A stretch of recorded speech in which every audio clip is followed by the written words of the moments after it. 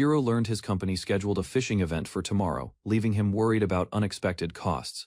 When Shiro asked whether overtime pay covered the event, his manager responded with confusion and indifference. After visiting the fishing shop, Shiro reflected on constant overtime, weak rewards, and unreasonable workplace expectations. Although disappointed, Shiro maintained hope that another employer might recognize his dedication. While returning home earlier than usual, Shiro sensed strange tremors and found himself among ruins. Shiro found himself before a ruined fortress, confused by unfamiliar surroundings, and convinced something impossible occurred. A mysterious voice explained his death from overwork and claimed he had entered another world. As Shiro recalled recent events, memories connected, including a talking flounder and dark vortex, Shiro accepted the possibility of another world, though he searched for more reasonable explanations. Before Shiro reached any conclusion, armed soldiers surrounded him and pressed weapons toward his neck. Terrified and confused, Shiro faced armed soldiers accusing him of treason while surrounding him with sharp spears. The captain stopped her subordinates, explaining that Shiro seemed valuable and should remain alive for questioning. As soldiers escorted him, Shiro noticed something strange about their appearances. After observing the group more, Shiro realized every soldier around him was actually a woman. Remembering fantasy stories, Shiro suspected elves might exist there and searched for supporting evidence. Trying to break free, Shiro pulled against the soldier's grip, yet her strength completely overwhelmed him. The female soldier restrained him with ease, treating his resistance as harmless and almost amusing. Shiro realized women possessed extraordinary strength in this world, making escape impossible, despite his efforts. Several women gathered around him, angered by his behavior and determined to teach him obedience. While listening to their reactions, Shiro noticed similarities with school teasing and felt unsettled. Hearing the women mock his appearance, Shiro recalled old classmates and began understanding their painful complaints.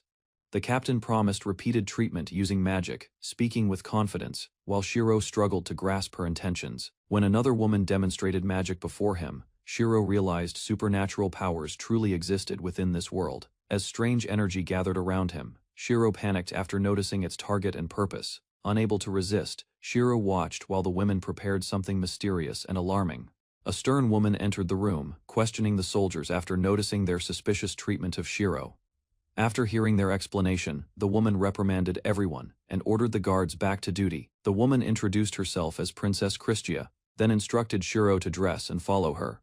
Seeing Christia for the first time, Shiro admired her dignified appearance and sensed noble authority. As Christia protested her imprisonment, Shiro realized the princess possessed a fierce and uncompromising personality. Christia argued with the officer, insisting her loyal guardians remained alive while refusing to accept defeat. Mentioning betrayal within her forces, Christia revealed the kingdom's collapse resulted from treachery rather than weakness. The officer extended Christia's confinement and suggested Shiro assist her during those difficult days. After the officer departed, Christia sat burdened by setbacks and concerned about worsening circumstances. Hearing Shiro's simple observation, Christia reacted with surprise, unused to such straightforward sympathy. When Shiro asked about their location, Christia explained they were prisoners despite her royal status. After learning they were inside Regalta, Shiro revealed that he came from another world. Shiro introduced himself and described his previous life, including exhausting work under an abusive employer. As Shiro recounted the bizarre events before arriving, Christia listened without interrupting his explanation. Moved by Shiro's confusion and distress, Christia embraced him, offering comfort despite her own troubles. After hearing Shiro's story, Christia expressed sympathy and accepted that his suffering felt completely genuine. Believing his strange clothing influenced his confusion, Christia encouraged Shiro to remain close and rest. While leaning against Christia, Shiro realized her kindness differed greatly from his first impression. Christia reassured Shiro that she respected his boundaries, easing many fears created by earlier encounters. Growing comfortable beside her, Shiro admitted he enjoyed Christia's embrace, leaving the princess visibly surprised. After calming himself, Shiro suppressed distracting thoughts and focused on learning important facts about this world. Curious about local society, Shiro asked Christia whether any men remained within the kingdom's territories. Christia explained that men never served as soldiers because enemies targeted and captured them. She further revealed that both nations relied on female armies, making Shiro increasingly confused. When Christia explained that men lacked magic and physical strength, Shiro worried about surviving here. Recalling his arrival, Shiro remembered catching a strange flounder that unexpectedly spoke and offered a wish. After choosing creation magic, Shiro learned the fish somehow knew his name and intentions. Moments later, a dark portal opened beneath the boat and dragged Shiro into another world. Comparing those memories with Kristia's explanation, Shiro realized this world followed completely different rules. Confused by the contradiction, Shiro questioned why the promised creation magic had never appeared. When Shiro mentioned Japan, Kristia admitted she had never heard of such a distant place. Trying to explain clearly, Shiro described Japan as a prosperous island nation supported by science and technology. Kristia laughed at the explanation, believing Shiro had invented another entertaining story about imaginary lands. Despite her disbelief, Kristia revealed grim details about their futures and her approaching execution. Shiro then learned Kristia could use powerful magic, though prison restraints prevented her from casting spells. Kristia explained that enchanted restraints sealed her magic, leaving her as vulnerable as an ordinary man. Feeling responsible for their predicament, Kristia apologized sincerely for both her failure and Shiro's situation. Remembering the Flounder's promise, Shiro wondered whether creation magic could help them escape imprisonment. Following Kristia's advice, Shiro focused inward, examining himself while searching for hidden magical abilities. To his surprise, a status screen appeared before him, confirming that creation magic truly existed. When the status screen appeared, Kristia reacted with shock while Shiro confirmed its existence. Examining the information, Shiro realized the Flounder's promise had been genuine after all. Testing the system further, Shiro searched for medicine creation and discovered an advanced healing recipe. His excitement vanished after learning the medicine required 247 years to produce. Eager to share the discovery, Shiro showed Kristia the screen, only to learn she could not see it. Seeing Shiro's disappointed expression, Kristia guessed he had already started doubting his newly discovered magic. Kristia embraced Shiro again, urging him to accept reality instead of abandoning hope. After remaining together for several moments, Kristia noticed Shiro had regained his composure and confidence. Feeling exhausted from recent events, Kristia decided to rest and lay down within the prison cell. Once Kristia fell asleep, Shiro returned his attention to creation magic and continued investigating its functions. Reviewing his abilities, Shiro discovered water creation and learned it required only 30 minutes to complete. Attempting magic for the first time, Shiro focused inward and activated the water production process. A countdown timer appeared, confirming the magic had started and was functioning properly. While waiting, Shiro noticed the process continued automatically, allowing him to move and think freely. Looking around the cell, Shiro realized the generated water might help clean the mess nearby. Surveying the filthy cell, Shiro searched for cleaning supplies. As unpleasant odors continued spreading everywhere, concerned about disease, Shiro examined the prison and worried their living conditions. While checking his abilities, Shiro found medicine production unavailable and suspected additional requirements remained hidden. After discovering rag production, Shiro considered creating cleaning tools, though the process still required several hours. As Kristia slept peacefully nearby, Shiro monitored the countdown and prepared for his next task. While changing clothes, Shiro worried about his missing boat, confused situation, and uncertain future in this world. Thoughts of his parents and returning home overwhelmed Shiro, causing emotions he could no longer suppress. Noticing tears forming, Kristia realized Shiro's calm behavior had concealed deep anxiety and loneliness. Understanding his distress, Kristia dismissed any embarrassment and recognized his reaction as natural. Kristia embraced Shiro from behind, offering comfort and reminding him that he was not alone. While Kristia comforted him warmly, Shiro realized she faced execution yet still worried about others, feeling guilty for her situation. Shiro apologized sincerely, causing Kristia to reconsider his intentions completely. Kristia found Shiro's honesty endearing and became convinced his concern came from genuine kindness. With growing confidence, Kristia assured Shiro she understood men well and could handle the situation. As Kristia continued caring for him, Shiro experienced unfamiliar comfort and gradually lowered his guard. As the water production finished, Kristia requested assistance, while Shiro received an important completion notification. The finished creation awaited placement, but Shiro became distracted and struggled to explain the situation. Remembering the task, Shiro quickly selected a location, causing fresh water to appear inside the cell. After the successful result, Shiro realized future creations required planning and suitable containers beforehand. Before resting, Kristia praised Shiro warmly and invited him to address her more personally. Lying on the bench, Kristia accepted her fate and reflected upon her remaining days. Watching her, Shiro sensed genuine loneliness beneath Kristia's composed and confident outward demeanor.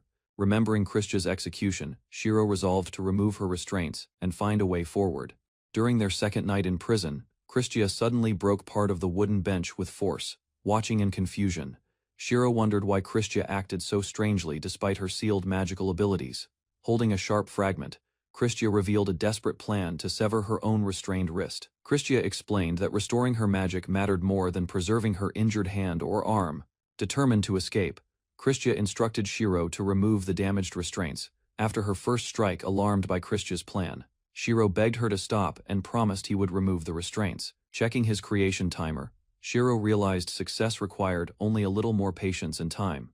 Ignoring Christia's doubts, Shiro pleaded with surprising precision, requesting exactly 1 hour and 35 minutes. Though unconvinced, Christia accepted the delay and agreed to reconsider her escape plan afterward. As midnight approached, Shiro watched the countdown carefully and asked Christia for several more minutes. Shiro showed Christia his wristwatch, using it to track the remaining time with precision. When the deadline arrived, Christia raised the sharp fragment again while Shiro desperately begged for patience. In panic, Shiro blurted out an outrageous request, hoping to distract Christia from her plan. Surprisingly, Christia accepted his explanation, gathered her resolve and shattered the restraint with brute force. With the bed destroyed and the floor freezing, Christia stayed beside Shiro to keep him warm. As Christia stayed close beside him, Shiro watched the timer and urged himself to endure. At last, the production completed, and Shiro received confirmation that his first crafted item was ready. Exhausted from waiting, both remained unaware that the timing created an awkward misunderstanding between them. Ignoring the confusion, Shiro selected his hands as the appearance point and activated the item. A metal file materialized instantly, leaving Christia stunned while Shiro celebrated his successful creation magic. Examining the file's details, Shiro discovered better materials could greatly reduce future production costs and time. Proud of his achievement, Shiro presented the file and explained his plan to free Christia. Still struggling to accept reality, Christia questioned whether a man could truly wield creation magic. While Shiro filed the restraints carefully, Christia pulled against the chains to assist the process. After the sealing effect weakened, Christia recovered her magic and shattered the remaining restraint. After regaining her magic, Christia cast Sleeping Mist, ensuring the nearby guard remained unconscious throughout night. Confident in her spell, Christia instructed Shiro to stand back and prepare for their escape. Using restored strength, Christia shattered the prison bunk and confirmed her abilities had returned. Christia then unleashed powerful magic, slicing through the prison wall and opening a clear route. Amazed by the display, Shiro watched silently, while Christia smiled and demonstrated her overwhelming power. Once outside the cell, Christia demonstrated her strength by lifting Shiro with one hand. Both of them took a moment to enjoy finally being outdoors after their imprisonment. Hearing guards, Christia hid with Shiro and explained that pursuing her was dangerous. She revealed a secret underground, then charged ahead and knocked out the guards protecting the area. As Christia entered alone, Shiro reflected that remaining in prison would have been safer, but resolved to follow her instead. Inside the chapel, Christia uncovered a concealed staircase and guided Shiro into an underground tunnel. While explaining their harbor escape route, Christia watched Shiro recall the sea that brought him. After escaping the kingdom, Christia and Shiro traveled by boat, enduring intense sunlight and unfamiliar conditions. Their small vessel drifted across the vast sea, carried far away from the kingdom behind. Surrounded by endless water, Shiro gazed across the horizon and found no land anywhere. Earlier, Christia defeated Imperial soldiers at the harbor, allowing them to steal a fishing boat. As the wind filled their sail, Shiro admired Christia's skill and confidence while navigating. While their boat drifted across open waters, Christia remained calm and focused on their uncertain journey. Accepting their situation at sea, Christia decided to continue forward despite having no immediate solution.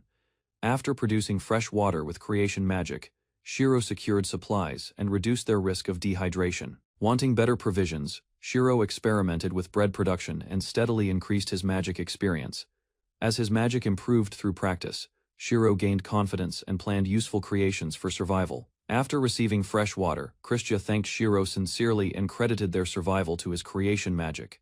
Embarrassed by Christia's praise, Shiro imagined himself as a guardian angel and dismissed the thought. While adjusting to Christia's treatment, Shiro heard her sudden warning and looked toward the horizon. Spotting land ahead, Christia steered the boat forward, as both watched the distant island approach.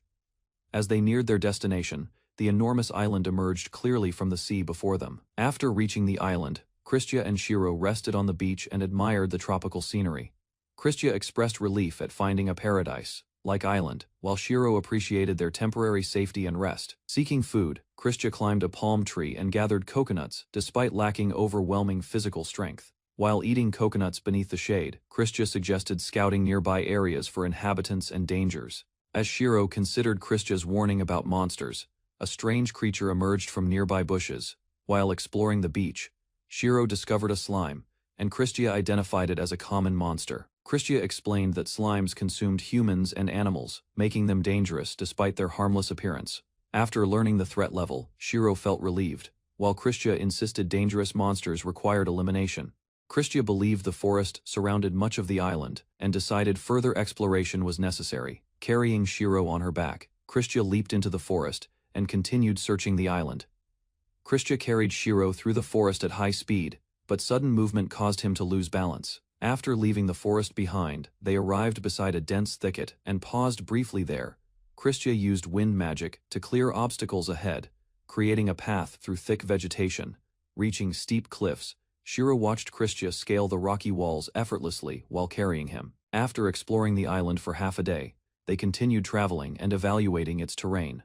After surveying the island, Shiro summarized its geography, resources, wildlife, and lack of human settlements. Using gathered ingredients, Shiro created fresh bread, giving Christia a welcome meal after exploration. Christia praised Shiro's creation magic, while he felt satisfied seeing his skills produce useful food. Embarrassed by Shiro's playful charm, Christia suggested continuing their investigation toward the island's mountain.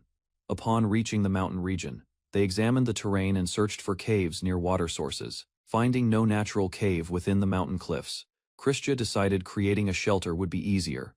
Using powerful wind magic, Christia carved directly into the rock while Shiro watched in amazement. While Shiro gathered supplies from the beach, Christia quickly completed the cave's main structure. After entering the newly created shelter, both noticed its clean interior and impressive craftsmanship. Inside the cave, Shiro discovered stone furniture already prepared, making their future stay comfortable. Inside the completed shelter, Shiro examined the spacious interior and noticed carefully crafted stone furniture. Christia revealed she created the furnishings while carving the cave, leaving Shiro deeply impressed. As evening approached, Christia felt embarrassed by Shiro's praise and avoided discussing her efforts. While resting inside the shelter, they discussed future plans and possible directions beyond the island. Christia shared information about ongoing conflicts, explaining Imperial forces had recently withdrawn from Bawanda. Confident in Bawanda's defenses and supplies, Christia believed they could survive safely after arriving. Although trusting Christia's judgment, Shiro hesitated and considered gathering additional materials before departure. Before leaving the island, Christia searched for edible animals, while Shiro gathered useful palm materials. Shiro planned to create bags and storage tools, hoping to prepare supplies for travel. After finding vines, Shiro designed a harvesting bag and worked toward improving creation magic. Excited by his progress, Shiro believed stronger skills would allow him to create better items. Watching the sunset alone, Shiro reflected on his future goals and awaited Christia's return. Returning to the shelter, Christia revealed a large bed she prepared for their stay. Satisfied with her work, Christia admired the comfortable bed and expected a peaceful night. While discussing future plans, Christia apologized for failing to hunt worthwhile food during exploration. Suddenly, Shiro approached Christia with a serious expression, causing her unexpected confusion and concern. Caught off guard by Shiro's behavior, Christia stared silently while trying to understand his intentions. Shiro admitted his weakness in combat, believing he would only hinder Christia during dangerous battles ahead. Christia explained that improving Shiro's creation magic could eventually provide valuable support during future conflicts. When Shiro insisted on working alone, Christia became emotional and called out to stop him. Overwhelmed with guilt, Christia apologized before embracing Shiro, expressing feelings she could no longer hide. After their heartfelt moment, Christia praised Shiro's growth while he reflected on her guidance. While discussing relationships with Shiro, Christia awkwardly shared personal thoughts, revealing her inexperience despite confidence. The harvesting bag was completed successfully, and Shiro happily discovered that his creation magic advanced. After checking his status screen, Shiro confirmed increased magical power and reviewed his growing skills. During breakfast, Shiro explained the improvements, while Christia listened and evaluated his steady progress. Christia teased Shiro about leveling quickly, and both shared a relaxed moment filled with laughter. As night ended, Shiro and Christia agreed to rest early, preparing themselves for another demanding day.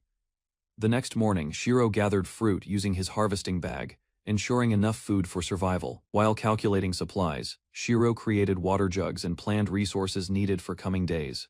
Shiro improved a stone knife, believing better tools would increase efficiency during exploration and work. Later, Christia dragged a massive creature ashore, astonishing Shiro with her remarkable physical strength. Christia decided to process the giant creature herself, while Shiro assisted by removing useful parts nearby. Using precise magic, Christia sliced the enormous carcass apart and prepared large amounts of meat. The pair built a smoking structure, preserving food supplies while discussing their growing survival skills. After gathering provisions and equipment, Shiro and Christia loaded their boat for departure. While traveling again, Christia noticed Shiro seemed unusual and gently checked on his condition. Christia praised Shiro's company and admitted she enjoyed their time together far more than expected. Shiro wished Christia success ahead, while she expressed regret that circumstances forced their separation. After Christia departed by boat, Shiro watched silently as her vessel disappeared beyond the horizon. Left alone again, Shiro planned future creations and training, determined to grow stronger independently. Shiro dreamed Christia had returned early, eager to reunite after restoring peace and settling affairs. In the dream, Christia proposed building a new life together on the island they discovered. Shiro enjoyed the fantasy, imagining Christia nearby while absent-mindedly touching a harmless slime creature. The slime suddenly sprayed fluid onto him, forcing Shiro to react and clean himself. Awakening from the surprise, Shiro realized everything was only a dream caused by sleeping. After Christia's departure, Shiro faced the island alone and struggled with the sudden loneliness surrounding him.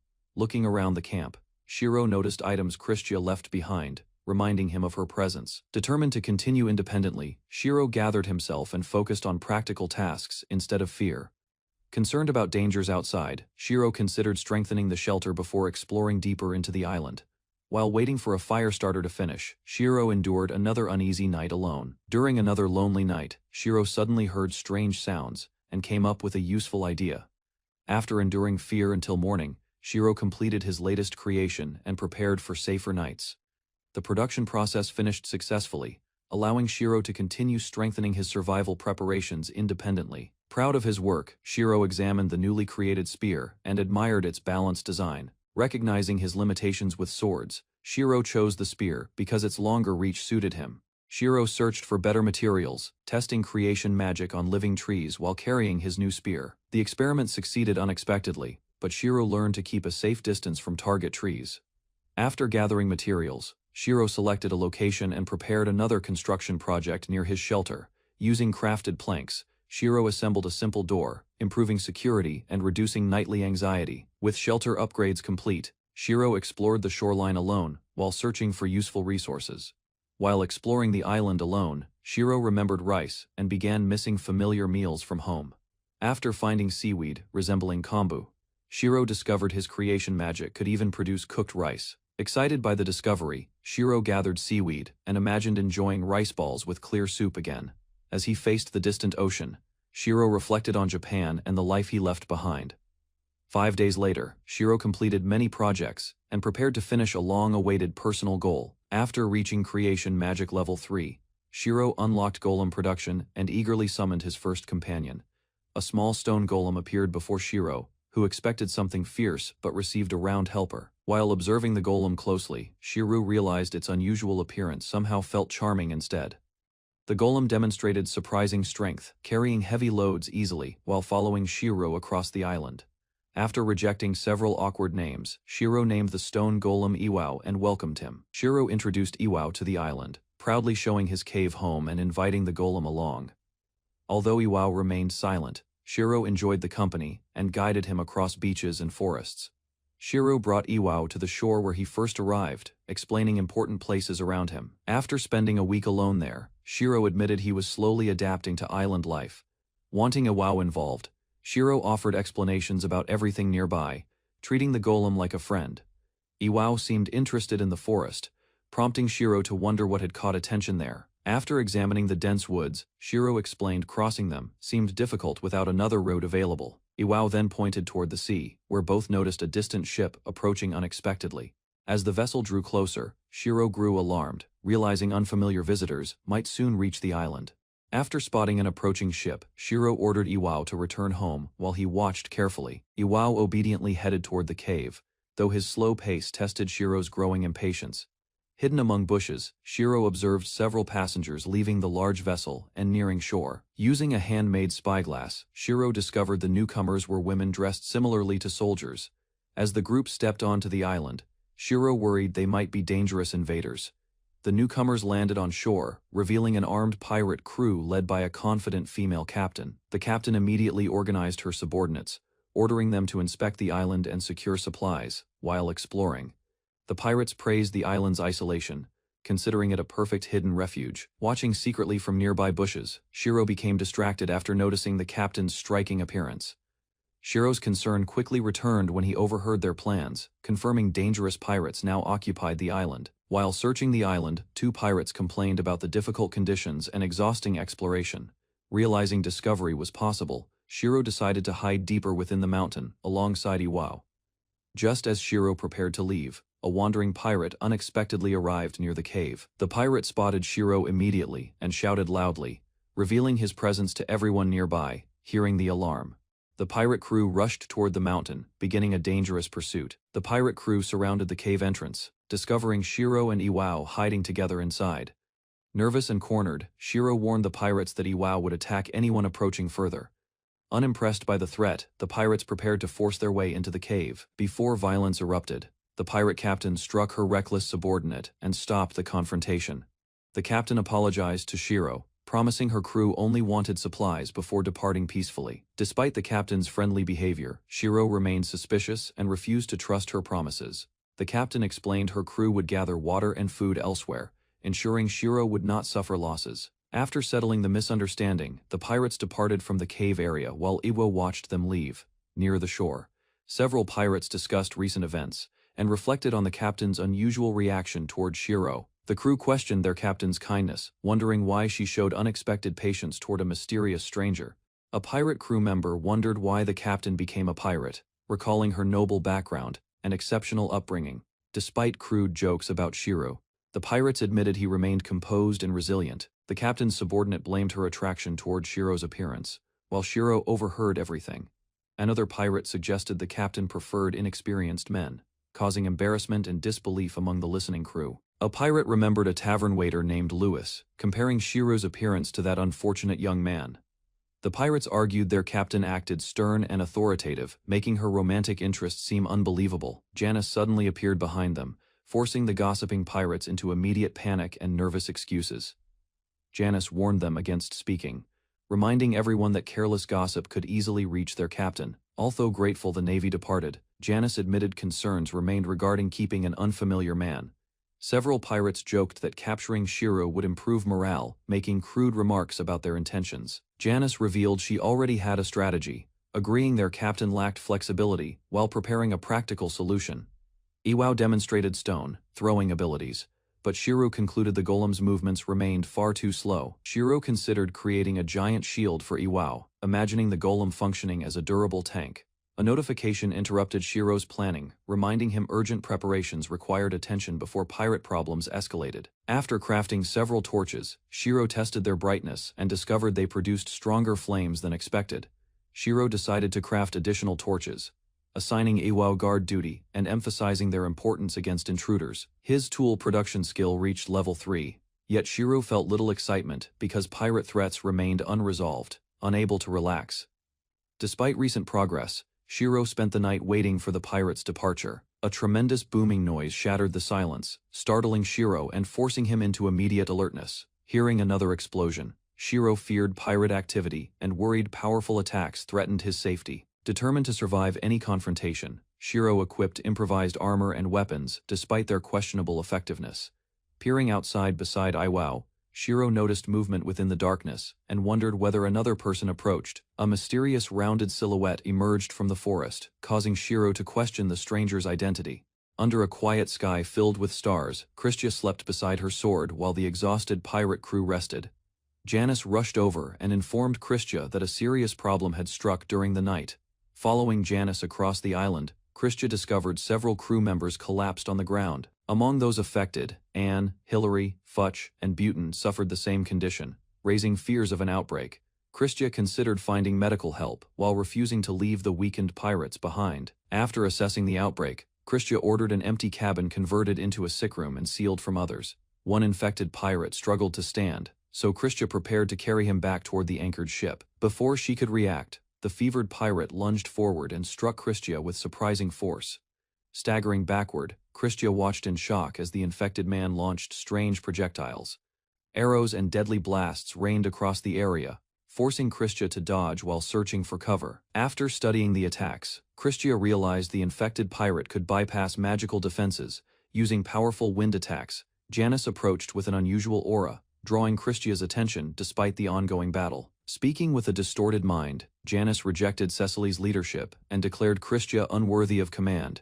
Consumed by the infection, Christia gathered blazing magic overhead and unleashed a massive flame-burst attack. The explosion shook the island and filled the battlefield with smoke, leaving everyone unable to see, as thick smoke covered the battlefield. Cecily warned everyone to stop fighting before they struck allies. When the smoke began clearing, the group discovered Christia had vanished from the battlefield without a trace. Rather than pursuing her, Cecily decided securing the infected crew remained the more urgent priority. Gathering the remaining pirates, Cecily ordered a return to the ship and planned further investigations. To everyone's shock, Janice claimed ownership of the vessel and commanded the infected pirates to attack. Separated from the others, Christia stumbled through the forest and discovered a small cave hidden among dense bushes. Exhausted, Christia approached before collapsing while asking the strangers for help. Noticing the fresh wounds on her body, the cave's residents realized her condition was dangerous. Without wasting another moment, the worried pair rushed forward and carried Christia deeper into the cavern. Resting on a simple bed, Christia admitted her injuries were severe. After lowering her guard, inside the cave, Shiro panicked over Cecily's condition while searching for a way to treat her. Lacking medicine and proper supplies, Shiro relied on healing magic despite exhausting most of his strength. After noticing Cecily's determination, Shiro decided his remaining magical power might still save her life. Between painful breaths, Cecily introduced herself and asked the name of the stranger helping her. Once introductions ended, Shiro focused on treatment and prepared to stop the bleeding from Cecily's thigh. To examine the injury, Shiro cut away Cecily's clothing and discovered a deep wound. Using strips of fabric as bandages, Shiro stopped the bleeding while Cecily's exhausted body struggled onward. After finishing the treatment, Shiro watched over Cecily as she finally drifted into peaceful sleep. Although relieved by her condition, Shiro remained cautious and planned to inspect Cecily's back wound later. 3 days passed quietly inside the cave, and Shiro created another stone golem for daily tasks. 3 days after the battle, Cecily remained unconscious, while Shiro celebrated improving his creation magic and defenses. Checking on his patient again, Shiro noticed Cecily's breathing had stabilized and healthy color returned. While watching over her recovery, Shiro admired Cecily's appearance and growing signs of strength. During a routine bandage inspection, Shiro became startled by Cecily's impressive figure and looked away. Seeking to calm his thoughts, Shiro stepped aside and tested a created razor blade. Several moments later, Cecily opened her eyes at last and found herself alone inside the cave. Hearing movement behind him, Shiro turned around and apologized for startling the recovering Cecily.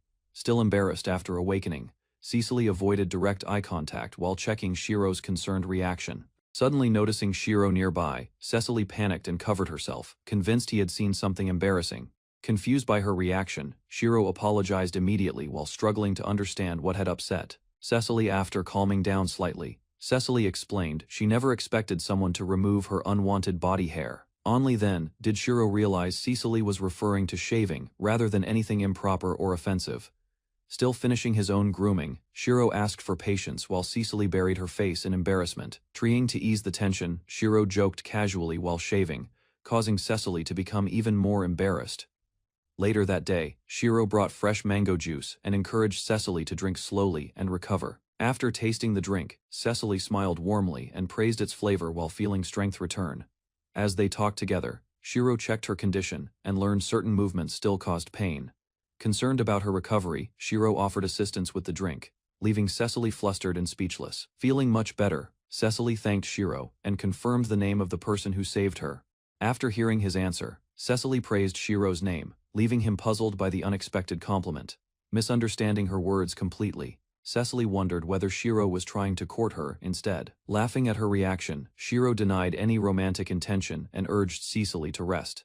Even after his explanation, Cecily remained flustered, struggling to hide the emotions growing inside her. After Cecily fell asleep again, Shiro began planning everything necessary to support her continued recovery. Considering her condition, Shiro decided to prepare porridge and other essentials since movement remained difficult. Reviewing his progress, Shiro noticed medicine production had finally unlocked and brought him closer to level 5. Meanwhile, the stone golems continued gathering resources, helping Shiro improve production and expand future possibilities. Although eager to explore outside, Shiro stayed near the cave and focused on caring for Cecily. 6 days after arriving at the cave, Cecily examined her injuries and realized the pain had disappeared. Although the wounds no longer hurt, an intense itch spread across the healing areas of her body. Rising from the bed, Cecily showed her recovered strength and thanked Shiro for everything. Embarrassed by the praise, Shiro reminded Cecily that helping others was simply the right thing. With a faint smile, Cecily explained that Shiro's kindness stood out because he expected nothing in return. Wanting to repay the favor, Cecily offered money and promised to accompany Shiro wherever he wished. After hearing his plans, Cecily revealed there was actually one destination she hoped to reach. With a playful grin, Shiro suggested becoming her husband if she needed a companion. Caught completely off guard, Cecily shouted that marriage was not a location and called him foolish. Despite her embarrassment, Cecily hesitantly asked whether Shiro intended to treat his proposal. Still embarrassed, Cecily warned Shiro not to make reckless comments about marriage again. Changing the subject, Shiro asked Cecily to teach him navigation since he planned to build a canoe. Hearing his request, Cecily agreed and promised to share everything she knew about sailing. To reassure him further, Cecily demonstrated her recovered condition and declared handling a canoe would be simple. Soon the pair left the cave together and noticed no sign of the pirates anywhere. After finding no trace of the pirates, Shiro relaxed and spent the afternoon fishing by the shore. While watching the calm sea, Shiro reflected on survival and remained cautious despite several peaceful days. Protected by his stone golems, Shiro enjoyed fishing until Cecily arrived carrying useful building materials. Ignoring concerns about her recovery, Cecily hauled a massive log across the beach and began working. Using fire and precise cuts, Cecily processed the timber while Shiro observed her practical method. While Cecily worked on the canoe, Shiro gathered ingredients and began planning a proper meal. Soon afterward, Shiro caught a fresh Nemi's fish and imagined cooking it with greater skill. Returning from the shore, Shiro prepared the catch carefully and recalled its name from Cecily. Following his recipe step by step, Shiro seasoned the fish and cooked it over steady heat. After adding vegetables and simmering everything together, Shiro proudly completed a pot of Nemi's soup. Teasing her playfully, Shiro used an affectionate nickname, causing Cecily to protest with a bright blush. After tasting the soup, Cecily praised the flavor and quietly asked for another helping. Wanting to continue the joke, Shiro made an outrageous remark that completely overwhelmed Cecily. Unable to handle the embarrassment, Cecily fainted on the spot, leaving Shiro shocked and apologetic. Following several productive days, Shiro reached Creation Magic Level 5 and celebrated another major improvement. While reviewing his abilities, Shiro noticed faster production speeds and began considering future medicine development. The next morning, Cecily finished teaching the basics and led Shiro onto the open sea. Paddling along the shoreline together, they tested the new canoe and circled part of the island. From the water, Shiro admired the island's landscape and enjoyed a perspective he had never seen. While exploring the coastline, Cecily asked whether the island already had a proper name of its own. Several awkward suggestions followed, but Shiro rejected each one and searched for something more meaningful. Remembering someone important from his past, Shiro decided to name it Monte Cristo Island. Though curious about the name's origin, Cecily listened as Shiro reflected on old memories. Leaving the topic behind, they continued sailing south and approached towering cliffs along the island's edge. As they followed the cliffs, Cecily noticed a hidden opening and compared it to a secret harbor. Peering into the darkness, Cecily thought she spotted stone stairs deep within the mysterious cave. Excited by the discovery, Cecily urged Shiro forward while he wondered whether other people once lived there. Guiding the canoe through the narrow entrance, they found calm water, stretching farther inside the cavern. Their suspicions proved correct when ancient stairways appeared ahead, revealing unmistakable signs of human construction. Leaving the canoe behind, Cecily led the way up the ancient stairs while warning Shiro to stay alert. As they climbed higher through the structure, Shiro promised to follow, despite growing unease.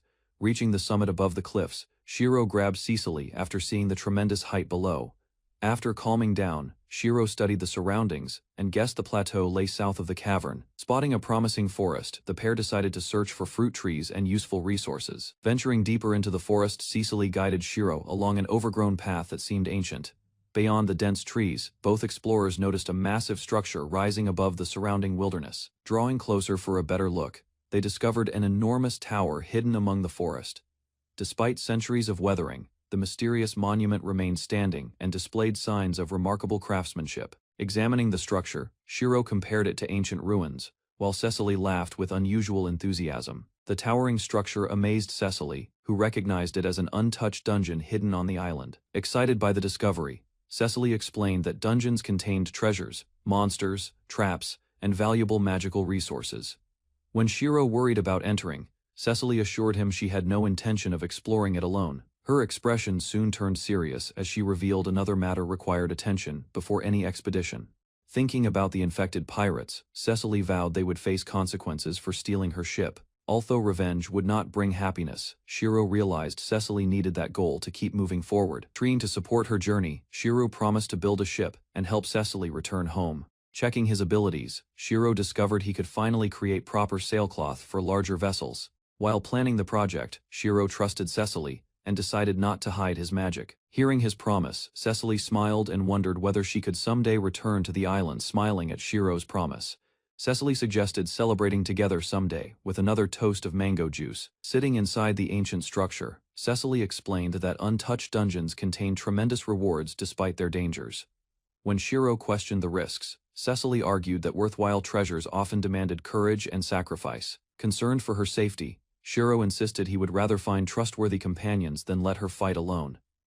Their discussion shifted as Shiro described his preferences, leaving Cecily puzzled by his honesty. Still joking together, Cecily asked whether she could stay at Shiro's cavern again in the future. Without hesitation, Shiro promised to build an inn where Cecily and her companions could rest. Delighted by the proposal, Cecily embraced the idea and named it Shiro's Inn. Growing even more excited, Cecily declared she would pay for lodging whenever she returned. Meanwhile, Shiro considered the plan, realizing an inn could attract travelers and develop the island. After 4 exhausting days of work, Shiro completed a sailboat, advancing their long-awaited plans for departure. Examining the vessel carefully, Shiro questioned whether it could survive rough waters and dangerous conditions. Drawing from experience, Cecily explained that calm regional seas reduced many threats sailors usually faced. While admiring the finished sail, Cecily expressed surprise that Shiro possessed such useful creation magic. Curiosity overtook Cecily after learning the enormous sailcloth had been produced through Shiro's magic alone. As Shiro activated his magic, a massive sailcloth appeared, leaving Cecily stunned by its size. Before Cecily could react, the enormous fabric collapsed over her, burying her beneath countless folds. Emerging from the sailcloth unharmed, Cecily admitted the unexpected demonstration had surprised her more than expected. Checking his progress afterward, Shiro realized level 6 approached quickly and hoped Cecily's ship survived. Once the loading finished, Cecily approached Shiro with a gentle expression, preparing to discuss their departure. Before departure, Shiro prepared wild boar and turnip soup, giving them one final meal together. While sharing lunch beside the completed sailboat, Cecily promised to sample Shiro's future cooking someday.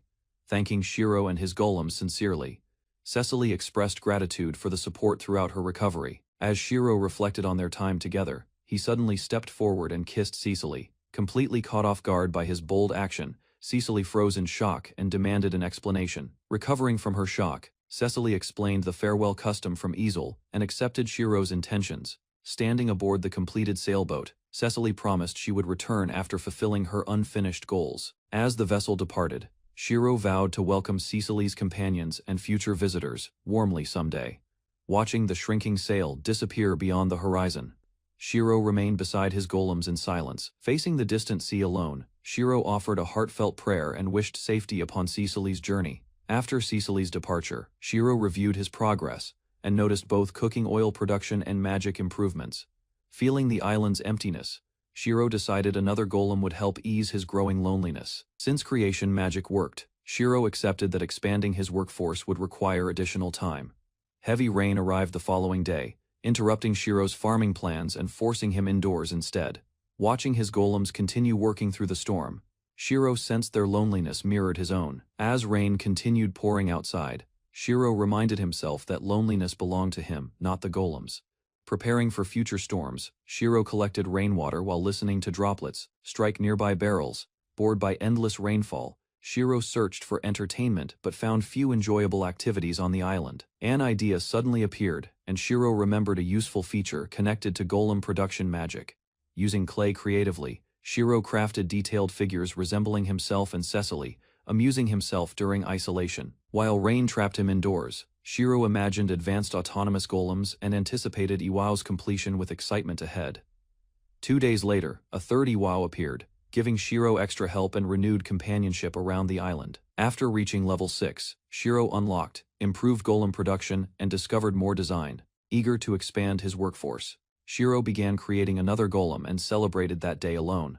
When construction finished, a new humanoid stone golem emerged, marking significant progress for Shiro and his settlement. The new humanoid golem displayed impressive agility, surprising Shiro with movements resembling a playful monkey more. After witnessing its acrobatic jumps, Shiro named the energetic golem Goku and assigned future responsibilities. Recognizing Goku's dexterous fingers, Shiro planned renovation projects requiring precision beyond his older golems. Working together, Shiro and his golems renovated the cavern, installing windows and improving living conditions. 1 month later, Shiro completed his inn, confident everything stood prepared before Cecily's promised return.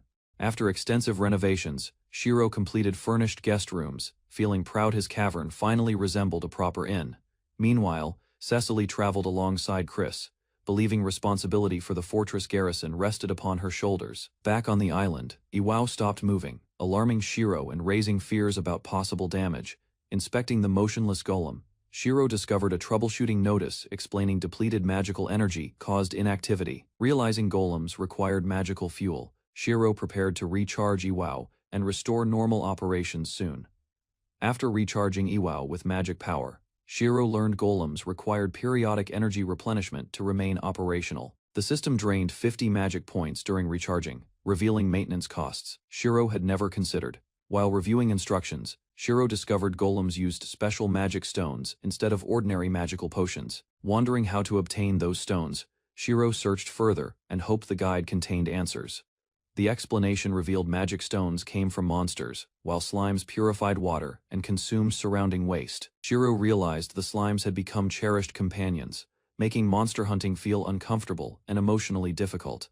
While fishing, Shiro planned future farming projects and considered raising livestock to support long-term settlement growth. His thoughts halted when strange flying creatures appeared overhead, drawing closer toward the island at speed. Recognizing them as pteranodons rather than birds, Shiro panicked and ordered Goku to hide. As the creatures passed overhead, Shiro noticed riders mounted upon them, confirming nearby human civilization existed. Watching the approaching riders, Shiro prepared defensive measures and ordered Goku to remain armed and vigilant. Unsure whether newcomers were allies or threats, Shiro hid nearby and observed their movements. The flying creatures landed along the beach, confirming the strangers intended to explore the island. A stern woman named Louise dismounted first, remaining alert while assessing possible dangers around them. Following instructions from her captain, Louise stayed cautious because wild wyverns remain dangerous after landing. Hidden nearby, Shiro observed the newcomers and noticed no hostile behavior, easing some initial concerns. While studying the group, Shiro formed quick impressions, viewing Louise as approachable despite her profession. Concluding they seemed trustworthy, Shiro decided revealing himself offered better prospects than remaining concealed longer. As Shiro stepped forward to greet them, a startled wyvern roared and frightened him badly. After calming the creature, the survey team apologized and explained they worked for Lurgoa's Management Institute. The survey captain introduced herself as Alyssa Milano, reminding Shiro of Chris's political enemies from Lurgoa. Choosing caution, Shiro introduced himself and explained he had survived alone upon the island for years. The surveyors reacted with disbelief, struggling to understand how someone endured isolation since childhood there. To avoid revealing sensitive truths, Shiro offered a simplified explanation involving passing merchants and visiting pirates. Alyssa sympathized with his hardships, then mentioned taxes, leaving Shiro stunned and speechless. Relieved beyond expectation, Shiro learned the Empire would never bother collecting taxes from this remote island. Alyssa explained enforcement remained impractical because travel expenses would exceed any revenue gathered from residents. After discussing taxes, the surveyors asked whether nearby shelter existed where they could rest and eat. Proudly seizing the opportunity, Shiro invited everyone to visit his completed inn for refreshments. Excited to receive real guests, Shiro called for Iwao and prepared a warm welcome. The surveyors stared at Shiro's golems, wondering whether a man should command such servants at all. Shiro explained the golems obeyed his orders, though he still lacked any real explanation. These visitors became the inn's first customers, prompting teasing remarks about women finally arriving on the island. Alyssa explained that mothers dislike seeing strangers admire their sons, while Leanne received another gentle reprimand. Shiro learned fathers commonly raise children here, leaving him surprised by another unfamiliar custom. The visitors requested a meal and tea, offering payment despite Shiro insisting his supplies remained modest. Alyssa encouraged Shiro to cook whatever he preferred, making him consider preparing something memorable for guests. Excited by his inn's first customers, Shiro rushed into the kitchen, determined to offer warm hospitality. Shiro prepared a simple meal from stored bread, fresh fish, onions, and potatoes gathered around the island. Alyssa teased Louise about finding a husband, while Louise panicked and Shiro endured awkward embarrassment. While cooking, Shiro reflected that Louise might possess magical talent, considering her world's customs and history. Shiro served salt-fried white fish with garlic and soup, apologizing for making his guests wait longer. The surveyors tasted Shiro's cooking, then froze in shock after discovering the meal exceeded expectations. The surveyors fell silent after tasting Shiro's food, leaving him worried something had gone terribly wrong. Their stunned expressions exploded into praise as everyone declared the meal delicious beyond anything expected before. Alyssa insisted, delicious failed describing the bread, claiming she had never tasted anything comparable. Another surveyor compared Shiro's bread with royal palace cuisine, praising its remarkable quality without hesitation. While continuing to eat, the surveyors questioned Shiro about wheat fields and how he baked bread. The surveyors eagerly requested additional bread, while Shiro concealed the fact that creation magic produced it. Alyssa shocked everyone by proposing marriage, presenting the question with confidence after enjoying Shiro's hospitality. Shiro brushed aside the proposal with humor, assuming Alyssa flirted with every man she encountered. Alyssa insisted she meant every word, praising Shiro's character, cooking skills, and attractive appearance. Shiro complimented Louise's sincerity instead, leaving her stunned while Alyssa watched the exchange with amusement.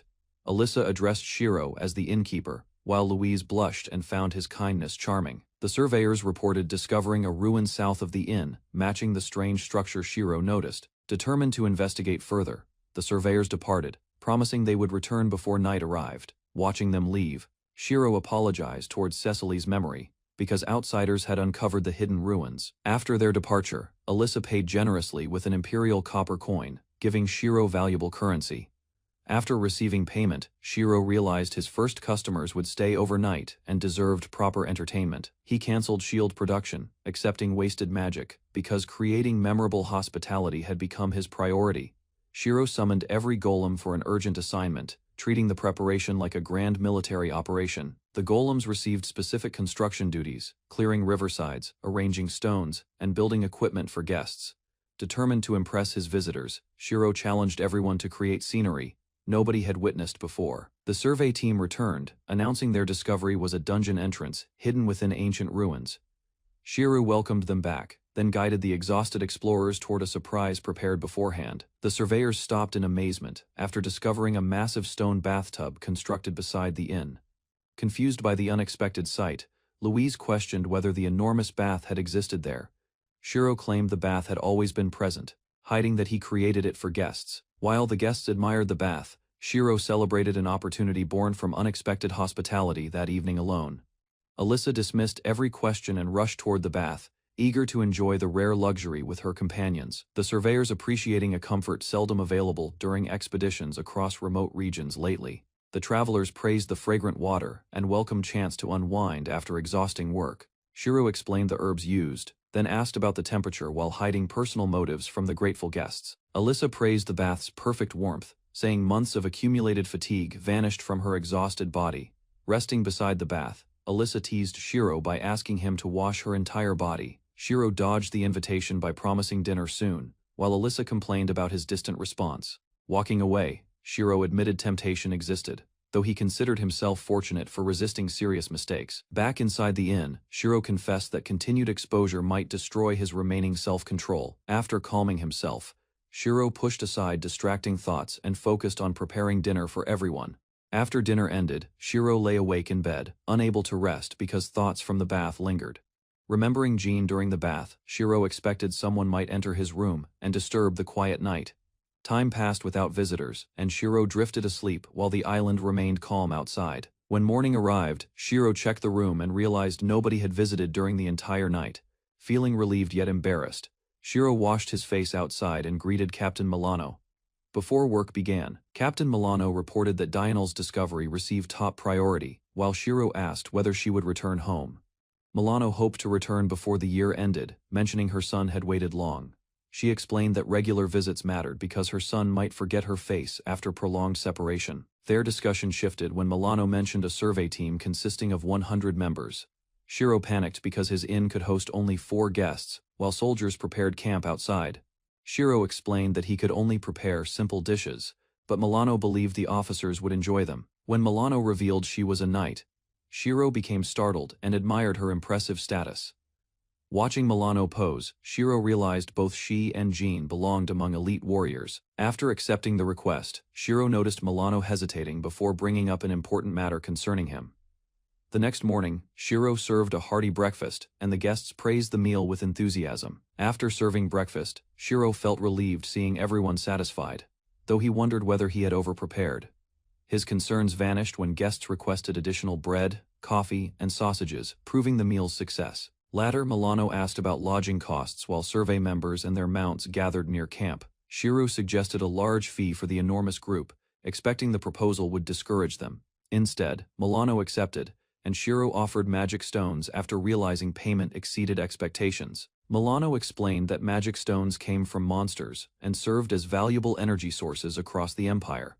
She described different grades of magic stones, with larger specimens holding greater value and usefulness. After calculating the payment, Milano accepted, using magic stones, which eased concerns about carrying coins. The moment Shiro received the stones, new creation magic conditions activated and surprised him. Realizing the stones unlocked medicine production, Shiro thanked Milano while she reacted with confusion. Milano complained that Shiro celebrated receiving Jean's magic stones, then insisted she could pay similarly. To reassure her, Shiro agreed to hold her hand, and Milano accepted the simple gesture.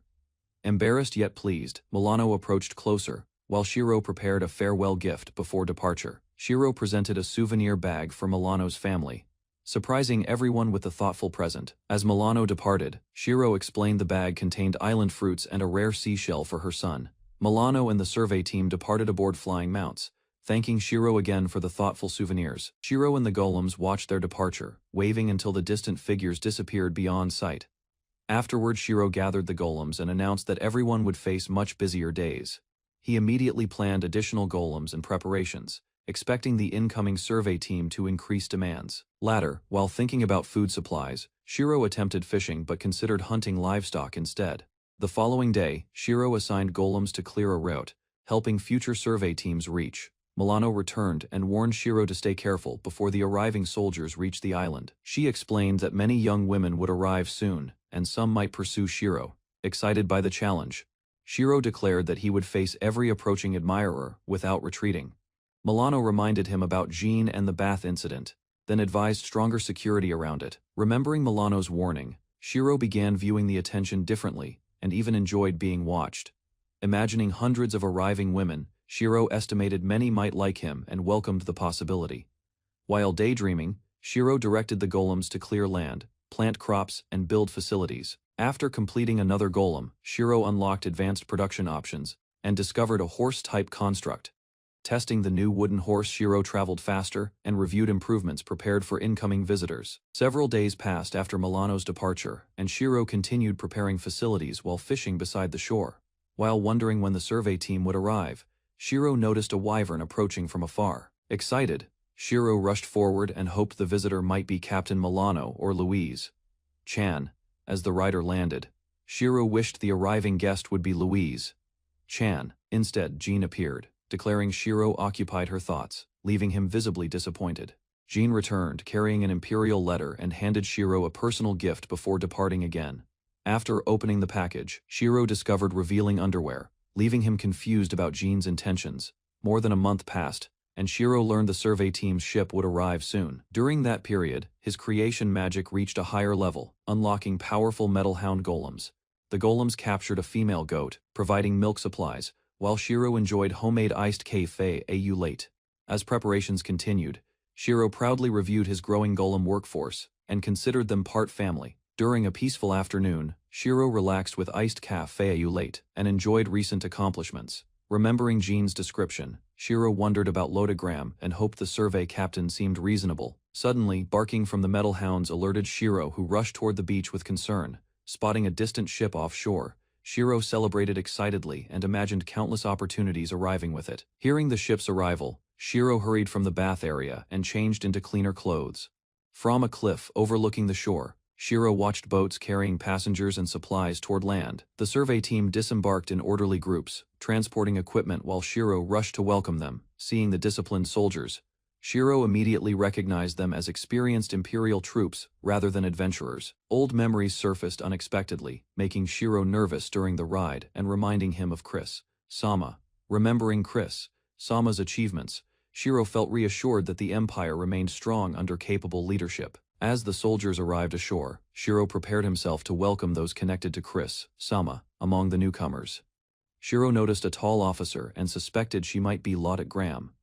Standing beside the officer, a smaller young woman quietly observed Shiro and attracted his attention. Shiro examined the petite soldier carefully, surprised by her appearance and curious about her identity. Shiro received Milano's report and mistakenly assumed the petite girl served merely as an attendant. Diane immediately corrected him, introducing the quiet young woman as Survey Captain Lotte Graham. The revelation shocked Shiro completely when Diane requested lodging so the exhausted captain could rest. Embarrassed by his mistake, Shiro formally greeted Lotte and apologized for misunderstanding her position. While observing Lotte's behavior, Shiro realized she seemed shy and reserved rather than arrogant. Shiro guided Lotte and Diane through the island, explaining how his golems supported daily operations. Watching Lotte quietly endure the bumpy ride, Shiro concluded she felt awkward rather than unfriendly. After reaching the inn, Shiro offered cold towels and suggested using them after traveling. Neither Lotte nor Diane understood the unfamiliar item, leaving them puzzled by its purpose.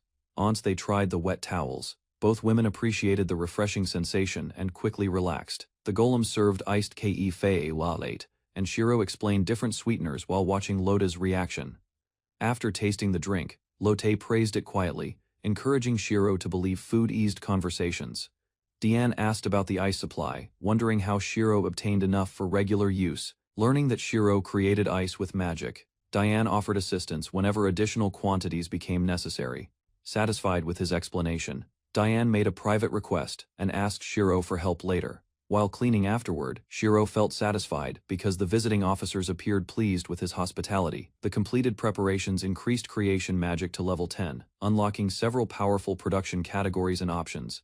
Exploring the new abilities, Shiro created a bird-type wooden golem, designed for deliveries and reconnaissance. Further inspection revealed weapon production and repair functions, exposing possibilities far beyond ordinary craftsmanship.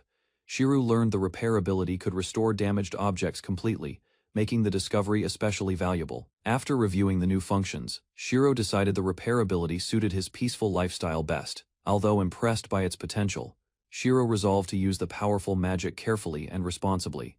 Meanwhile, Diane expressed surprise that a capable man like Shiro lived alone on the island. Concerned about the soldiers, Diane ordered everyone to respect Shiro and avoid causing unnecessary trouble. Lotte approved Diane's decision, leaving Shiro hopeful about future cooperation with the survey team. Lotte listened while Shiro and the others discussed their next activity. She remained quiet, showing little interest in romance. While drinking tea, Lotte reflected on herself. She realized her lack of interest was not caused by disliking men. Remembering noble gatherings, Lotte recalled how her mind often became blank whenever she stood in front of a man. She concluded that her short stature kept noblemen from approaching her, leaving her with little experience around them. As Shiro and Cecily talked about outdoor hobbies, Lotte observed them calmly and began reconsidering her feelings toward men. While Shiro and Cecily discussed hobbies, Lotte quietly compared herself to them and searched for a topic she knew well. Lotte thought about her miniature sailing ships. Crafting detailed models was her favorite pastime and one of her few strengths. Believing she would eventually enter an arranged marriage, Lotte accepted a lonely future and expected little personal happiness. Her thoughts were interrupted when Shiro's group invited her to stay the night at the inn with everyone else. Seeing the newly prepared lodge for large groups, Lotte felt relieved and decided the comfortable inn was better than traveling. After hearing Shiro's invitation, Lotte reflected on her feelings and realized she simply struggled with men, not hated them. Encouraged by that realization, Lotte made a firm decision and chose to remain at the inn with everyone. Meanwhile, Shiro organized the lodging arrangements, assigned tasks to his helpers, and prepared everything for the guests. Lotte observed the busy camp and noticed many different soldiers. Some appeared friendly, while others behaved rather boldly. Later, Shiro dealt with an awkward situation involving privacy. The experience reminded him to be more careful around others. While helping around the camp, Shiro noticed most soldiers behaved normally despite a few loud troublemakers among them. After preparations were completed, Shiro happily announced that the bath was ready for everyone staying at the inn. As the others gathered, they realized Lotte was missing. Concerned, they asked Shiro to check on her. Shiro went to Lotte's room and carefully opened the door. Inside, he found her lying quietly on the bed. Seeing her peacefully asleep after the long journey, Shiro concluded she was exhausted and decided not to disturb her. Lotte woke up and discovered Shiro standing inside her room. The unexpected sight startled her, causing confusion as she tried understanding the situation. After listening to Shiro's explanation, Lotte learned that everyone was preparing for the bath. She understood his reason for entering the room. While speaking with her, Shiro noticed a small sailing ship model resting nearby. The crafted object captured his attention. Instead of ignoring the model, Shiro praised its craftsmanship and design. His genuine interest showed respect for the hobby Lotte treasured. Accustomed to receiving little attention, Lotte felt surprised by Shiro's reaction and began considering sharing more with him. Shiro admitted he had never sailed on a real ship before. Lotte learned his knowledge came mostly from observation and imagination. He explained that rough waves and constant swaying would likely make him seasick. Even so, he still enjoyed watching ships. Hearing that answer, Lotte discovered Shiro appreciated ship models as decorative pieces. His perspective differed from most people she knew. Lotte continued speaking about her hobby longer than intended. Noticing this, she worried she had dominated the conversation and bored Shiro. Shiro dismissed her concern and guided her toward the bath. Lotte followed him, carrying a calmer mood than before. Lotte entered the bath area and found Cecily, Elsa, and the others already enjoying the hot water. The comfortable bath matched expectations. While the women relaxed together, Shiro continued working nearby. During construction, he approached close enough for everyone to notice. Elsa observed Shiro's physique and reacted with embarrassment. The unexpected situation drew attention, creating an awkward atmosphere around the bath. Realizing his position appeared inappropriate, Shiro apologized at once. He accepted responsibility and acknowledged that entering the area had crossed boundaries. To ease the tension, Shiro made a joking apology before leaving. The women watched him depart, leaving the bath peaceful again. While relaxing in the bath, Lotte remembered Shiro's interest in her hobby. The thought overwhelmed her emotions, causing her to lose consciousness. As Lotte floated in the water, Shiro became confused by the sudden incident. He struggled to understand what had caused it. The women rushed to help Lotte and demanded immediate action. Shiro jumped into the water despite soaking his clothes. After the emergency settled, Cecily and Elsa concluded Shiro had acted without improper intentions. Even so, embarrassment remained among everyone. When Lotte regained awareness, she explained that surprise had overwhelmed her. The others checked on her condition and discussed Shiro's situation. Although Lotte had recovered, thoughts of Shiro's appearance continued troubling her. Embarrassing memories resurfaced, leaving her flustered and unable to calm down. Later that evening, Lotte attended a strategy meeting with Cecily, Elsa, and the officers. Everyone discussed preparations for tomorrow's mission. While listening to the discussion, Lotte learned that Shiro had prepared food for the gathering. His support helped the meeting continue smoothly. The group reviewed information about the shrine and estimated the required supplies. Based on reports, preparations appeared manageable and straightforward. After considering the shrine's condition, the officers agreed to secure the surrounding area first. Lotte listened. As plans progressed, after reviewing available workers and magical resources, the group estimated that constructing a defensive moat would require approximately 2 days. Lotte approved the proposal and explained how the moat would help keep monsters away from the shrine during preparations. When the meeting ended, Shiro approached Lotte with coffee. He hoped their recent experiences had improved their relationship somewhat. Caught off guard by Shiro's kindness, Lotte became flustered again. She struggled to respond, despite believing some distance remained. Before departing, Lota's group received generous supplies from Shiro, including food and livestock. The gifts reduced concerns about provisions. Remembering Lota's fondness for sailing ships, Shiro decided to prepare a special gift. He hoped the gesture would express gratitude. The following morning, Lotte and the officers gathered for breakfast. Everyone appeared tired, though preparations for the upcoming operation continued. While observing the group, Shiro noticed the officers displayed very different personalities. Some behaved formally, while others seemed far more relaxed. As he watched the gathering, Shiro recalled the previous bath incident. The memory left him surprised by several discoveries about people. During breakfast, Shiro noticed Lotte enjoying the food with unusual enthusiasm. Watching her content expression, he felt pleased seeing her relax. Trying to be helpful, Shiro offered additional snacks from his supplies. Lotte rejected the suggestion, leaving him confused by her response. Before construction began, Shiro asked whether he could visit the shrine worksite. Curious about the project he wanted to observe, Lot could not understand his interest in construction work. Shiro explained that watching large projects develop was enjoyable and rewarding.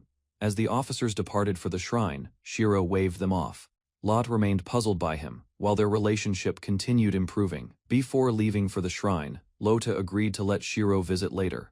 Encouraged by her answer, he promised to come after finishing work. Once everyone departed, Shiro organized the remaining staff and assigned daily responsibilities. He wanted every task completed without delays. After arranging the workload, Shiro focused on cooking. He prepared dessert for the evening and completed a special pudding. While working in the kitchen, Shiro considered ways to improve the recipe. He believed additional flavors could make it better. Thinking beyond the current meal, Shiro became interested in creating vanilla ice cream. He began planning how magic might help. After completing his morning tasks, Shiro relaxed in the bath and enjoyed the warm water. The lavender fragrance helped ease lingering fatigue. While soaking, Shiro reflected on his new life. Compared with his previous world, he felt greater freedom and satisfaction. His thoughts drifted toward the people around him. Shiro wondered whether unfamiliar customs influenced how men and women behaved here. Remembering unfinished work, Shiro instructed his helpers to store the pudding. He also planned a visit to the shrine worksite. As he prepared to leave, Shiro reflected on his journey. What once seemed uncertain had become a fulfilling and meaningful life.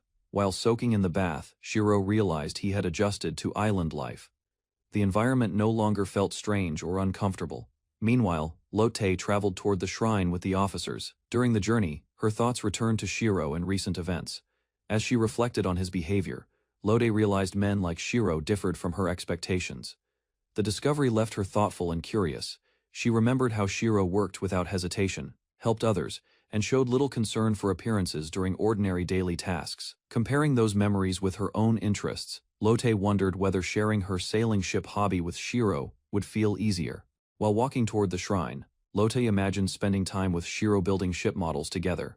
The pleasant fantasy grew more personal. Noticing Lotte's unusual expression, Elsa assumed she was eager for the upcoming dungeon expedition. Lotte failed to understand the comment. Elsa remarked that Lotte rarely smiled. Hearing that observation, Lotte realized her thoughts had become visible to others. Embarrassed by the situation, Lotte forced herself back into a serious mindset. She shifted her attention toward practical matters instead. Remembering she had left an important island map behind, Lotte informed the others. She explained that the document remained inside her room. After remembering the map, Lotte realized her bag also contained private novels. Alarmed, she rushed back before anyone discovered them. Meanwhile, Shiro enjoyed the bath and felt unusually cheerful. Relaxed and carefree, he remained unaware of Lotte's urgent concern. Leaving the bath in high spirits, Shiro thanked his helpers and headed toward his cave. The cool water left him refreshed. Still carried away by his good mood, Shiro wandered through the forest without clothes. He enjoyed the freedom without considering consequences. While hurrying back for her belongings, Lotte encountered Shiro. Both froze when they realized the awkward situation before them. The unexpected encounter shocked both of them. Shiro apologized repeatedly, while Lotte panicked and struggled to explain why she returned. After Lot fled the scene, Shiro watched her leave with concern. Remembering her earlier collapse, he worried another incident might happen. Back at the lodge, Lotte tried calming herself down. Unfortunately, the embarrassing memory remained vivid and refused to leave her thoughts. Meanwhile, Shiro returned indoors and changed clothes. Believing the officers had already started working, he prepared to leave soon. After retrieving the forgotten documents, Lotte composed herself and resumed a serious attitude, determined to stay focused. She hurried back. While trying to focus on work, Lotte received an unexpected visit from Shiro. His arrival revived the embarrassment she had been suppressing. Shiro apologized for the earlier misunderstanding and thanked Lotte for the supplies. As repayment, he presented a prepared gift. Opening the box, Lotte discovered detailed miniature figures, including one resembling herself. She was amazed by the craftsmanship and effort involved. Curious about the figures, Lotte questioned Shiro about their creation. He explained the materials and admitted making one of himself. When Shiro suggested displaying both figures beside a ship model, Lotte surprised herself by accepting the idea without much hesitation. After recovering the documents, Lotte accepted Shiro's apology and allowed him to accompany her. Together, they traveled deeper toward the shrine. Because riding behind a man would attract attention from her subordinates, Lotte chose an unusual arrangement and sat in front. Pleased that the plan succeeded, Shiro celebrated their shared ride. Lotte remained quiet, though she did not object afterward. As the journey continued, both became aware of their closeness. Lotte found the situation unexpectedly comfortable, despite her initial hesitation. While observing Lotte from nearby, Shiro considered improving his miniature figures. He wanted future models to capture details more accurately. During the ride, Shiro asked whether placing Lotte's figure aboard a ship model would cause problems. The question caught her attention. Lotte explained that restrictions from her homeland did not apply here. Because of that difference, she accepted the idea. As they continued traveling, the shrine and surrounding ruins finally came into view. The large structure stood above the forest. Workers noticed their arrival and turned toward them briefly. Lotte encouraged everyone to continue working without interruption or concern. Observing the situation, Lotte explained that she had requested Shiro's presence at the site. The unusual pairing had not been planned. Upon arriving at the worksite, Shiro observed laborers using earth magic to excavate the moat. The scale of construction impressed him. Curious about the process, Shiro asked Lotte for permission to inspect the work. She allowed him to proceed carefully. Watching the workers shape soil with magic, Shiro admired their skill. Their enthusiasm increased after noticing his genuine interest. Encouraged by the attention, several workers demonstrated their abilities with greater determination. Shiro praised their efforts, raising morale across the site. As the moat expanded around the shrine, Lotte acknowledged the steady progress. She credited both the workers and Shiro's support. While observing the hardworking soldiers, Shiro decided they deserved encouragement. He began thinking about a simple reward everyone could enjoy. After reaching a decision, Shiro excused himself and hurried away from the worksite. Lotte watched him leave without understanding his purpose. Returning to the inn, Shiro instructed his helpers and began cooking. He carefully prepared ingredients for a large batch. Using his knowledge and available resources, Shiro created a sweet snack. The process required cooling, shaping, and cutting the mixture. Soon Shiro returned carrying baskets of salted candy. He distributed them to the workers as appreciation for their efforts. Lotte tasted Shiro's candy and noticed the refreshing citrus scent. The unusual flavor impressed her more than expected. After receiving the candy, Lotte thanked Shiro for his thoughtfulness. She then volunteered to help distribute portions among the soldiers. Together, they visited different groups around the worksite and handed out treats. The workers welcomed the unexpected reward. When Shiro reached another laborer, he explained that the candy could help restore energy. The exhausted worker accepted it, wanting to demonstrate how to eat it. Shiro offered direct instructions. His unexpected approach startled the worker and created an awkward moment. The workers reacted with surprise when Shiro fed candy to one laborer. Even so, he continued distributing treats cheerfully.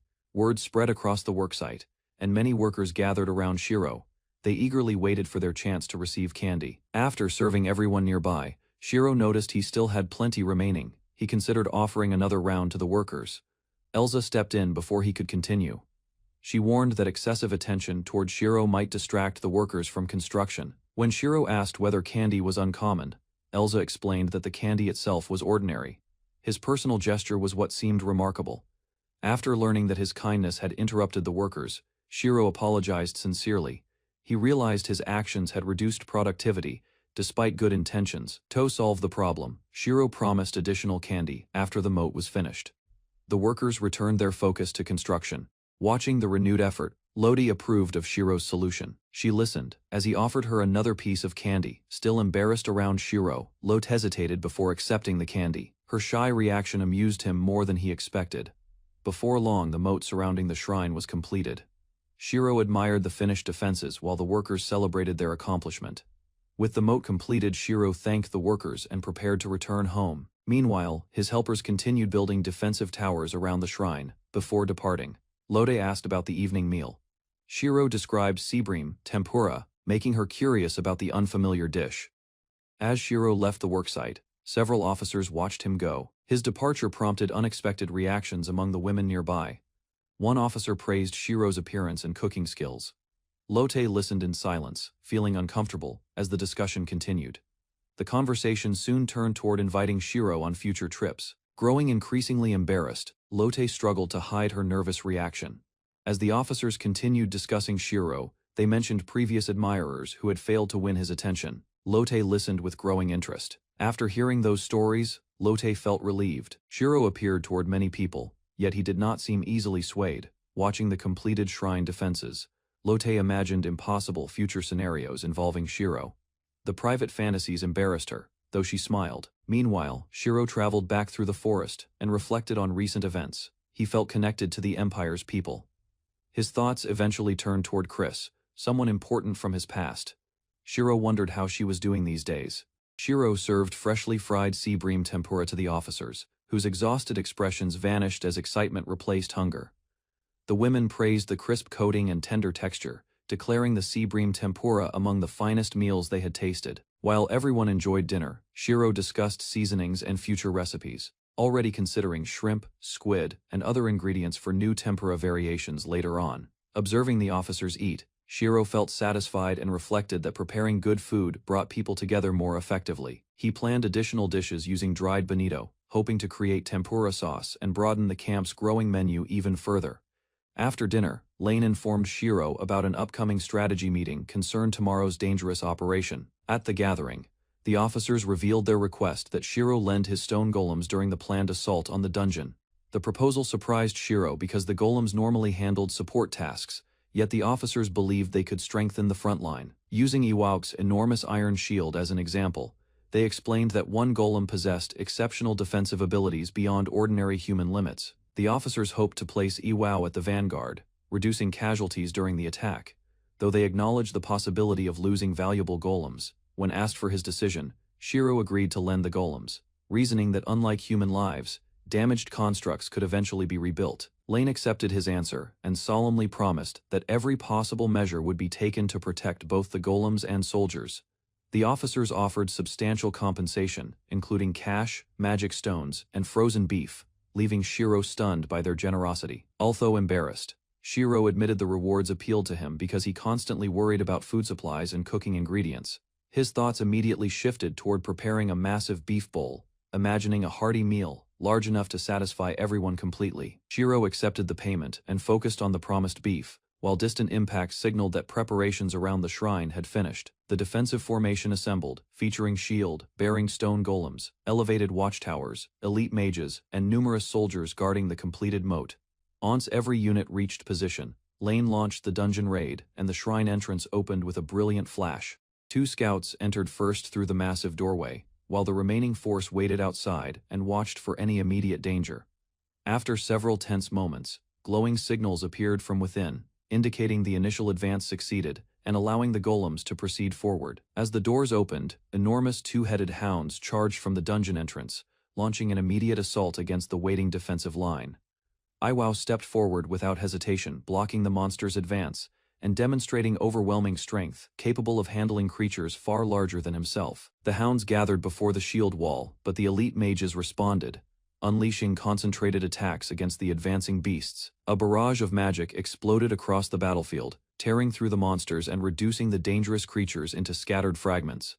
Lane ordered the golems to maintain formation and continue advancing, while Shiro watched as his creations entered greater danger. Overwhelmed by concern for his golems, Shiro clung to Lane's arm, apologizing repeatedly while his shaking legs revealed intense anxiety. Lane checked on him with unusual gentleness, but Shiro remained distracted by the battle, watching the advancing monsters with concern.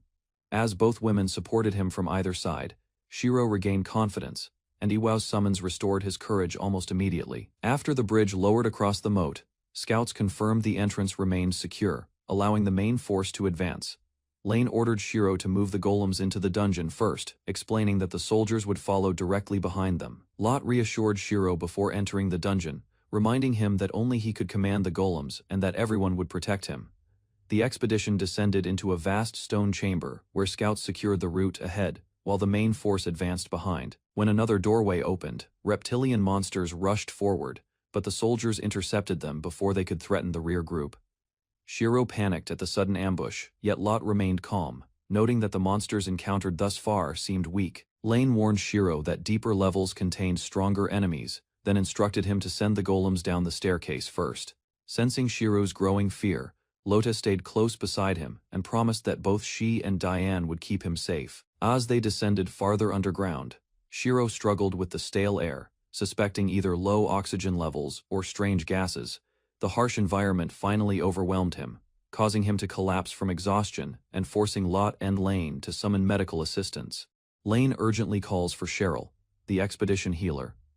After Shiro collapses inside the dungeon, alarming everyone as the dangerous raid continues forward. While drifting between consciousness and exhaustion, Shiro imagines an ideal healer possessing beautiful eyes, a gentle nature, and an attractive appearance. The approaching healer is revealed to be Cheryl, who promises to heal him, matching his fantasy enough to surprise him. Cheryl sets aside emotion and focuses on her duties, examining Shiro's condition, while considering the risks surrounding the expedition. After checking, Cheryl notes that his heartbeat remains unusually fast, and reassures him that her treatment should improve his condition. Cheryl casts a recovery spell called Healing Hand, explaining that it enhances the target's natural healing ability, while assuring Shiro the process will not hurt. When asked whether touching the patient is necessary, Cheryl explains that healing magic becomes more effective through direct skin contact. Understanding her explanation, Shiro watches as Cheryl places her hand against his chest, causing him considerable embarrassment and confusion. Although Shiro already feels much better, Cheryl insists the treatment remains incomplete and continues the healing process despite his growing discomfort. Graham remarks that Cheryl always applies healing with exceptional thoroughness, while Shiro suspects the healer may be enjoying herself somewhat. After several minutes of treatment, Cheryl finishes the healing spell, and Shiro reports feeling much better, stronger, and noticeably more energetic. As evening approaches, the soldiers emerge from the dungeon, while Lane credits their cooperation for securing the entire first underground floor.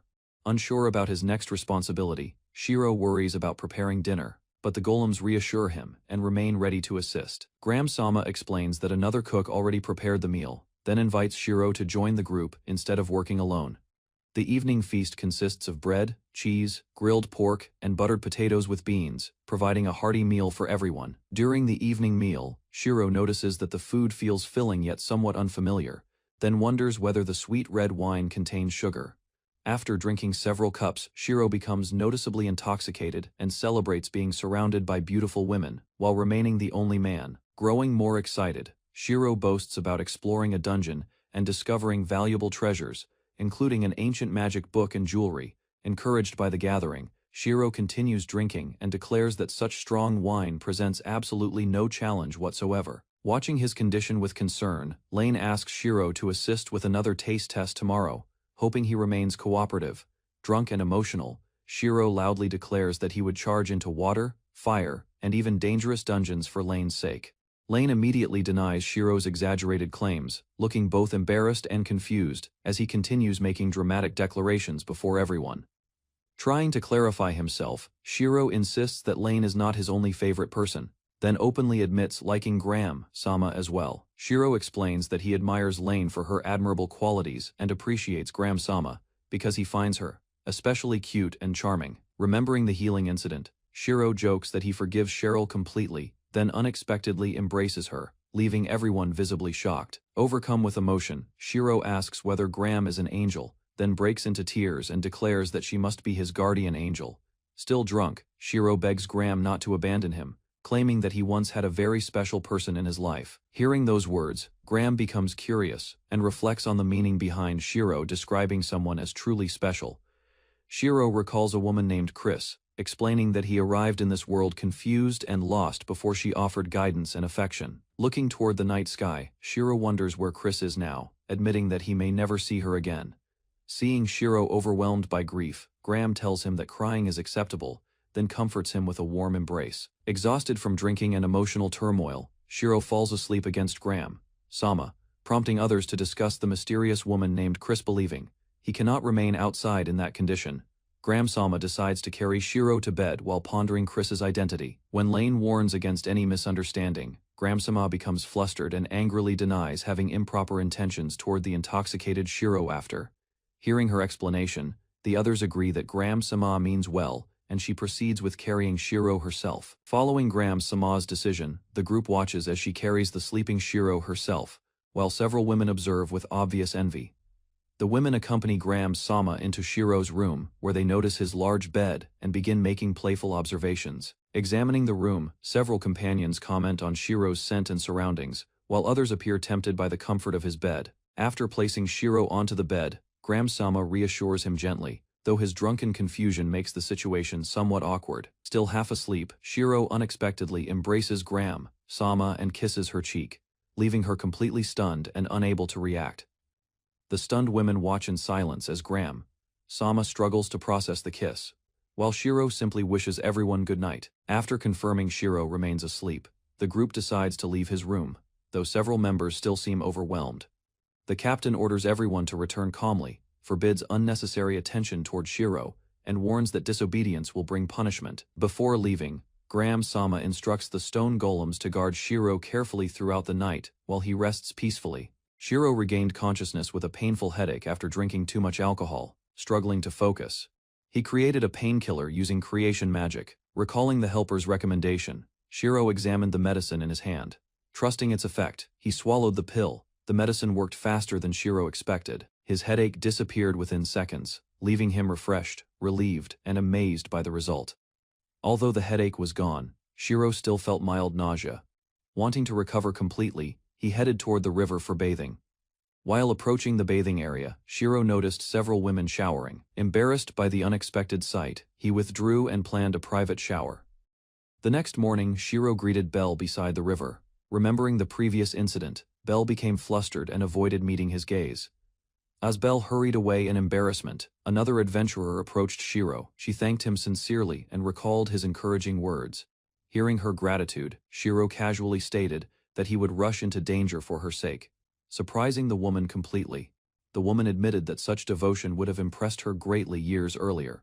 Shiro listened quietly while recalling little. As the conversation continued, the woman mentioned the previous night's events. Shiro suddenly worried about what else he revealed.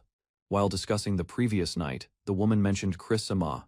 Shiro was stunned when she referred to Chris as his late wife. The revelation left Shiro speechless. He realized his drunken stories had created serious misunderstandings involving Chris, a princess connected to Regalta. Noticing his confusion, the woman expressed sincere concern. She promised to support Shiro whenever difficulties arose in the future. After she departed, Shiro reviewed the conversation carefully. He suspected his drunken behavior had caused even more trouble. A forgotten memory suddenly resurfaced in Shiro's mind. To his horror, he remembered kissing Lotta after mistaking her for Chris. After remembering the incident, Shiro collapsed in shock and regret. Determined to correct the misunderstanding, he resolved to apologize properly. While reflecting on recent events, Shiro realized several women showed unusual interest toward him. His mistaken reputation continued spreading rapidly. Accepting responsibility for the confusion, Shiro decided not to deny anything immediately. Instead, he focused on supporting the Iwo expedition. When Graham approached him later, Shiro avoided personal topics and redirected the discussion toward work, hoping to reduce awkwardness. Returning to business matters, Shiro proposed adding Wonder Number 1 to the upcoming battle, believing the creature could provide support. After discussing the expedition plans, Shiro explained that Wonder Number 1 lacked combat experience. He wanted to evaluate its abilities during battle. Graham accepted the proposal with caution. She instructed Wonder Number 1 to withdraw immediately whenever a dangerous situation appeared. Before entering the dungeon, Shiro assigned Wonder Number 2 as his guard. He encouraged Number 1 and thanked it sincerely. The expedition advanced deeper into the underground structure. After securing the first area, the group prepared to investigate unexplored sections. While traveling through the dungeon corridors, the party reviewed previous encounters. Graham noticed Shiro seemed distracted and checked on him. While exploring the dungeon, Shiro admitted that combat frightened him despite possessing creation magic.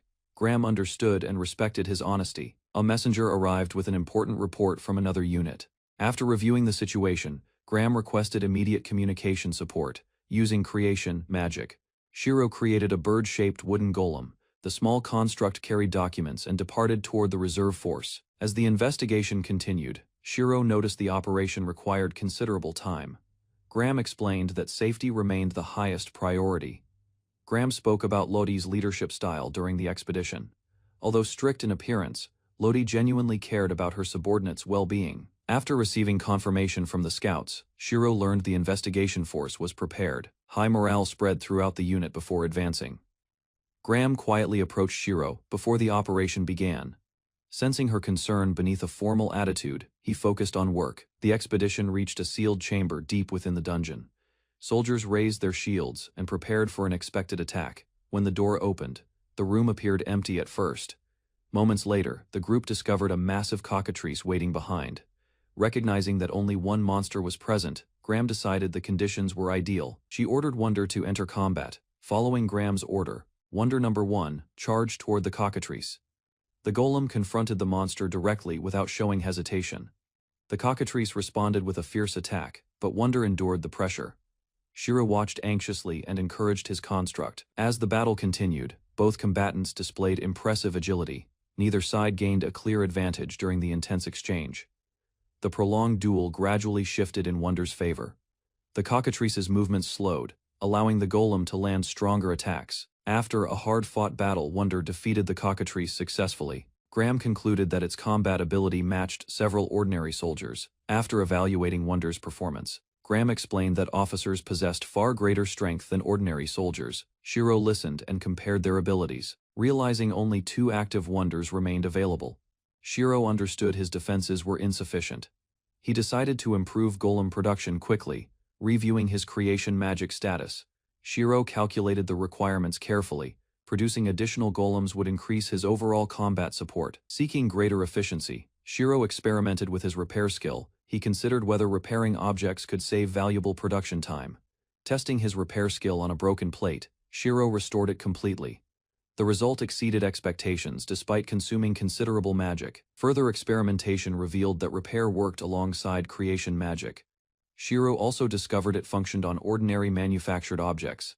Examining Wonder closely, Shiro noticed battle damage across its body. Minor defects and scratches had accumulated during previous fights. Excited by the discovery, Shiro decided to repair Wonder after returning. Confident in the idea, he anticipated improving his golems significantly. Back at the inn, Shiro inspected Wonder's damage and checked the repair cost. The required magic far exceeded his expectations. While considering the problem, Graham visited Shiro with an update. She informed him that the cockatrice meat reached the kitchen. After hearing the report, Shiro postponed repairs temporarily. He decided creating additional golems remained more urgent for future operations. The harvested cockatrice proved surprisingly valuable. Shiro watched the golems process the meat while collecting feathers for profitable trade. Graham explained that cockatrice feathers were fashionable decorations in the capital. Shiro stored the excess materials for later use. Using the harvested cockatrice meat, Shiro prepared a new meal. He seasoned the pieces carefully before deep frying them in oil. When dinner was served, the adventurers gathered eagerly. The crispy fried cockatrice impressed everyone and quickly became the meal's highlight. Alongside the main dish, Shiro offered cockatrice soup. The rich broth delivered a deeper flavor than ordinary chicken soup. After tasting the soup, Shiro began considering new recipes. Inspired by the broth, he imagined creating cockatrice ramen. While Shiro refined his ideas enthusiastically, Graham noticed his unusual smile. His attention remained fixed on developing future dishes. While discussing recipes after dinner, Shiro became excited about a new dish idea. Graham listened before bringing up work. Graham shifted the conversation toward the next day's investigation. Her serious expression immediately reminded Shiro of the ongoing expedition. Concerned about Shiro's involvement, Graham requested relief from her role supervising him. The suggestion surprised both Shiro and Diane. During the discussion, Shiro reported that Wonder's condition had worsened. Continuous activity inside the dungeon had reduced its performance. Diane opposed placing additional burdens on Shiro. She argued that asking an ordinary man to accompany dangerous explorations was unreasonable. After hearing the group's concerns, Shiro apologized sincerely for his limitations. He admitted that fighting alongside the expedition remained difficult. Diane thanked Shiro for all the assistance he had provided. She acknowledged that the investigation's success depended greatly on his support. Feeling guilty about the situation, Graham apologized for making unreasonable requests. Shiro immediately reassured her and dismissed the concern. The officers then asked whether they could help Shiro in return. Their gratitude reflected the trust built during cooperation. Accepting the offer, Shiro requested assistance with an installation project. The officers gathered their tools and prepared to help. Following Shiro's instructions, the officers worked together to construct a shower. Everyone contributed enthusiastically until the structure was completed. After testing the finished installation, the group admired the result. The officers celebrated happily while Shiro expressed his appreciation. Since the women had already bathed earlier, they encouraged Shiro to use the new shower before anyone else.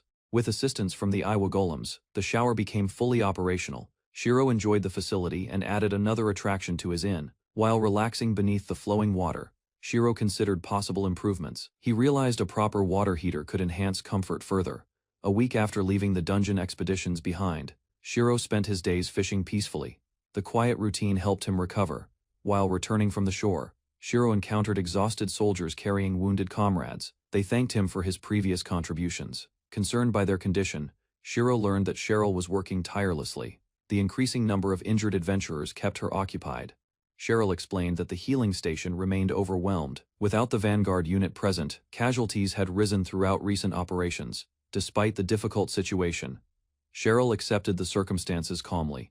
She believed protecting support personnel was never the soldiers' responsibility. When Shiro visited the healing area, Cheryl assured him that casualties remained limited. Then several newly created wonders suddenly appeared nearby. Surprised by the unexpected arrival, Cheryl questioned the increase immediately. Shiro explained that new golems appeared overnight. After checking his abilities, Shiro discovered his golem production level had increased. He successfully created additional wonders for support duties. The advancement unlocked a new underwater golem design. Excited by the possibilities, Shiro selected a mermaid-type model for production. When the mermaid golem was completed, Shiro examined it carefully. Its unusual appearance resembled a kappa more than a mermaid. To improve seafood supplies, Shiro assigned the mermaid golem a new role. He named her Seema and provided a harpoon. After testing the assignment, Shiro instructed Seema to gather seafood regularly. The unusual golem immediately began diving beneath the waves. Seema exceeded expectations during her first fishing expedition. She returned with several large lobsters, inspiring Shiro to prepare gratin. The aroma of the finished lobster gratin spread throughout the inn. Returning guests quickly recognized another delicious meal from Shiro. As the inn's atmosphere improved, Shiro noticed Graham seemed far less tense. The uncomfortable misunderstanding between them continued fading gradually. While preparing lobster gratin, Shiro offered Graham a sample taste. Curious about the dish, she accepted the invitation. After tasting the gratin, Graham praised its flavor sincerely. Shiro then suggested serving white wine alongside the meal. The mention of alcohol alarmed Graham immediately. Remembering Shiro's previous drunken behavior, she strongly opposed the idea and demanded caution. Embarrassed by the reminder, Shiro apologized once again for the incident. Flustered, Graham insisted he should not worry anymore. While helping in the kitchen, Shiro noticed Graham seemed unusually cheerful. She admitted feeling happy because conversations with him had become easier. Shiro listened quietly as Graham reflected on her feelings. The realization appeared difficult for her to express openly. Gathering her courage, Graham confessed that speaking with men had always been difficult. She wanted to overcome that weakness. After hearing Shiro's question, Graham finally expressed herself, honestly. She admitted that she genuinely enjoyed talking with him. Graham's heartfelt confession delighted Shiro immensely. Trying not to embarrass her further, he returned his attention to cooking. As they continued talking, Graham praised Shiro's cooking skills. Curious about his background, she asked where he learned them. Shiro explained that his parents owned a restaurant, which inspired his abilities. Then he jokingly offered an inappropriate service. Taking the comment seriously, Graham immediately scolded him. She firmly rejected the suggestion and reminded him to behave properly. After ending the conversation, Shiro headed toward the bath. Meanwhile, Graham reflected on how straightforward and honest he remained. Relaxing in the bath, Shiro drifted into pleasant memories. He recalled an intimate moment with Chris and smiled unconsciously. While bathing, Shiro's imagination drifted toward memories of Chris. The fantasy became increasingly embarrassing as his thoughts wandered further. After leaving the bath, Shiro reflected on recent events carefully. He compared Graham's kindness with Chris's bold and energetic personality. Considering Graham more seriously, Shiro wondered why he felt comfortable around her. The thought briefly led him toward romantic possibilities. Almost immediately, Shiro rejected the idea as unrealistic. He convinced himself that someone as serious as Graham lacked romantic interest.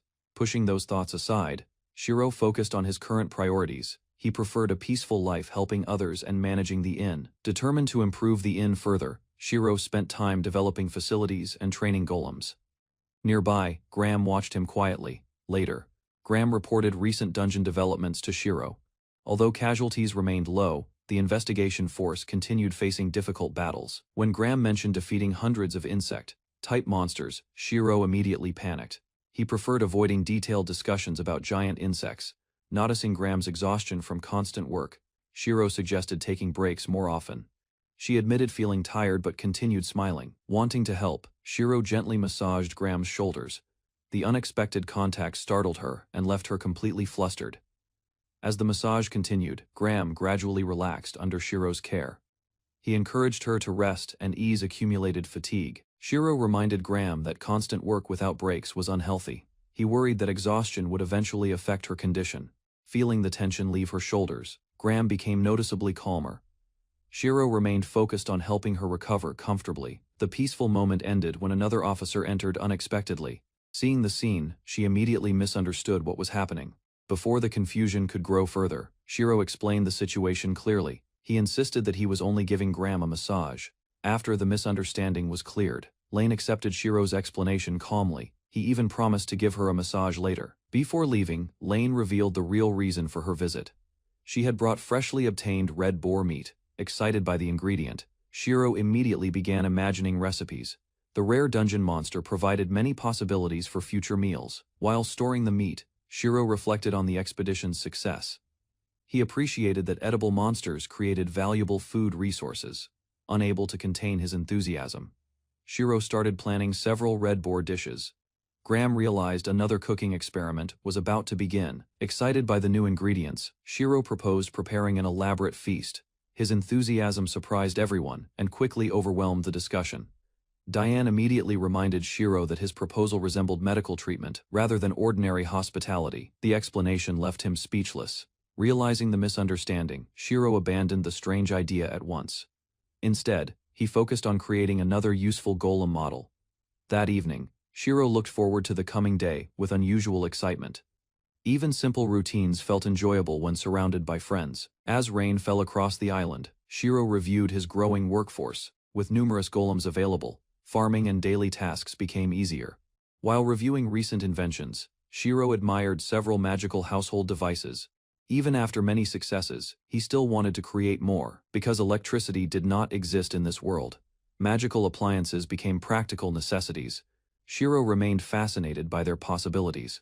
After finishing his latest project, Shiro began considering future inventions. Then he noticed someone returning from the dungeon expedition. Arriving back at the inn, Graham recalled the shoulder massage from earlier. The memory left a surprisingly strong impression on her. Seeking relief from accumulated fatigue, Graham accepted another treatment session. Shiro worked carefully to loosen the tension throughout her body. After finishing Graham's session, Shiro suggested taking a short break. Lane arrived next while Graham struggled to hide her reaction. Wondering about Diane's unusual silence, Graham looked around the room. They discovered Diane had fallen asleep during her massage. Seeing the result, Lane became impressed by Shiro's technique. She admitted that the massage felt far better than expected. That evening, Shiro served mango pudding made using red boar gelatin. The dessert impressed everyone and quickly became popular. After checking on the officers, Shiro requested a private discussion. Graham and Lane followed him away from the dining area.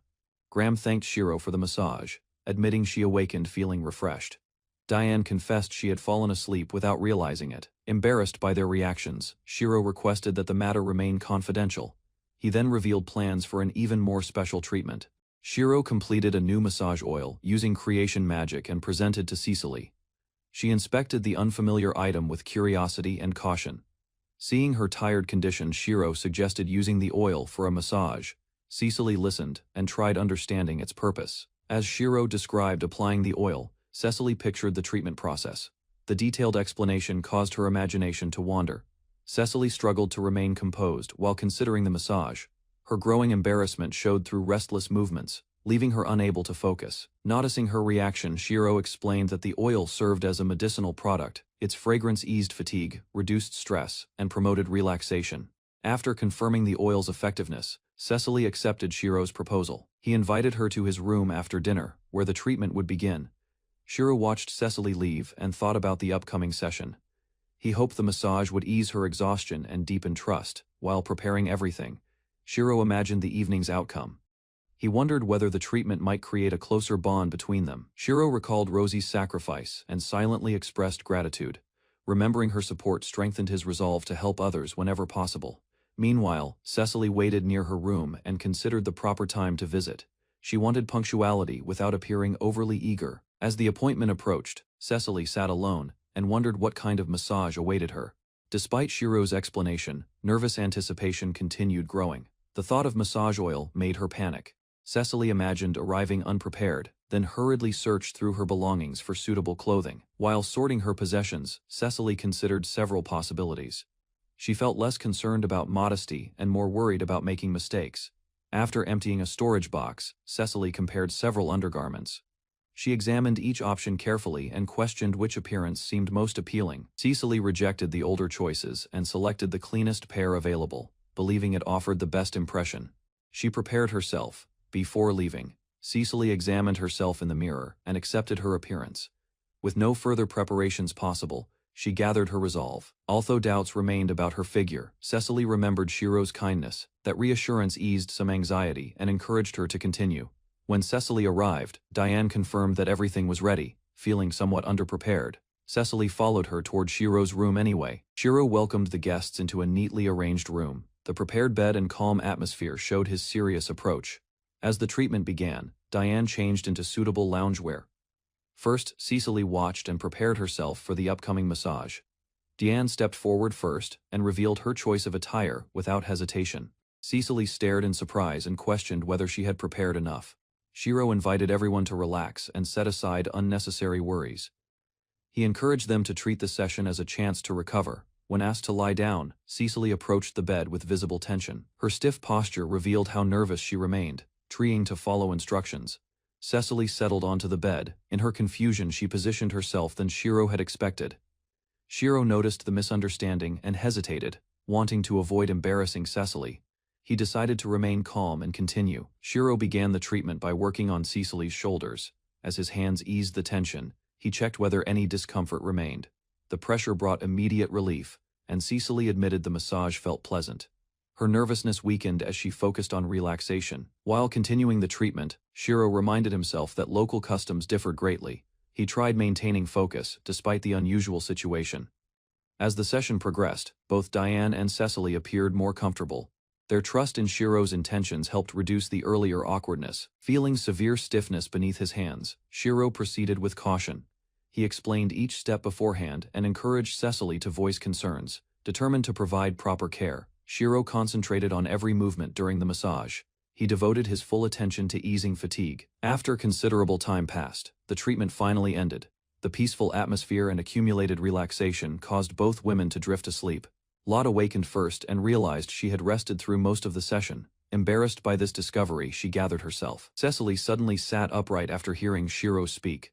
Confused by the situation, she learned both women had fallen asleep. Feeling refreshed, Lotte praised the experience and admitted her exhaustion had disappeared. Shiro welcomed future visits whenever either woman felt tired. With the massage finished, Cecily felt reluctant to leave. The comfortable experience lingered in her mind, making the evening seem shorter. Before departing, Shiro offered refreshments to Cecily and Lotte. He prepared a fruit cocktail and encouraged them to enjoy it. Both women sampled the unfamiliar drink and approved of its flavor. Their curiosity grew as they continued drinking together, watching their reactions. Shiro considered adding cocktails to his services. He believed unique refreshments could attract even more visitors. After spending additional time together, Cecily and Lotte finally returned home. Shiro remained outside, reflecting on another successful evening. Thinking about the cocktail recipe, Shiro realized many ingredients were still unavailable. He concluded that confidence had been his greatest limitation. Motivated by new ideas, Shiro practiced bottle handling techniques with Rosie. He hoped better presentation would improve future customer experiences. On a bright morning, Shiro set out across the sea with Seema.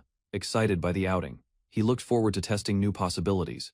While preparing the boat, Shiro invited Cecily and Lotte to join him. Since both had free time, they accepted. The vessel accelerated across the water at remarkable speed. Cecily and Lotte reacted with surprise as waves scattered around them. Observing the performance, Lotte compared the craft to a high-speed vessel. Shiro considered future journeys across much greater distances. As they traveled farther from the island, Shiro asked about nearby lands.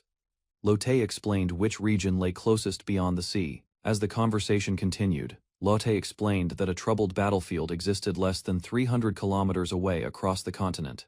Surprised by the distance, Cecily questioned whether Shiro could truly reach the mainland.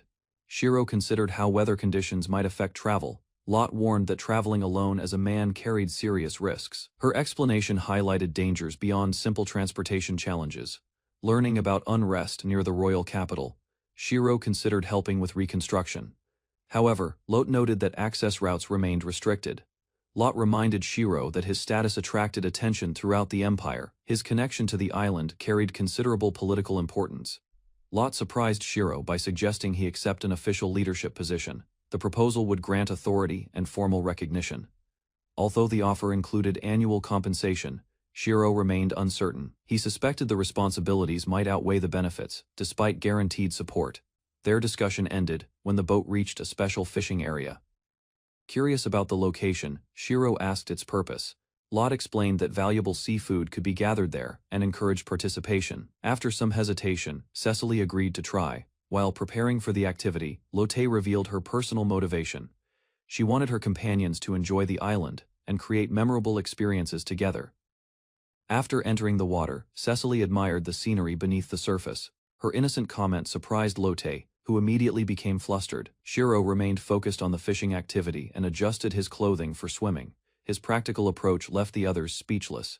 Realizing Shiro intended to fish without concern for appearances, Lotte guided Cecily into the water and followed after her. Bubbles surrounded the group as they descended toward the seabed.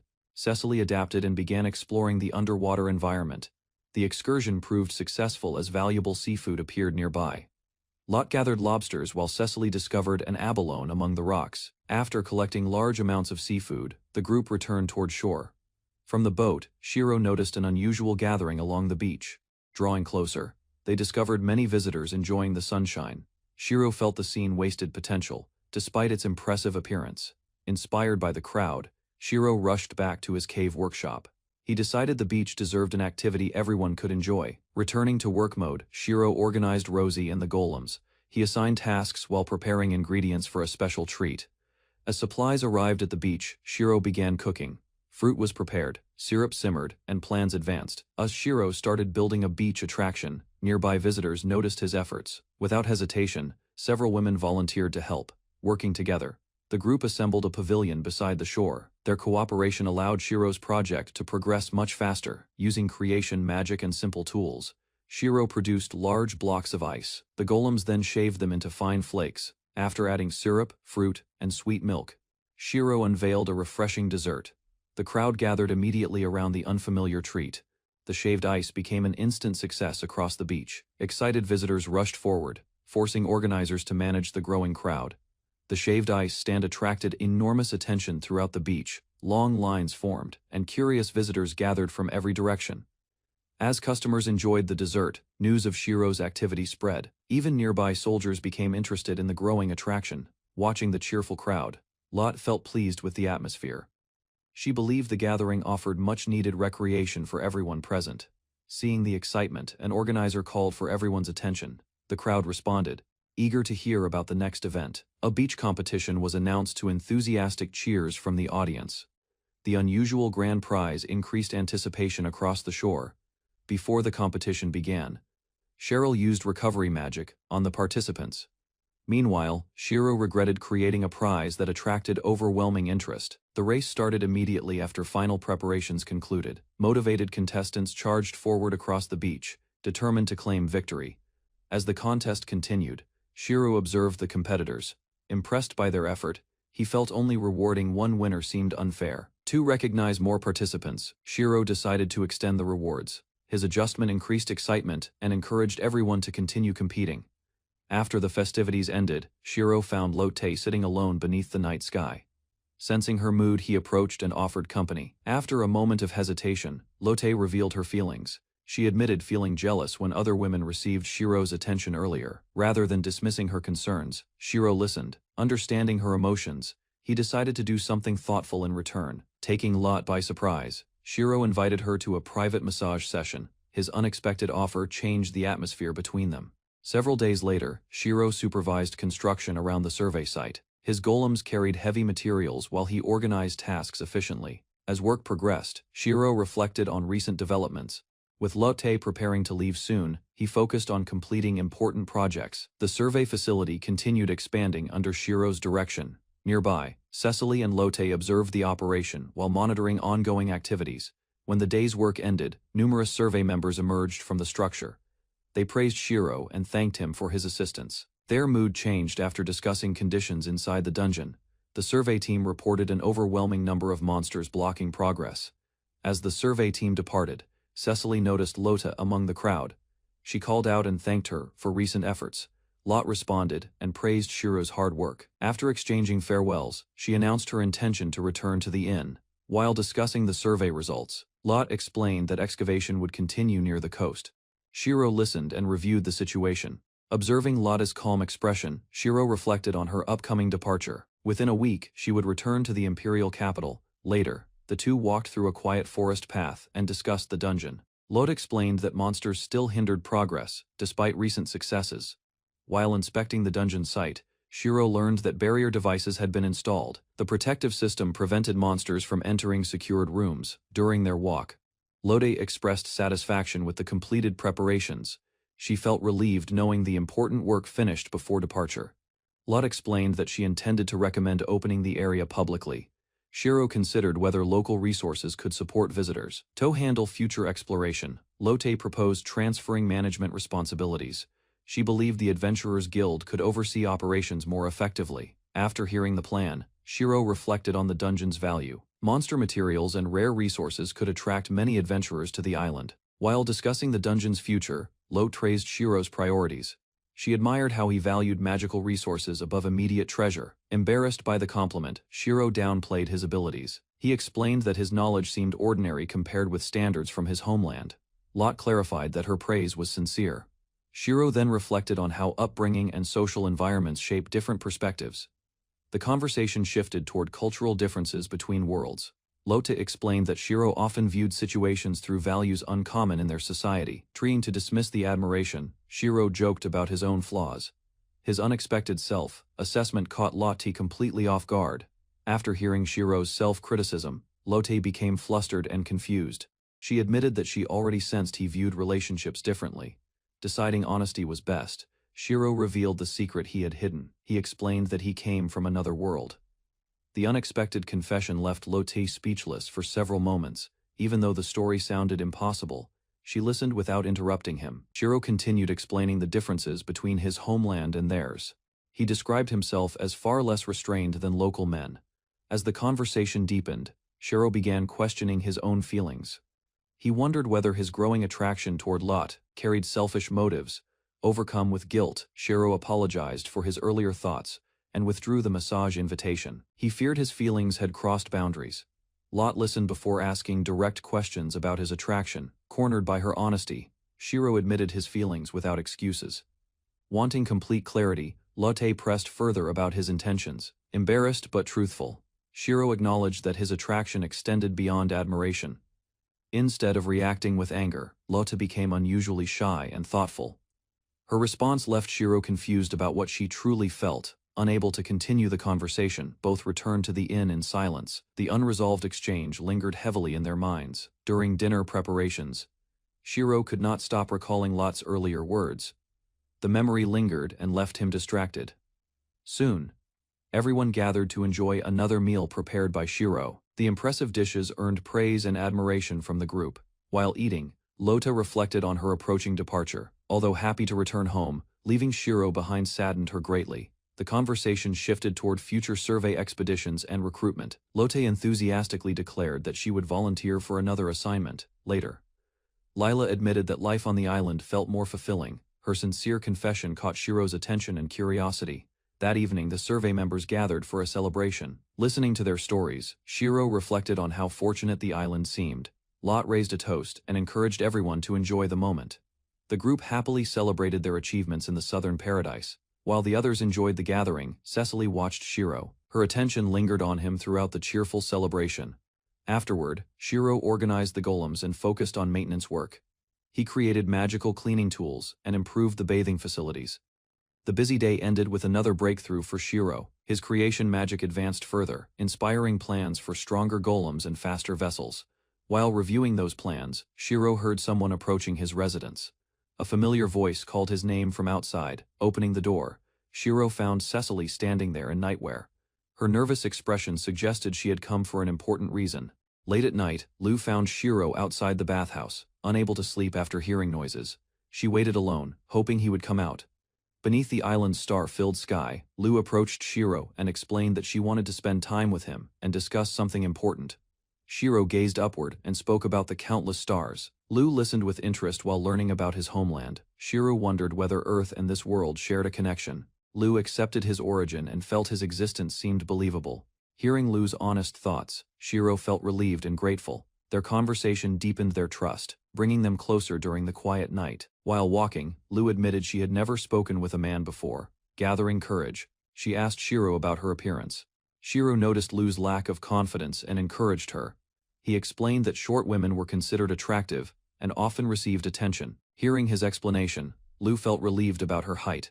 However, she revealed that forming close relationships with others remained difficult. Lu became embarrassed after exposing her worries. Shiro listened and reassured her that many people experienced similar struggles in life. As Lu reflected on her loneliness, Shiro sensed the pain she had carried for years and understood her feelings much better. After listening to Lu's worries, Shiro praised her. He found her charming both inside and outside, leaving her surprised and speechless. Lu struggled to process Shiro's compliment. Embarrassed by the romantic atmosphere, she wondered whether he had been waiting outside to court her. Before either could continue, distant sounds echoed through the night. Shiro and Lu rushed together toward the source near a structure. They arrived at a dungeon entrance. The cool breeze and quiet surroundings created a peaceful atmosphere around them. Standing before the ocean beneath countless stars, Lu admired the breathtaking view. The endless night sky seemed to stretch beyond imagination. After admiring the beautiful night view, Lu misunderstood Shiro's reaction, believing romance should follow. She expected an embrace beneath the stars. Caught off guard by her expectation, Shiro stepped forward and kissed Lu. She remained still, unable to process what happened. As Shiro held her closer, Lu accepted his affection without resistance. Her nervous expression revealed trust mixed with uncertainty. Beneath the endless stars overlooking the sea, they shared another kiss. The quiet moment deepened their feelings and strengthened their bond. When the kiss ended, Lu froze from embarrassment once again. Shiro realized her innocence exceeded his expectations and decided to guide her. Seeing Lu's growing affection, Shiro suggested creating special memories together. Confused by the unfamiliar expression, she asked what he meant. Shiro explained his intentions directly, leaving Lu completely stunned. The unexpected proposal overwhelmed her, yet she listened without turning away. Lu recalled her earlier confession and admitted her feelings had always been sincere. Her answer revealed she accepted Shiro completely. Noticing her hesitation, Shiro patiently explained the situation. He reassured Lu that intimacy would not suddenly change who she was. To ease her worries further, Shiro described the bond between a man and woman. Lu listened while standing beside him. Although Lu accepted Shiro's feelings, she admitted her lack of experience. Nervous and embarrassed, she worried about whether she could satisfy him. Lu's anxiety grew as she imagined disappointing Shiro. Her uncertainty became obvious and she struggled to express her concerns. Shiro rejected her fears and reassured her. He explained that he valued her feelings and had no interest in casual relationships. Wanting to comfort Lu further, Shiro promised to respect her limits. He assured her that he would never force anything painful. Even after his reassurance, Lu remained overwhelmed by the situation. Trying to calm herself, she wondered what steps she should take next. After overcoming her hesitation, Lu gathered her courage and accepted Shiro's feelings. She asked him to continue, trusting him completely. The night eventually ended, and morning arrived. Exhausted from the emotional evening, Shiro struggled to wake up when his alarm sounded. Sitting alone after waking, Shiro reflected on everything that happened. The unforgettable experience left him tired yet deeply satisfied. Later that morning, Shiro headed outside for a bath. Lu noticed him first, and immediately became flustered by their encounter. Unable to hide her embarrassment, Lu greeted Shiro awkwardly. The memories from the previous night made her entire body stiffen. The next morning, Lu tried to calm her embarrassment by visiting the bath area. Meanwhile, Shiro attempted to clear his exhausted mind. After they separated, Lu changed clothes alone and reflected on the previous night. The memory continued occupying her thoughts completely. While thinking about Shiro's preferences, Lu became confused. She questioned his taste and wondered why he found her attractive. Determined to understand his feelings, Lu experimented with new equipment. She hoped changing her appearance might increase her appeal. After putting on the unusual armor, Lu nervously showed herself to Shiro. He reacted with surprise while examining her new appearance. Shiro explained that he had created the armor with creation magic. Lu listened closely as he described its origin and purpose. The following morning, Shiro looked exhausted from recent events. Elsa noticed his condition and expressed concern about his unusual appearance. Elsa activated support magic and directed it toward Shiro. The spell restored his strength, leaving him refreshed and full of energy, grateful for the assistance. Shiro returned to work. With renewed motivation, he prepared breakfast and continued managing daily tasks. After completing another project, Shiro decided to spend time at the beach. The peaceful scenery gave him a chance to relax. While enjoying the coastline, Shiro noticed the weather growing hotter.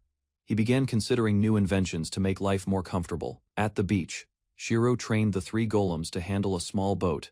Their progress impressed him as they practiced together. While watching the training, Shiro considered improving transportation routes. He planned to explore a faster path through the dungeon cave. Using the boat, Shiro reached the cave entrance and climbed the staircase. Soon, he successfully arrived at the destination above. After completing the route test, Shiro saw Team Wonder arrive as well. The result confirmed that the shortcut worked efficiently. Back near the settlement, Shiro inspected collected waste and discarded materials. The growing amount of trash reminded him of future challenges. While exploring the dungeon route, Shiro and his companions encountered skeletal monsters. Their equipment suggested they had once been soldiers or knights. After defeating the monsters, Shiro inspected the recovered weapons. Most items were damaged beyond use, though the metal remained valuable. Among the loot, one unusual sword caught Shiro's attention. Despite its poor condition, he decided to keep it. Examining the blade more carefully, Shiro sensed it possessed a special history.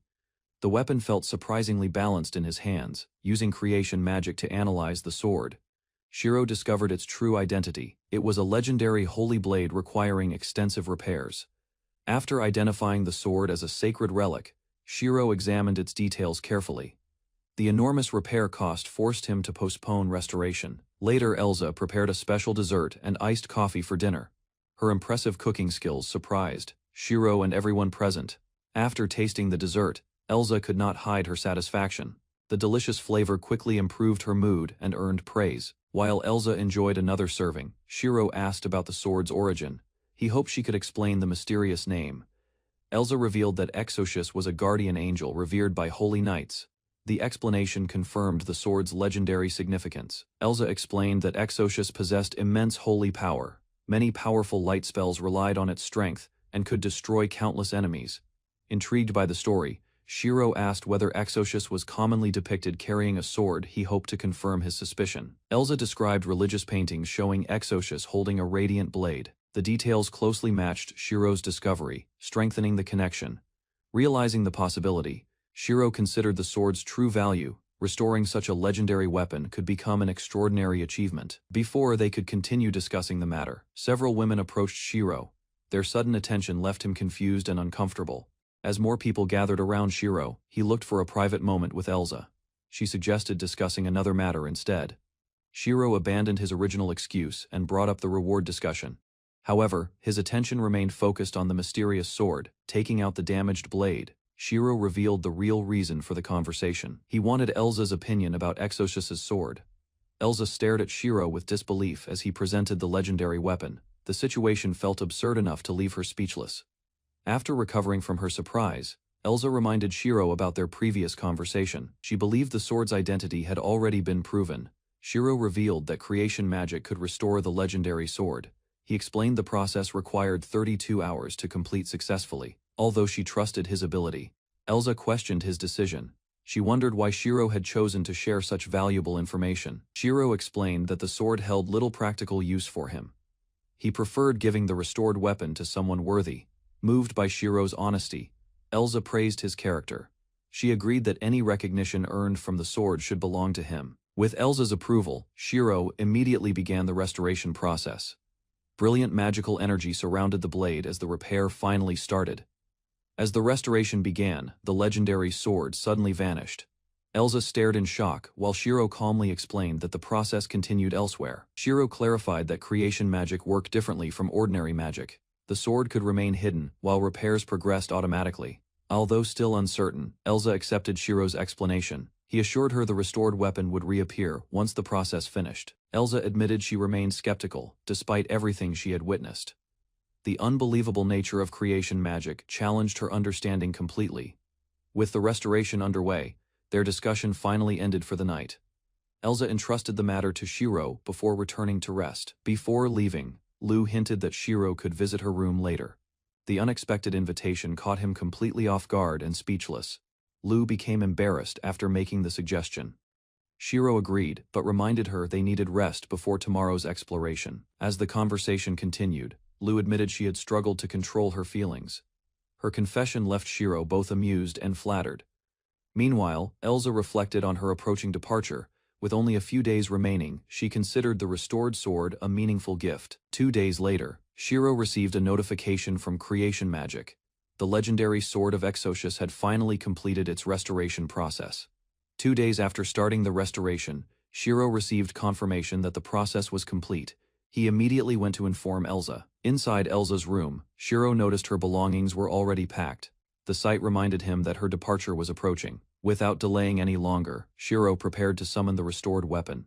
Elsa watched closely, eager to witness the result. A brilliant light filled the room as the Sword of Exocius appeared. The magnificent holy weapon looked completely different from before. Although impressed by the sword's beauty, Shiro felt strangely uneasy. The restored blade seemed to stare back at him with judgment. The following day, Elsa prepared to leave the island. Although she smiled, the approaching farewell weighed heavily on her heart. Standing before the restored Sword of Exocius, Elsa sensed its overwhelming holy power. She asked Shiro whether she could take it. When Shiro agreed, Elsa became deeply moved by his generosity. Unable to contain her gratitude, she stepped forward and embraced him. Holding Shiro's hand, Elsa asked him to accompany her to Lur Sanzian. She promised to support and protect him. Shiro refused Elsa's invitation despite his affection for her. He respected her future marriage obligations and chose not to interfere. Shiro urged Elsa to accept the future awaiting her. He hoped she would find happiness with the man destined to become her husband. Unable to accept that possibility, Elsa broke into tears and clung to Shiro. She confessed she wanted to remain by his side. As emotions overwhelmed her, Elsa reflected on their precious memories together. Every moment they shared had become irreplaceable within her heart. Holding Elsa gently, Shiro expressed his gratitude for meeting her. His sincere words brought comfort during their painful farewell. After calming down, Elsa apologized for losing control of her emotions. Though saddened, she accepted the reality before her. To lift Elsa's spirits after their emotional conversation, Shiro invited her to breakfast. He promised to prepare her favorite hot sandwich. Later, Shiro relaxed beside the ocean wearing sunglasses he created himself. Recovering his magical energy remained important after repairing Exocius. While fishing, Shiro reflected on Elsa's approaching departure. The thought left him with a painful sense of emptiness. Surrounded by the blue sky and shining sea, Shiro admired the scenery. Even so, sadness lingered beneath the island's beauty. 2 days later, a large ship arrived at the island harbor. Residents gathered together to bid farewell to Elsa and her companions. As the departure ceremony continued, Shiro thanked Lane for her support. The usually composed officer seemed surprised when he hugged her. Lane returned the embrace and expressed her gratitude. She wished Shiro well and hoped he would continue taking care. Standing beside Elsa, Shiro struggled with the approaching farewell. The thought of their separation filled him with sadness and regret. Rather than dwelling on sorrow, Elsa smiled behind her sunglasses. She promised they would meet again and encouraged Shiro to stay positive. As the ship prepared to leave, Elsa waved toward the island. The gifted sunglasses became a final reminder of their time together. After watching the ship depart, Shiro reflected on Elsa's behavior. He realized she had been forcing herself to stay strong. The previous night, Elsa struggled to hide her sadness. Thoughts of the coming farewell overwhelmed her and brought tears again, while spending time with Shiro. Elsa admitted that imagining their separation hurt deeply. Even discussing tomorrow's departure made her cry. Trying to comfort her, Shiro noticed her swollen eyes. He jokingly suggested wearing sunglasses so others would not notice. Following his advice, Elsa put on the sunglasses and apologized. Although embarrassed by her emotions, she gradually regained her composure. On the night before departing, Elsa finally stopped hiding her emotions. Shiro encouraged her to cry freely and release her sadness. Now standing alone on the pier, Shiro watched the ship disappear beyond the horizon. A quiet farewell marked the end. After Elsa's departure, Shiro felt an unexpected emptiness. For the first time in days, he had no immediate goal. Remembering Elsa's warnings about future dangers, Shiro considered upcoming challenges. He expected allies from Milano's group to arrive soon. Turning his attention back to development, Shiro unlocked a new golem design. The snake-type silicon golem offered useful practical applications. To improve the island further, Shiro tested the newly created snake-type golem. Its usefulness convinced him to put it to work immediately. Despite staying busy with development projects, Shiro could not ignore his loneliness. Elsa's departure had left a noticeable emptiness behind. Far from the island, attention shifted to the port town of Maltea. New events began unfolding beyond Shiro's daily life. A cloaked woman wandered through the town's narrow streets alone. Thoughts of abandoning her previous life continued troubling her deeply. Removing her hood, Lotte revealed herself at last. Remembering Shiro, she appeared determined to pursue a path connected to him. Although grateful for reaching the city, Lotte admitted she had been happiest during the days spent beside Shiro.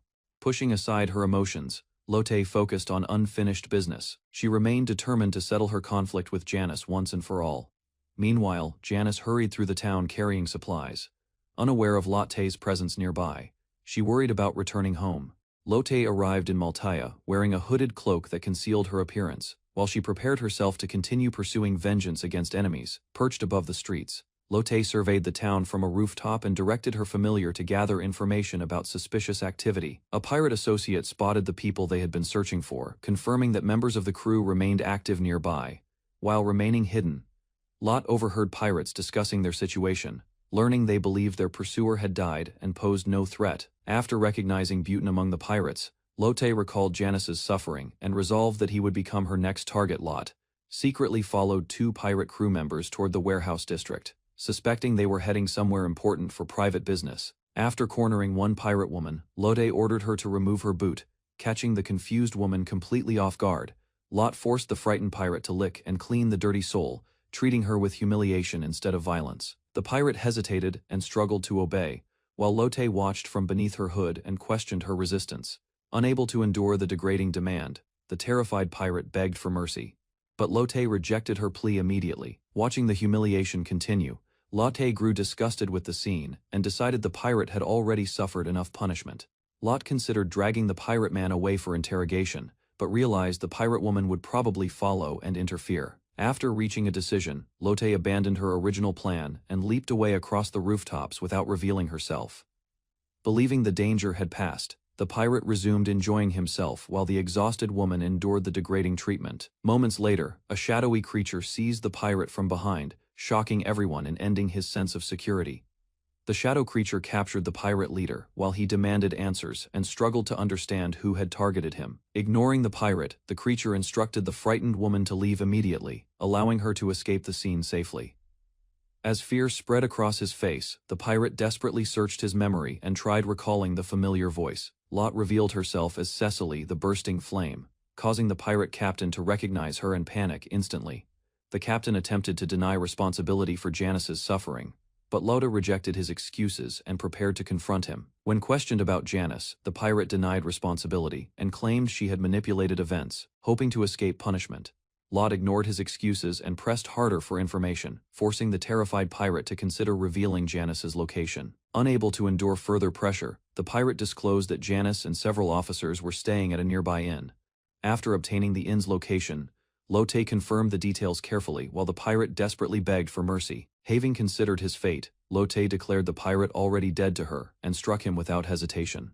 After extracting the information she needed, Lotte killed the pirate leader and counted him as another completed step in her revenge. Leaving the corpse behind, Lotte departed the area and headed toward the inn where Janice and the officers stayed. Arriving outside the Three Thrushes Inn, Lotte peered through a window and discovered several officers gathered around cards. Inside the inn, Janice appeared relaxed and confident while winning repeatedly, drawing attention from everyone seated at the table. Watching from outside, Lotte fixed her gaze on Janice, knowing their long-awaited confrontation would begin very soon. Futch noticed another man near Janice and wondered whether he was her lover, but the stranger appeared troubled and carried obvious sadness. Janice felt embarrassed by the attention around her, while the mysterious man's presence created questions among everyone watching nearby. The stranger left briefly, and Janice reflected on love and responsibility, believing certain personal matters should be handled without interference. Meanwhile, the officers joked with Janice, discussing discipline and relationships while teasing each other during their relaxed gathering together. Janice explained her beliefs about guiding people properly from the beginning, unaware that someone outside was closely observing her. As Janice smiled during the gathering, Cecily watched from outside the building and fixed her attention on Janice. While Janice and her officers relaxed around a card table, Cecily watched from a rooftop and prepared to make her move. Cecily reviewed the people inside the building, considering their positions and habits while planning the safest approach against Janice. Knowing Janice was cautious and alert, Cecily rejected direct attacks and searched for a method that would avoid detection. She selected an ancient magical artifact, believing its hidden power could create destruction while concealing her involvement from others. After climbing above the target building, Cecily positioned the artifact carefully and prepared its activation with determined focus. Watching Janice and her companions enjoy themselves, Cecily concluded that people needed love to find happiness, though she struggled explaining it. As laughter echoed from the gathering below, Cecily accepted that Janice and the others were living according to their hearts. Believing her revenge had reached its conclusion, Cecily abandoned her former purpose and left behind her life as an avenger. With her decision made, Cecily looked toward the future and considered what path she would follow from that day. Choosing freedom over hatred, Cecily resolved to become an adventurer and begin a new journey across Monte Cristo Island. After abandoning revenge, Cecily imagined an honest future considering work, savings, family, and a peaceful life far from crime. While remembering Shiro's influence, Cecily continued walking away, unaware that the ancient artifact above Janice was activating. The hidden magical sphere suddenly expanded, releasing a dark force that spread across the surrounding buildings and streets. As the phenomenon grew larger, powerful waves swept through the area, drawing attention from people throughout the town. Moments later, the artifact erupted beneath a building, creating a massive collapse while shocked residents watched the destruction unfold. After completing her errand, the young woman hurried through the harbor district, hoping to return before Janice noticed her absence. Remembering the unpleasant treatment she received earlier, she accepted the experience calmly and continued carrying the purchased liquor. When she approached the building, Janice unexpectedly greeted her and invited her inside, surprising the woman with kindness. The woman explained that Janice had once rescued her from hardship, and that act completely changed her life. Although grateful for Janice's help, she admitted admiring Janice at first because Janice seemed more beautiful than her brother. The woman recalled Janice's harsh temper, remembering how easily Janice became angry, though kindness always followed after the conflicts ended. Thinking about Janice's treatment, the woman hurried back, determined to apologize properly and repair their strained relationship. Before reaching her destination, she noticed unusual commotion ahead and sensed that something serious had happened nearby. Arriving at the scene, she found buildings destroyed and residents confused, leaving her shocked by the sudden disaster. As emergency efforts began, people gathered to contain the damage, while the woman stared at the ruined structure in disbelief. Surveying the wreckage, the woman searched desperately for survivors and wondered whether magic or another force had caused the catastrophe. While examining the collapsed building, she worried about crushed victims beneath the debris until something suddenly caught her attention. Spotting scattered silver coins among the rubble, she followed the trail and moved deeper into the destroyed structure, reaching the remains of the restroom area. She finally discovered Janice, trapped beneath heavy debris, and called her name. Though severely injured, Janice remained alive and urged the woman to find a healer quickly before her condition worsened. Finding Janice's purse beneath the rubble, the woman realized she finally had enough money to pay for a healer. Clutching the purse tightly, she ran through the streets toward the healer's residence, determined to save Janice's life. Despite her exhaustion, she pushed forward, fearing Janice would become angry if she delayed and arrived too late. As she hurried across the square, thoughts of Janice's terrible injuries filled her mind with growing concern. Remembering Janice's broken body, the woman wondered whether Janice could ever return to her usual harsh behavior, making her anxiety grow. Reaching a crossroads, she recalled the healer's location and carefully chose the correct path, refusing to waste precious time. Holding the purse tightly, she viewed the money as a blessing and believed this chance could completely change her future. Filled with determination, the woman accelerated through the empty streets, focusing only on reaching the healer before Janice's condition worsened. Without hesitation, she continued running into the night, carrying Janice's hopes and her own uncertain future toward salvation. Several weeks after Graham and her companions departed from the island, Shiro remained behind alone, missing company while anticipating future changes. As he considered the island's future, Shiro resolved to prepare himself, hoping to welcome newcomers and find companionship. Wanting the island to attract visitors, Shiro envisioned a tropical resort-style inn and started planning improvements around the cave. Before beginning major construction projects, Shiro checked his current abilities and discovered that continuous production work had strengthened many skills. After creating bread through creation magic, Shiro raised food production to its maximum level, reducing production time and improving efficiency. After tasting the improved bread, Shiro felt satisfied with the result. Higher quality enhanced the flavor, increasing his confidence. Medicine production reached level 4, allowing Shiro to create alcohol. He immediately produced sake and considered preparing warm drinks. With supplies prepared, Shiro traveled offshore by boat. He chose a distant fishing spot and hoped for a worthwhile catch. Although his first fishing experience after arriving in this world ended badly, Shiro still enjoyed fishing as a relaxing pastime. While spending quiet days fishing and reading books, Shiro learned more about local customs, history, beliefs, and culture. While reading books about this world, Shiro noticed unusual stories and novels. The material revealed a society centered around women. After relaxing aboard his boat, Shiro considered several ideas. He imagined improving the vessel and adapting it for transportation. The peaceful afternoon ended when an unfamiliar voice suddenly reached Shiro. Startled from his rest, he opened his eyes. Shiro discovered a mysterious hooded figure standing nearby. The stranger approached, while an unfamiliar ship rested beside them. Unable to recognize the visitor, Shiro questioned the stranger's identity. Meanwhile, the hooded figure seemed surprised by his reaction. The mysterious visitor claimed a special connection to Shiro and realized he failed to recognize her. To reveal her identity, she removed her disguise. When the covering came off, Shiro saw severe burns across one side of her face. Despite the injuries, she smiled confidently. After studying her appearance, Shiro finally remembered where he had seen her before.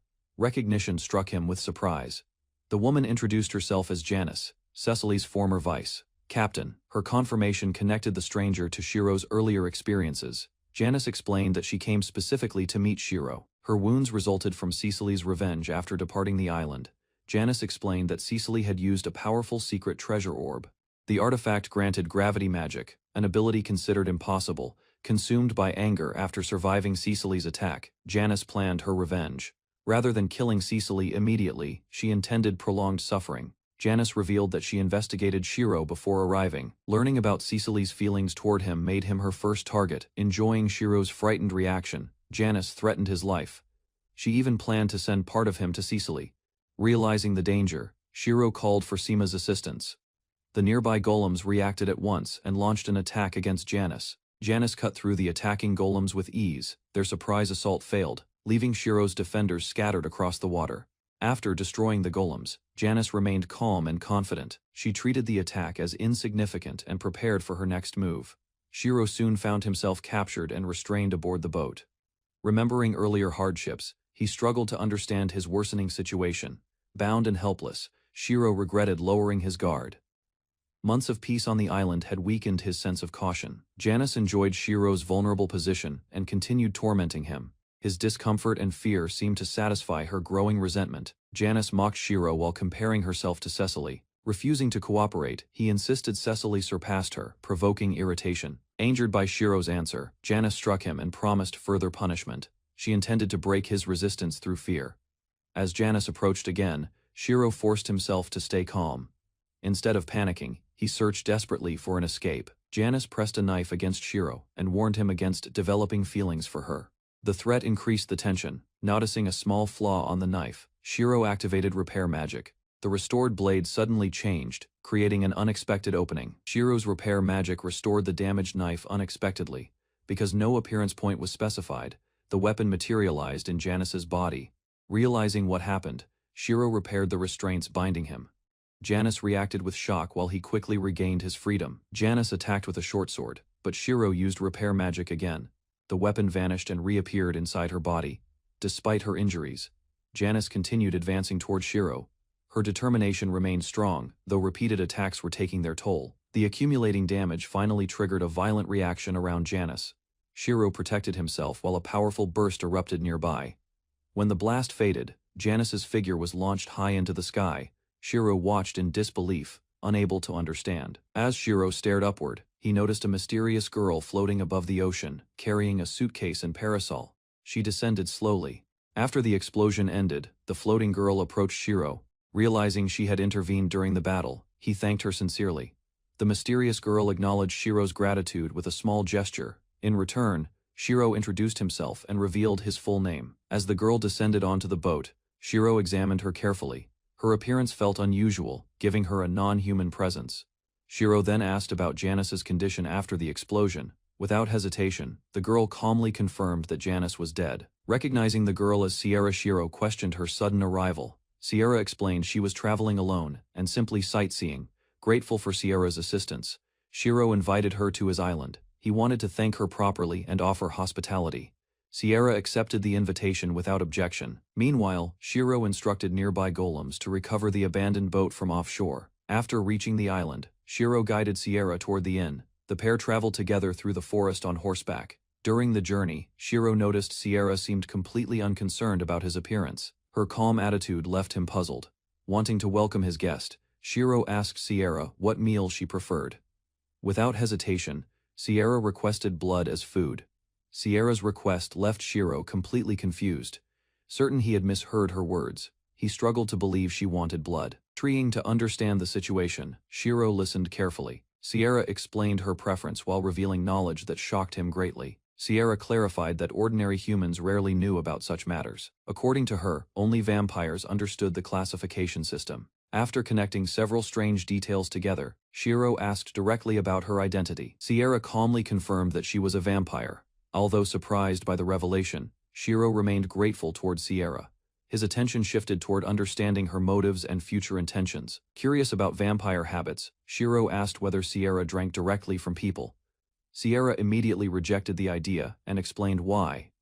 Sierra described a more practical method for drinking blood. Rather than biting victims, she preferred using cups or mugs. Hearing her explanation, Shiro viewed Sierra more favorably. However, she clarified that kindness did not prevent her from killing. Sierra explained that direct violence was not her preferred approach. Instead, she specialized in roasting or freezing her targets. When Shiro questioned how vampires obtained blood, Sierra revealed another difficulty. Collecting blood efficiently posed challenges, even for her. After witnessing Shiro's unusual abilities, Sierra expressed genuine interest. She had never encountered a man capable of using magic. Shiro suspected Sierra noticed his repair magic during the battle. Deciding caution could wait, he focused on hosting her. Upon reaching the inn, Shiro cleaned himself thoroughly before meeting Sierra. He wanted to remove any concerns about contamination. While washing, Shiro considered how to satisfy Sierra's request. Since injuring himself was undesirable, he searched for alternatives. Reviewing his creation magic options, Shiro discovered he could produce blood directly. He prepared a small amount and planned refreshments. While Shiro prepared refreshments, Sierra waited quietly inside the inn. She remained patient as he completed the necessary arrangements. Once everything was ready, Shiro returned and guided Sierra to the dining area. He proudly presented the prepared meal. Shiro placed a goblet filled with blood before Sierra. The unexpected offering immediately captured her full attention and curiosity. Seeing the blood type she preferred, Sierra showed visible excitement. Shiro apologized for the simple preparation and limited selection. Before drinking, Sierra questioned the blood's origin. Shiro explained that creation magic produced it, assuring her it was safe. Sierra tasted the blood and immediately praised its quality. After going without proper blood for some time, she looked relieved. The blood's flavor transformed Sierra's expression completely. Her reserved demeanor vanished, revealing excitement that caught Shiro entirely off guard. While enjoying the drink, Sierra requested another serving. Shiro estimated production would require several additional minutes before completion.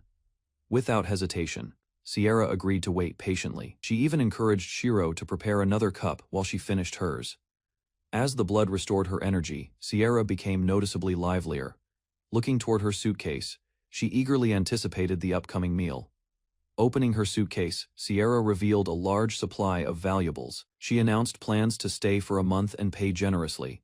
To accompany the blood, Shiro prepared blood sausage for Sierra. The dish combined meat, blood, and other ingredients carefully. After tasting the meal, Sierra offered immediate payment. Shiro accepted part of the amount and postponed settling the remainder. Sierra praised the handmade food and enjoyed every bite. The flavor impressed her enough to make her crave alcohol. Sierra's request surprised Shiro once again. Her youthful appearance made him wonder whether drinking alcohol was even appropriate for her. In response, Sierra explained that appearances could be misleading. She stated that vampire lifespans differed greatly from human standards. Sierra then revealed her actual age without concern. At 42 years old, she considered herself fully mature for a vampire. The revelation shocked Shiro completely. Comparing her appearance with her age, he struggled to reconcile the enormous difference between them. After learning Sierra's true age, Shiro offered several alcoholic drinks. Among the options, sake immediately captured Sierra's curiosity and interest. Shiro explained that sake originated from his homeland and was made from rice. Intrigued, Sierra requested a sample without hesitation. While waiting, Sierra described vampire retainers and their purpose. Vampires could share blood with chosen individuals and gain loyal followers. Sierra further explained that creating a retainer required direct contact with a vampire's neck. The process surprised Shiro considerably. Remembering Sierra's physical limitations, Shiro asked whether she possessed any retainers. Sierra calmly revealed that she did not have one. Wanting to improve Sierra's mood, Shiro served sake and encouraged her to drink. Sierra accepted the unfamiliar beverage and tasted it. After the first sip, Sierra reacted with pleasant surprise. The sake paired well with blood sausage, creating a combination she enjoyed. Noticing blood remained inside the cup, Sierra hesitated briefly. Shiro suggested mixing it with the sake instead of wasting it. The unusual mixture pleased Sierra even more than expected. The combined flavors impressed her and left her feeling delighted. As Sierra continued drinking, her thoughts became more affectionate toward Shiro. She even wished she could make him her retainer. After hearing Sierra's wish, Shiro refused becoming her retainer. Nevertheless, he promised to fulfill reasonable requests during her stay. Sierra's expression darkened for a moment after the rejection before Shiro could react. She climbed directly onto his lap. Resting comfortably against him, Sierra requested special treatment that evening. She explained that her condition affected her mood occasionally. Trying to reassure him, Sierra compared herself to a younger sister seeking affection. She asked whether sitting there bothered him. Although surprised by the situation, Shiro considered her explanation carefully. The unusual request seemed easier to accept than expected. Accepting Sierra's request, Shiro allowed her to relax beside him, delighted by his kindness. She described the moment as paradise. After settling down, Sierra invited Shiro to continue talking. Wanting company, she encouraged him to share stories about himself. Sierra revealed that she had traveled across many regions for years. In return, Shiro admitted knowing little about this world. When Shiro mentioned arriving from another world, Sierra reacted with amusement. Although others doubted such claims, he insisted they were true. Rather than arguing, Shiro changed the topic toward Sierra's travels. He asked for interesting stories, and she recalled Galvania first to prove his story. Shiro described encountering a werewolf after arriving in this world. Sierra listened, though she remained unconvinced. Sierra questioned why Shiro reacted so strongly to werewolves. Shiro pointed out that vampires were equally unusual from his perspective. Trying another approach, Sierra began recounting a travel experience from a southern island nation. She hoped it would impress him. As Sierra told her story, she connected it to Janice's attack. The discussion helped her understand Shiro's recent circumstances better. After hearing Sierra's explanation, Shiro wished she had intervened sooner. Sierra admitted she initially misunderstood the situation she observed. Sierra admitted she had secretly observed Shiro from a distance. Curious about him, she watched his activities before revealing herself. When Shiro learned she had been watching him, he reacted strongly. Sierra explained that she found his behavior entertaining. After finishing another drink, Sierra encouraged Shiro not to resent her. Considering his recent troubles, she believed he remained surprisingly calm. Growing more relaxed, Sierra requested another bottle of sake. Meanwhile, Shiro reflected on how differently they viewed the world. Unable to command Shiro's golems, Sierra imagined life with a retainer. She pictured family, like companionship, and someone reading stories before sleep. Feeling comfortable after drinking, Sierra asked Shiro to pamper her. She remembered her older brother caring for her. Shiro pointed out that Sierra was actually older than him. Unmoved by the argument, she insisted on being treated like a younger sister. Sierra explained that vampires lived for centuries, making age comparisons complicated. Despite being 42, her appearance still resembled a child. Relaxing against Shiro, Sierra continued imagining an older brother's affection. The peaceful atmosphere made her appear unusually content and carefree. Changing subjects, Sierra asked whether the island had tourist attractions. Shiro mentioned the dungeon, though she found the answer underwhelming. Sierra showed little interest in dangerous adventures or hunting monsters. Instead, she preferred wealth, comfort, and a peaceful lifestyle. Discussing vampire customs, Sierra explained that relationships often lasted centuries. She even admitted considering Shiro as a possible partner. Sierra quickly reassured Shiro that vampire laws imposed restrictions. Because of those rules, she lacked experience with human men. When Shiro asked how vampires obtained blood, Sierra described common practices. Most vampires purchased blood legally from willing providers. Sierra further explained that retainers often became trusted companions or lovers. Despite their bond, retainers retained normal human lifespans and expectations. After learning more about vampire society, Shiro felt relieved. He no longer worried that arriving vampires would automatically threaten everyone. Sierra assured him that peaceful coexistence depended on attitude. Although powerful enough to overwhelm humans, she preferred avoiding unnecessary conflict. Pleased by Shiro's kindness, Sierra accepted his praise happily, growing sleepy from alcohol. She continued calling him her big brother. After several bottles of sake, Sierra became intoxicated. Shiro watched her behavior with surprise as she relaxed further. Seeing that Sierra could barely stay awake, Shiro carried her carefully. He brought her to a bed and let her rest.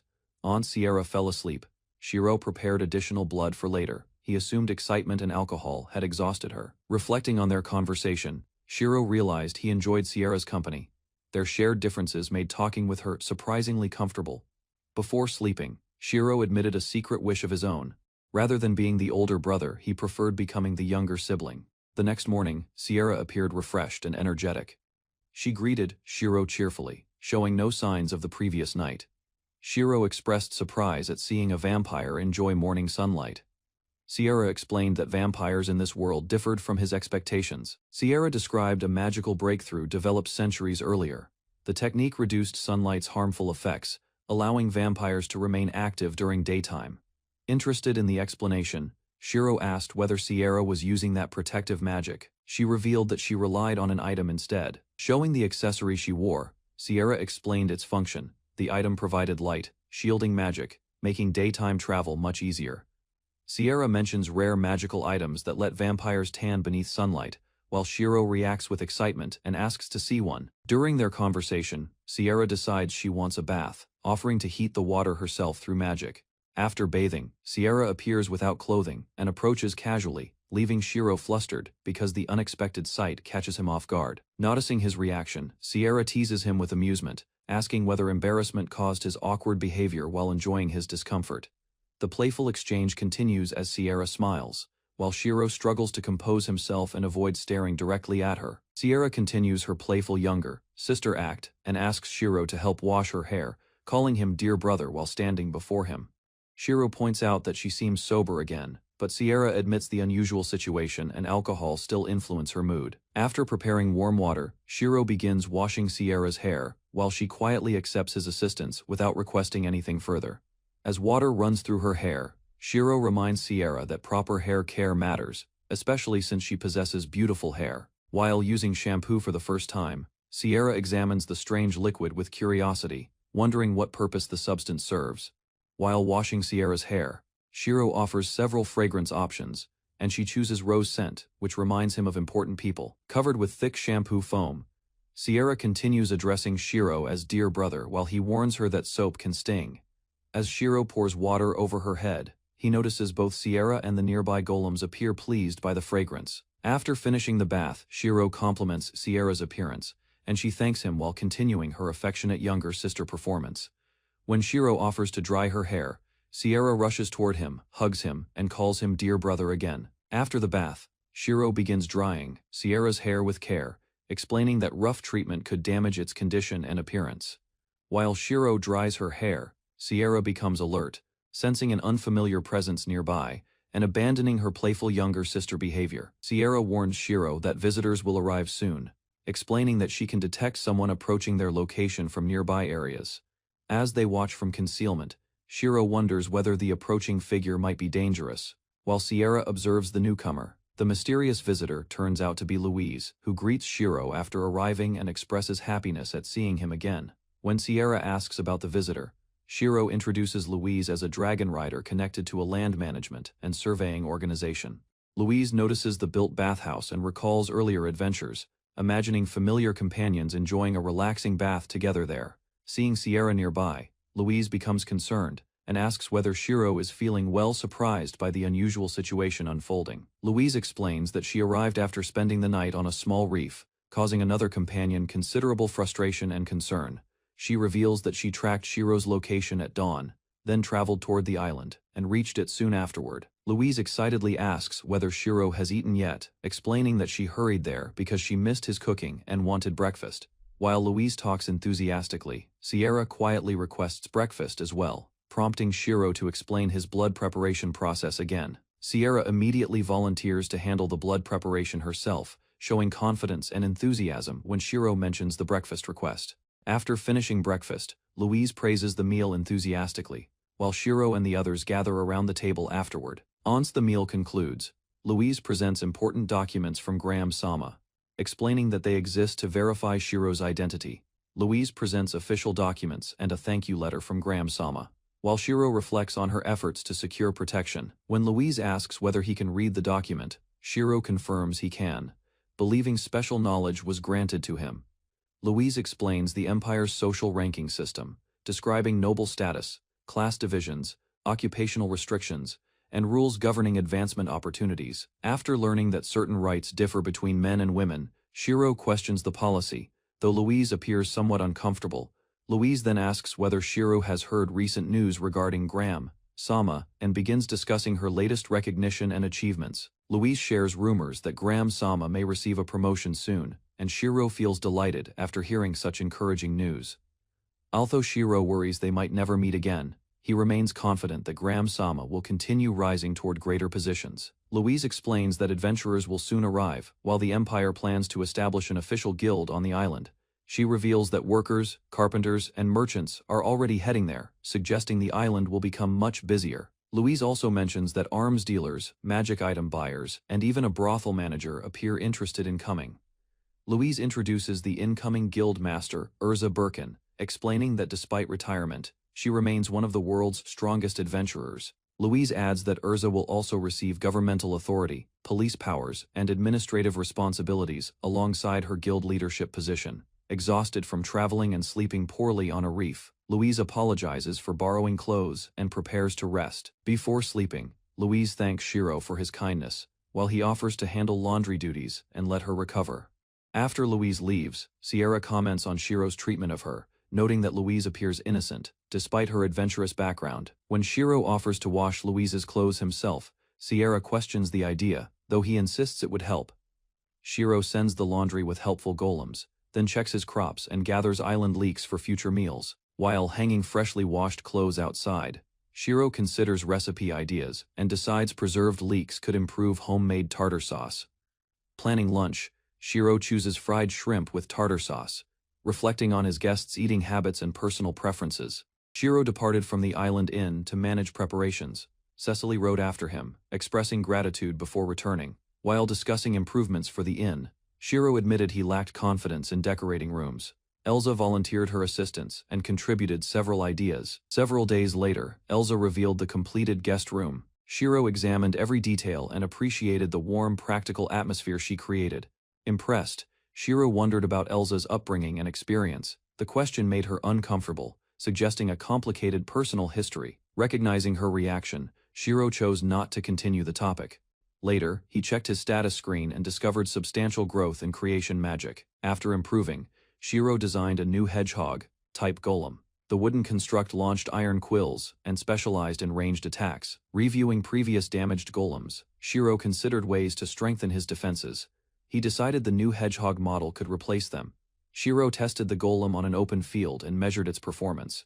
The weaponized construct fired accurately and reached targets 50 meters away. Pleased with the results, Shiro asked Sierra for her opinion regarding the new creation. She examined the golem without concern. Sierra concluded the golem posed little threat against strong opponents because of its size, though she acknowledged its practical battlefield value. After evaluating the hedgehog golem, Shiro discussed combat tactics with Sierra. She requested a reward and offered training for Wonder and Harry. Interested in her proposal, Shiro encouraged Sierra to explain her conditions. She pressed for specific promises and listened with serious attention. Shiro listed several rewards, including meals, personal care, and transportation. He continued adding benefits until Sierra became visibly interested in cooperating. Sierra accepted the arrangement with enthusiasm. She promised to train the golems and assemble a powerful team. Satisfied with the outcome, Shiro thanked Sierra for her support. She celebrated excitedly and prepared a special lunch for him. After accepting Sierra's help, Shiro reflected on her unusual behavior and concern for others. He concluded her actions stemmed from loneliness. Shiro gathered his growing force of golems and introduced Sierra as their instructor. He ordered everyone to follow her guidance. Beginning the training session, Sierra selected Wonder Number 1 for evaluation. She explained that future progress depended on each golem's learning ability. As training continued, the golems copied successful movements from one another.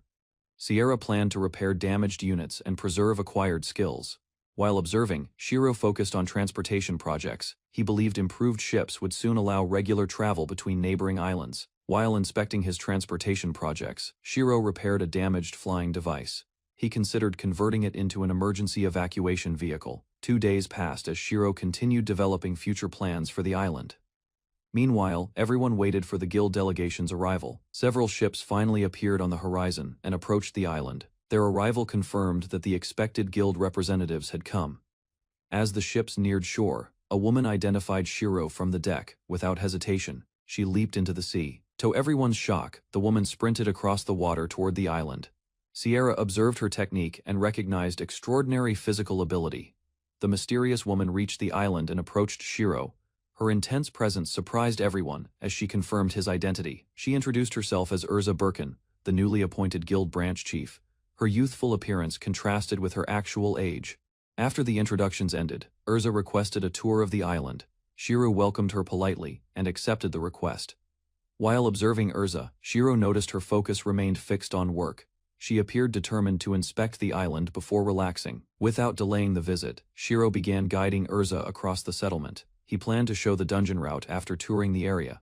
As the tour continued, Urza expressed approval of Shiro's efforts. She openly praised his accomplishments and viewed him favorably. Shiro escorted Urza toward the pier using a horse-drawn cart. Although tired from travel, she insisted on continuing the inspection. While reviewing the settlement, Urza studied the island layout from memory. She preferred confirming every important detail through direct observation. Along the road, Urza noticed several round golems moving in formation. Curious about their purpose, she asked Shiro for an explanation. Shiro explained that the golems maintained and repaired roads through constant traffic. Understanding their function, Urza nodded in appreciation. During the tour, Urza evaluated the island's development and predicted rapid growth. She believed merchants would establish stores once accommodations improved. Their discussion shifted toward lodging prices and future competition. Shiro explained his inn remained small and served only a limited number. Curious about local standards, Shiro asked about guild accommodation costs. Urza described crowded sleeping arrangements that offered little comfort despite lower prices. To demonstrate his approach, Shiro guided Urza to the inn. She inspected the exterior and entered to examine the facilities. Urza praised the private rooms, bath and drinks. She then questioned whether Shiro offered services beyond meals and lodging. After hearing Shiro's explanation, Urza understood the situation immediately. She promised to warn others and prevent troublesome visitors from causing problems. Urza revealed her dislike of dealing with people she distrusted. She assured Shiro that anyone acting improperly would face consequences. Sierra expressed complete confidence in her role as Shiro's protector. She declared that no threat would reach him. Sierra's fierce attitude worried both Shiro and Urza during the discussion. They feared her reactions might create unnecessary trouble later. Ignoring their concerns, Sierra embraced a more refined training style. Urza approved the idea, while Shiro remained unconvinced. As guild activities increased, Shiro relied on his golems to transport cargo. Their efficiency impressed visitors and reduced manual labor. After receiving payment in magic stones, Shiro inspected the collection with satisfaction. He intended to expand production and strengthen operations. While organizing supplies near the shore, Shiro was approached by an unfamiliar merchant. The woman requested confirmation of his identity. The merchant introduced herself as Madame Damas, a business representative. She explained that her company operated weapons, food, inns, and brothels. After their introduction, Madame Damas summoned several workers to meet Shiro. Their exhausted appearance surprised him and raised immediate concerns. When Shiro met the workers, he was shocked to discover several men among them. Such a sight was extremely unusual in this world. Madame Damas apologized and explained the circumstances. The group had endured severe hardship while working in remote regions. As Shiro spoke with one worker, he learned they had nearly died before arrival.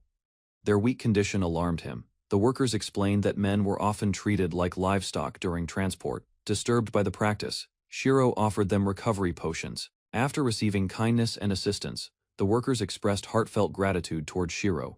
They praised his compassion and promised to support one another. 3 weeks after the guild representatives arrived, the island changed. New buildings appeared, businesses expanded, and development continued at an impressive pace. As more adventurers gathered near the settlement, the atmosphere transformed. The once quiet island resembled a thriving dungeon frontier. While reviewing recent activity, Urza counted hundreds of adventurers among the arrivals. She expected even greater numbers and increased magic stone collection. Urza questioned whether Shiro understood the survival rate within new dungeons. He answered, demonstrating familiarity with the dangers involved. Urza explained that most challengers never returned from their first expedition, despite the risks. Desperate adventurers continued seeking opportunities to change their lives. During their discussion, Urza estimated the dungeon's first floor would have fewer casualties. Shiro believed the area remained dangerous despite preparations. Lotgram explained that numerous traps on the first floor had been disabled.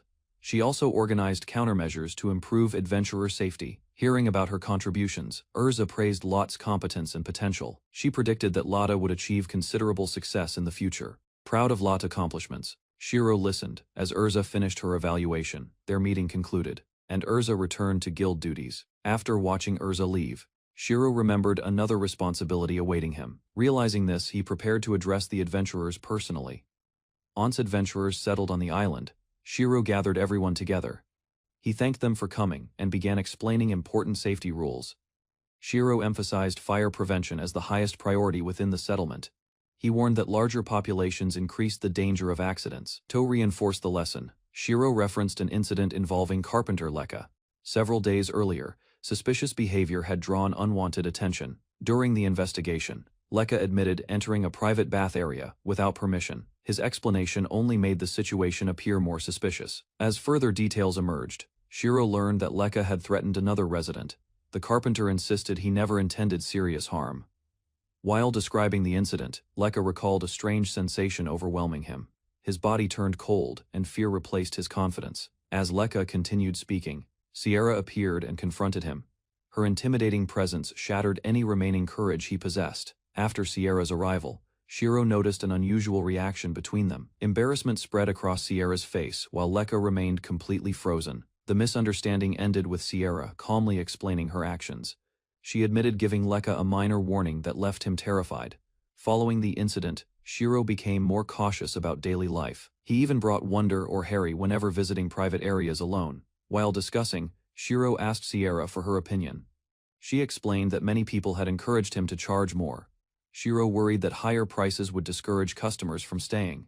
He remained uncertain whether the inn could attract enough guests. Sierra argued that the rates matched accommodations found in major cities. She believed the comfort and quality fully justified the cost. Before Shiro could continue worrying, a group of adventurers arrived together.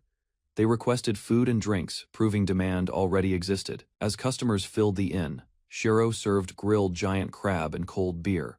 The guests enjoyed the meal, attracting even more visitors. As the inn became busier, Shiro handled orders from multiple customers. Sierra protested when he assigned additional work instead of serving her. Shiro reminded Sierra that he could not leave the inn unattended. Although dissatisfied, she listened, while he described her as family. Touched by his words, Sierra proposed spending time together after work. Caught off guard, Shiro promised to grant her request. Nearby adventurers overheard part of their conversation and misunderstood the situation. Several expressed envy toward Sierra's close relationship with Shiro. While Sierra reflected on having a dependable older brother, work continued. Throughout the settlement, craftsmen labored steadily as the island expanded further. While inspecting the settlement, Shiro visited the blacksmith district and observed constant repair work. Most craftsmen focused on maintaining damaged equipment. Watching sparks rise, Shiro admired the blacksmith's skill. The sight fascinated him as weapons gradually regained their shape. One blacksmith noticed Shiro staring and approached him. Although surprised, Shiro apologized and explained that he meant no offense.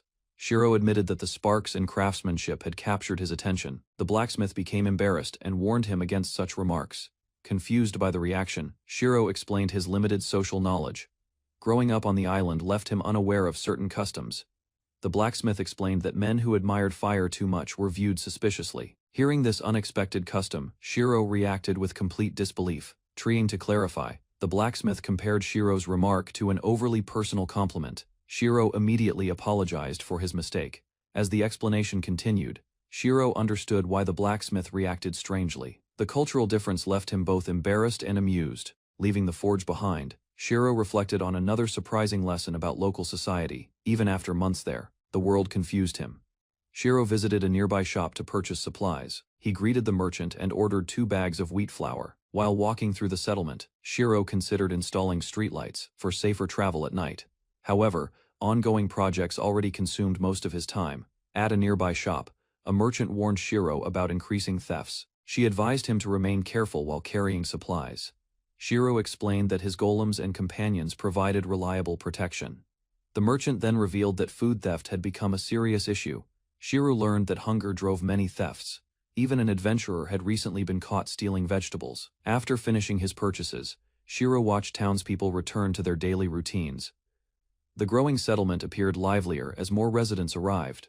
While walking through the crowded settlement, Shiro reflected on the island's unusual demographics. Many lonely residents struggled with attention and social tensions.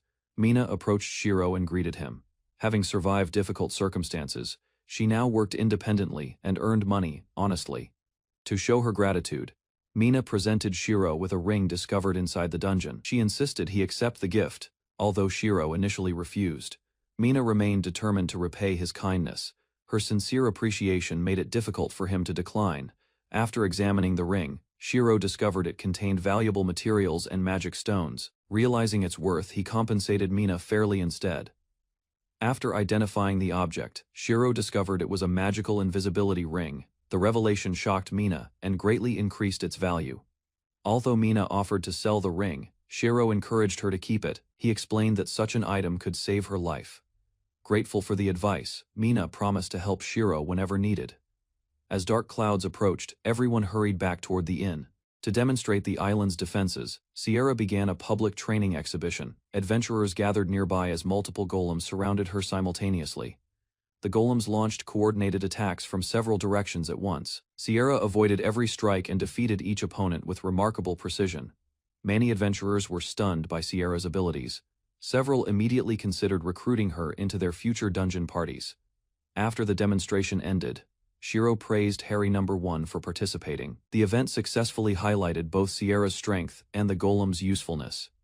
Shiro fed magic stones to the damaged hedgehog golem for repairs. He reminded the exhausted construct that its quills would eventually regenerate. After the demonstration, Shiro reflected on Sierra's unusual personality and reliability. Despite avoiding adventurer parties, she always supported the settlement. The adventurers watched Sierra with admiration and curiosity. Her close relationship with Shiro convinced many that they shared strong family bonds. Hearing their assumptions, Shiro considered how uncommon mixed heritage appeared elsewhere. The empire's diverse population likely influenced local perceptions and customs. As preparations for business resumed, Shiro called Sierra back from training. He reminded her that the inn would open soon. Before long, a familiar group of muscular adventurers entered the inn. Shiro welcomed them and guided them to their preferred table. As evening progressed, the muscular adventurers continued drinking inside the inn. Shiro observed their behavior and appreciated their straightforward personalities. Watching the group celebrate, Shiro admired their confidence and physical strength. Their cheerful atmosphere made the busy inn feel welcoming and lively. After receiving additional drinks, the adventurers called Shiro their big brother. They praised his food, beer, and hospitality. The group gathered around Shiro and eagerly announced they had something important to share. Their excitement drew his attention. Proud of their achievement, the adventurers revealed they had hunted 3 cockatrices. They promised to prepare the valuable catch and deliver it later. While preparing dinner, Shiro noticed his golem acting around the grill. The construct had learned enough to cook without supervision. After finishing the meal, Shiro proudly served yakitori to the adventurers. The group praised both the seasoning and the barbecue sauce. As the celebration continued, Urza arrived at the inn with several companions. Shiro welcomed them and prepared a table immediately. Expecting another busy day when new ships arrived, Shiro offered drinks and food. He wanted the visitors rested before tomorrow. While arranging the dishes, Shiro remembered his family from Japan. Cooking familiar recipes brought back memories of his father and childhood. While preparing food for another busy evening, Shiro thought about his family in Japan. He hoped they would be happy knowing he lived well. Soon more ships appeared on the horizon and approached the island. Urza calculated the arrivals and anticipated another demanding day. Large groups of adventurers, merchants, and workers disembarked from the vessels. The growing crowd demonstrated how rapidly the island was expanding. Among the newcomers, a young adventurer recognized Shiro's settlement. Remembering past events, she decided to visit him before anything else. Excited, the girl hurried toward Shiro's inn with her companion. She looked forward to meeting him again. After arriving on the island, Cecily worried about her appearance before meeting Shiro. Her companion reassured her and encouraged greater confidence. The conversation soon shifted toward Cecily's appearance and popularity. Embarrassed by the attention, she struggled to respond to the teasing. As they continued toward the settlement, Cecily dismissed the playful remarks. She preferred focusing on Shiro rather than discussing herself. Elsewhere, Shiro supervised golems handling the settlement's laundry system. The constructs washed, rinsed and dried clothing through an efficient process. After the laundry was finished, Shiro thanked Sierra for helping with household tasks together. They completed the morning's work beneath clear skies. While discussing, Sierra realized she had stayed on the island for over a month. Shiro assured her she remained welcome. Sierra explained that she no longer felt like an ordinary guest. Spending every day with Shiro had made their relationship much closer. Remembering their frequent baths together, Sierra tried describing their situation. She emphasized that their bond was not romantic or physical. Shiro agreed and pointed out that they never crossed important boundaries. Their interactions remained comfortable, despite sharing many everyday activities. After reflecting on their connection, both struggled to define it clearly. They concluded their relationship resembled family more than friendship or romance. After discussing their bond, Sierra concluded that her relationship with Shiro was unique. Her satisfied smile revealed how much she valued it. Still in high spirits, Sierra asked Shiro to prepare lunch together. She requested a mackerel sandwich and hurried ahead. Before they could continue, Sierra sensed someone approaching the settlement. She stopped walking and announced that a guest had arrived. Moments later, Shiro recognized the newcomer standing nearby. The red-haired adventurer was Cecily, whom he had not seen for some time. Overjoyed by their reunion, Shiro and Cecily rushed toward each other. However, Sierra reacted first and interrupted the moment. The reunion turned chaotic when Sierra launched herself at Cecily without warning. Mistaking the situation, she attacked before anyone could explain. Shiro rushed forward and restrained Sierra from behind. She trembled with anger and struggled. While demanding answers, unable to contain her frustration, Sierra accused Cecily of causing trouble. She believed Shiro had suffered because of Cecily's actions. Cecily looked confused while Shiro attempted to calm the situation immediately. He explained that Sierra misunderstood the incident and drew incorrect conclusions. When Shiro clarified that Sierra referred to Janice's assault instead, Cecily froze in shock. She realized what misunderstanding had triggered Sierra's attack. After learning the truth, Cecily asked about Janice's condition. Her tense posture vanished as worry and guilt overwhelmed her thoughts. Realizing Janice suffered because of events connected to her, Cecily dropped to her knees. She blamed herself and struggled to continue speaking. Shiro approached and encouraged Cecily to face him. He reassured her that he had recovered and remained unharmed. Tears filled Cecily's eyes as Shiro asked whether she looked different. Instead of discussing blame, he focused on her well-being. Cecily examined her face, searching for signs of change or corruption. Her nervous expression revealed deep fear about her condition. Shiro understood Cecily's fear and reassured her. His calm response eased tension that had dominated the conversation. Cecily insisted she needed to make amends for everything that happened. Shiro rejected her self-blame and stated Janice carried responsibility for her actions. Sierra refused to let Cecily remain trapped in guilt and anger. She argued that obsessing over past events would solve nothing. After hearing Shiro's gratitude, both women embraced him at once. The emotional moment showed relief, affection, and concern shared between them. Cecily took Shiro's hand, gathered her courage, and made a startling proposal. To everyone's shock, she asked him to marry her. Cecily continued her proposal with complete sincerity and overwhelming emotion. She promised lifelong devotion and declared her intention to make Shiro happy. Shiro stood frozen while the surrounding creatures watched the unexpected scene. Even Sierra appeared stunned by how events escalated. After gathering his thoughts, Shiro declined Cecily's proposal. He appreciated her feelings, but admitted he could not imagine marriage. Shiro explained that cultural differences shaped his view of relationships and family. Marriage occupied a distant place within his personal priorities. He added that marriage might not even enter consideration until after 30. Cecily looked devastated, fearing she had no chance with him.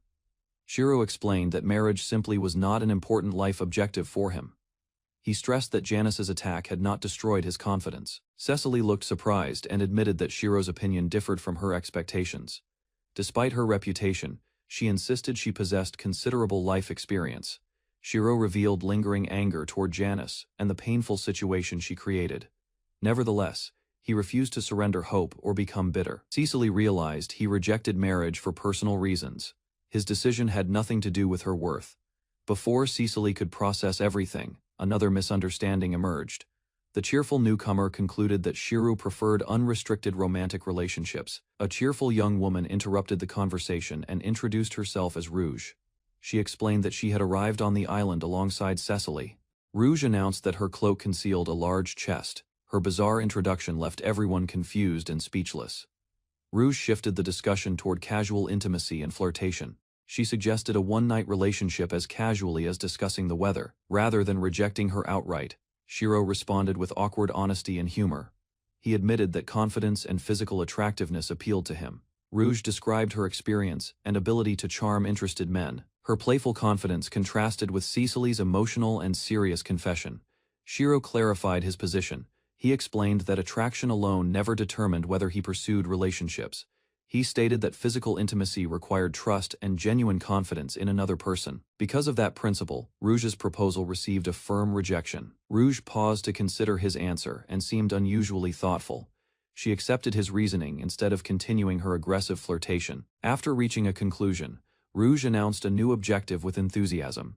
She decided that earning Shiro's trust would become her first priority. Rouge promised wholehearted devotion in future romantic efforts. Her declaration sounded less like surrender and more like the beginning of a campaign. Rouge complained that pursuing romance should not require earning permission first. Sierra dismissed the idea and criticized her carefree attitude. The argument escalated when Sierra threatened magical punishment for interference. Her jealousy exploded into dramatic declarations. Cecily clarified that her proposal expressed sincere commitment, not seduction. Unfortunately, her emotional explanation became embarrassing as she continued speaking. Sierra defended inner qualities over appearance and physical attraction. She argued that maturity, character, and dedication mattered far more than size. Shiro's awkward comment about preferences united everyone against him. The women reacted with overwhelming outrage while he realized he had misspoken again. Shiro addressed everyone and established clear boundaries for future interactions. He reassured Cecily, rejected Rouge's advances, and prevented further misunderstandings. When Shiro spoke to Sierra, she misunderstood his words at first. Her expression softened after realizing he valued her deeply. Shiro explained that he trusted Sierra but viewed her differently. Rather than romance, he wanted her to remain his precious sister figure. Turning toward Mina, Shiro noticed her exhausted and discouraged appearance. She looked devastated after suffering another disastrous defeat inside the dungeon. Mina lamented her terrible luck and wondered whether she cursed companions. Despite her misery, Shiro reminded her that survival mattered most. Shiro welcomed Mina back and expressed relief that she survived. He offered food, knowing exhaustion and hunger troubled her. While Mina ate, Shiro encouraged her with practical advice and kindness. He reminded her that people recover when they continue moving forward. Rouge watched the interaction and reached an amusing conclusion about Shiro. She claimed his natural charm explained why women became attached so quickly. Cecily reacted and objected to Rouge's teasing description of Shiro. Her protective response revealed feelings she no longer attempted to hide. The conversation spiraled into another romantic declaration. Sierra looked unimpressed while Rouge announced future intentions toward Shiro. At the table, Rouge described her ideal romance in detail, while Sierra and Cecily struggled to hide their frustration.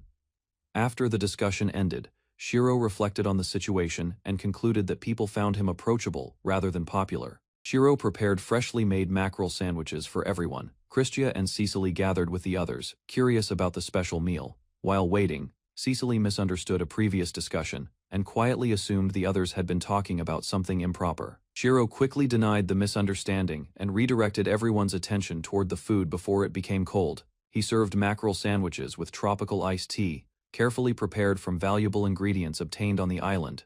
Christia and Cecily tasted the meal together. Delighted by Shiro's cooking, they enjoyed every bite and praised the delicious food. While enjoying the meal, Shiro asked Cecily about her future plans. Christia explained that adventuring remained their main source of income. Cecily described her fighting style. She supported allies with barrier magic, while Rouge attacked enemies from the front. Wanting recognition, Cecily proudly added that she could also fight aggressively, despite her usual supportive role.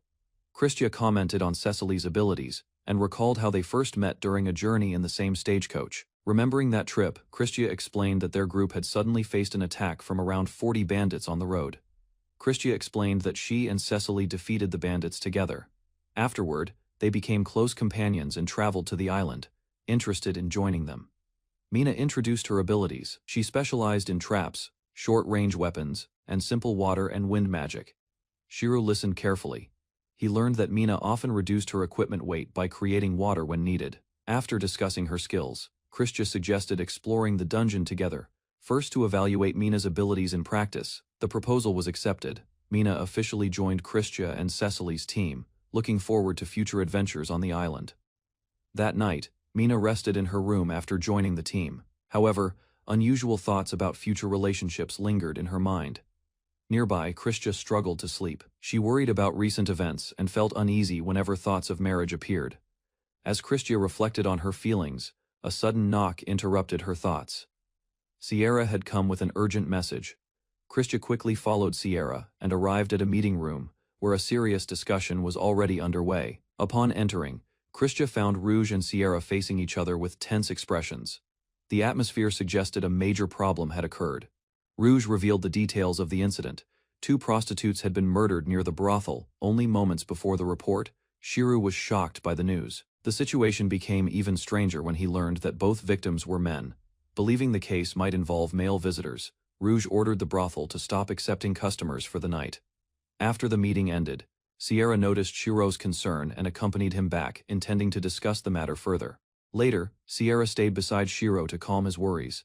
As the night grew quiet, both tried to rest despite the unsettling case. Although Sierra stayed beside him, Shiro remained awake. The murder case continued troubling his thoughts throughout the quiet night. Before dawn, a magical timer lamp activated. The sudden alarm pulled Shiro away from his restless thoughts. After turning off the device, Shiro noticed Sierra was still awake. Concerned, he asked what was bothering her. Sierra calmly accepted Shiro's compliment about her appearance. Her direct response left him feeling slightly embarrassed. As the conversation continued, Shiro questioned why Sierra cared so much about him. At the same time, the murder investigation remained on his mind. Still curious, Shiro asked why Sierra chose to stay beside him. After some hesitation, she gave a simple answer. Sierra explained that she appreciated Shiro's personality and intelligence. She insisted his appearance was not the reason for her interest. Shiro jokingly asked for a score and received an unexpectedly low rating, leaving him completely shocked. The conversation continued as Shiro asked whether Sierra considered him a friend. Her answers only made him more confused. Reflecting on their relationship, Shiro concluded that he truly valued Sierra as a friend. Though his feelings remained complicated and uncertain, gathering her courage, Sierra directly admitted that she found Shiro attractive and often thought about him that way. Her unexpected honesty stunned Shiro. Realizing her feelings were genuine, he struggled to hide his surprise. Sierra explained that attraction alone was not enough. What mattered was whether someone chose to act on those feelings. Shiro asked if Sierra hoped for a deeper relationship. She teased him while waiting for his honest answer. After careful thought, Shiro concluded that a romantic relationship would be difficult. Differences in status, expectations, and responsibilities would likely create problems for both of them. Sierra admitted she would feel jealous if Shiro became involved with another woman. Her feelings were stronger than she expected. Shiro reassured her that he did not see her as someone who could simply be replaced. Even so, Sierra remained uncertain. After hearing his thoughts, Sierra teased him again. She found his careful reasoning surprisingly mature and amusing. Shiro trusted his instincts and chose not to pursue a romantic relationship. Sierra quickly understood the meaning behind his answer. Wanting to ease his worries, Sierra declared that she would not force anything.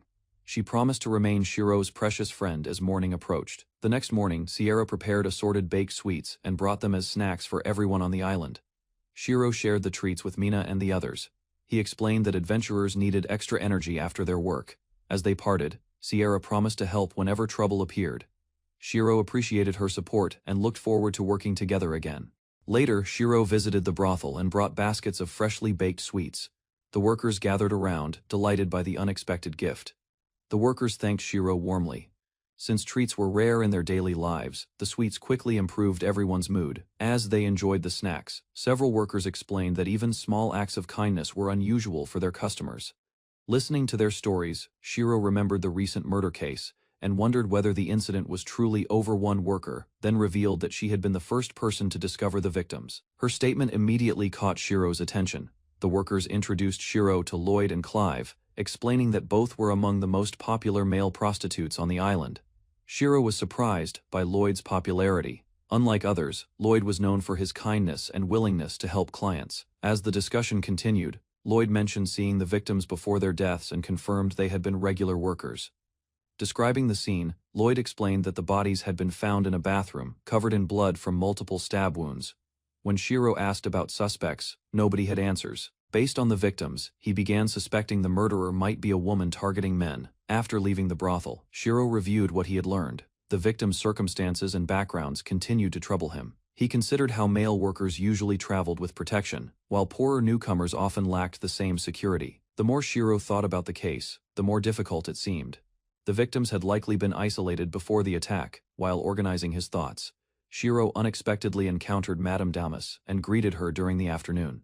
Madame Damas explained that she had been looking for him. She then revealed that she had a special request to discuss. Madame Damas revealed her request. She wanted Shiro to help protect the male workers until the murderer was caught. After considering the problem, Shiro suggested placing his golems nearby. Disguised as decorations, they could act as hidden guards. Madame Damas welcomed the idea and promised compensation. As they discussed details, Mina arrived after noticing unusual activity. Mina questioned why Shiro was taking on extra responsibilities, despite already managing the inn and other duties. Shiro explained his reasoning. With a killer targeting men still at large, he wanted to support the workers and help keep them safe. Shiro planned to assign his golems as guards, but Mina immediately declared that she, Cecily, and Rouge would help instead. Before Shiro could respond, Christia, Cecily, Mina, and Rouge suddenly appeared together after hearing unusual rumors. The three adventurers explained that they heard Shiro was accepting clients and rushed over to investigate the situation. Christia admitted she had also heard the strange rumor. Mina's reaction made it clear she had helped spread the misunderstanding. As more people gathered nearby, Shiro realized the rumor was already spreading across the island and hurried to clear things up.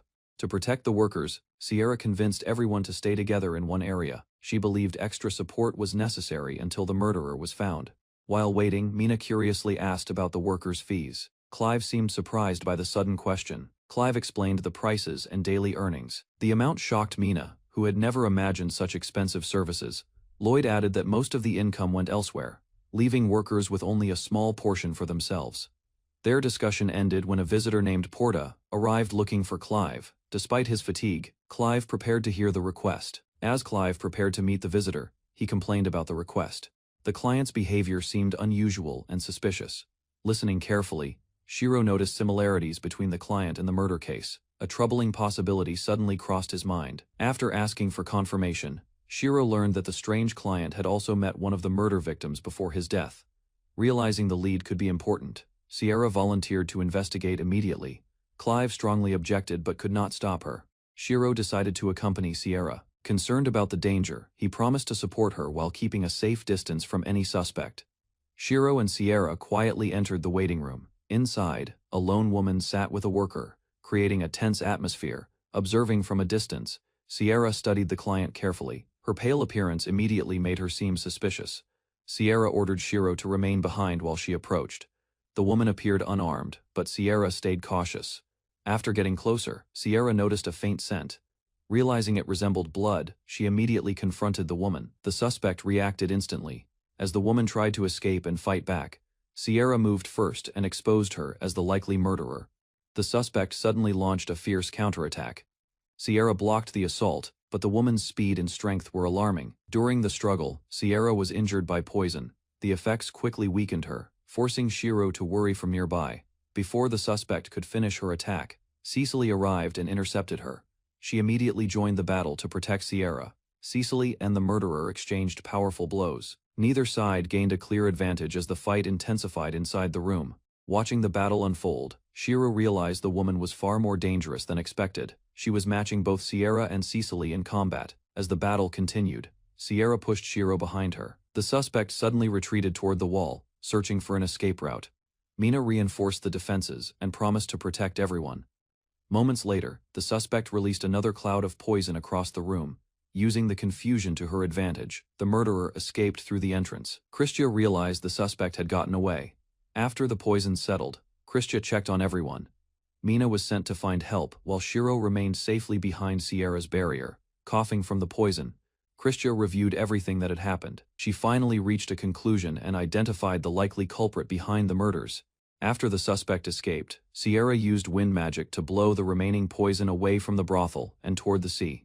Once the danger passed, Shiro checked on Sierra. She assured everyone that the poison had little effect on her. A scout golem was sent to follow the fleeing suspect. While waiting for news, Shiro observed Sierra's condition closely. Meanwhile, Christia received treatment. Although her injuries were healing, recovery was taking longer than everyone expected. As Christia regained her strength, Rouge questioned her conclusion. Despite the difficult battle, she remained convinced that White Worm was connected to the murders. While recovering, Christia revealed an important clue. During the fight, she noticed a tattoo connected to the former Iron Ram Corps. Rouge was shocked by the revelation. Few survivors from that destroyed military unit were believed to still be alive. Although she had never met White Worm personally, Christia believed the suspect perfectly matched the descriptions she had heard. Confused by the name, Shiro asked about White Worm. The others explained that it was a nickname based on her pale appearance. They then shared White Worm's history. She had once served in the Iron Ram Corps before becoming a notorious figure after the kingdom's fall. Rouge explained that White Worm had belonged to a military unit made up of criminals during the kingdom's final war. The group then discussed her infamous past. Before her capture, White Worm had reportedly murdered over 100 people. Even so, Rouge warned Shiro that many stories about White Worm were likely exaggerated over time. Christia recalled that the military had once formed a special team specifically to hunt White Worm down. Eventually, White Worm was captured and sentenced to public execution. However, Christia suggested that unexpected events later changed her fate. According to the old records, White Worm escaped execution when the kingdom offered her a chance to fight on the front lines. Shiro listened in disbelief. Despite the impossible mission, White Worm had survived while countless soldiers had fallen. Christia explained that White Worm disappeared after the war. For 4 years, nobody knew where she had gone. Although weakened from the recent battle, Christia warned everyone that White Worm remained an extremely dangerous threat. Rouge agreed with her assessment. If White Worm was truly involved, even skilled adventurers would struggle against such a formidable opponent. Rouge warned that hunting White Worm would be dangerous. Sierra apologized, explaining that she only fought to protect Shiro. Sierra remained concerned about Shiro's safety. She believed White Worm's obsession with targeting men made him a potential target. Trying to lighten the mood, Shiro joked about being watched by a dangerous criminal. Meanwhile, his scout golems continued searching. A report soon arrived from the golems. One had chased the suspect, while another unexpectedly appeared with important information. The tension briefly faded as Shiro reacted to the golem's antics. Even so, everyone remained alert while tracking White Worm's movements. A scout golem finally returned with important news. It had located White Worm's hiding place and reported the discovery immediately. Upon hearing the report, Rouge issued an official guild order. He selected Sierra and Cecily to join the pursuit. Both women accepted without hesitation. Sierra wanted to protect Shiro, while Cecily was determined to settle the matter herself. Their confidence reassured Shiro. With Rouge, Sierra, and Cecily working together, he believed they had a real chance. As preparations began, Mina raised concerns about Shiro's safety. Soon afterward, a ship appeared offshore while the hunt for White Worm continued. Before departing, Shiro reviewed the scouting force. The golems had located a refuge offshore, where White Worm might be hiding. Mina proudly announced that she and Rouge would remain as Shiro's escorts. she confidently promised that her barriers would protect him. Wanting to prove herself, Mina boasted about her abilities. Shiro listened politely while everyone prepared for dinner. To raise morale, Shiro served a special meal aboard the boat. The appetizer featured red boar and nut tarin. The group eagerly enjoyed the food. Excited by the rare and refined meal, they felt ready for the mission ahead. While sailing offshore, Shiro learned that the boat had been remodeled for comfort. The journey felt more like a small cruise. Mina and Rouge happily enjoyed the meal on deck. Shiro watched quietly, unable to stop thinking about Sierra and Cecily. As night fell, Shiro stared toward the distant shore. He hoped Sierra and Cecily were safe during the pursuit. The next morning, a messenger golem arrived with an urgent letter. Mina immediately brought the message to Shiro. After reading Sierra's handwriting, Shiro learned she wanted him to return to Crescent Coast. Without hesitation, the group turned the boat around. When Shiro returned to shore, Christia and Sierra reported bad news. White Worm had escaped and created a new problem. After following White Worm's trail, they discovered she had fled into the dungeon. Sierra explained she could survive there alone. Shiro considered entering the dungeon by himself, but Sierra immediately rejected the idea and warned him against it. Preparations began for a proper search. Urza guarded the entrance while the dungeon was temporarily closed to adventurers. Under Rouge's command, a selected team thoroughly searched the dungeon's lower levels. Despite their efforts, White Worm remained missing. The search continued for 10 days, reaching the deeper dungeon floors. Despite repeated efforts, White Worm remained nowhere to be found.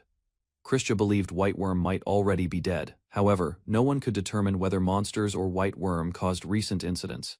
As life slowly returned to normal, Shiro reflected on White Worm's tragic past and remained cautious about future dangers. Zone night, Sierra unexpectedly appeared in Shiro's room. Her dramatic behavior immediately startled him and shattered the quiet atmosphere. Unable to resist her vampire instincts, Sierra embraced Shiro and drank a small amount of his blood before peacefully falling asleep. As Sierra continued feeding, Shiro endured the situation while she happily savored the taste and enjoyed the moment.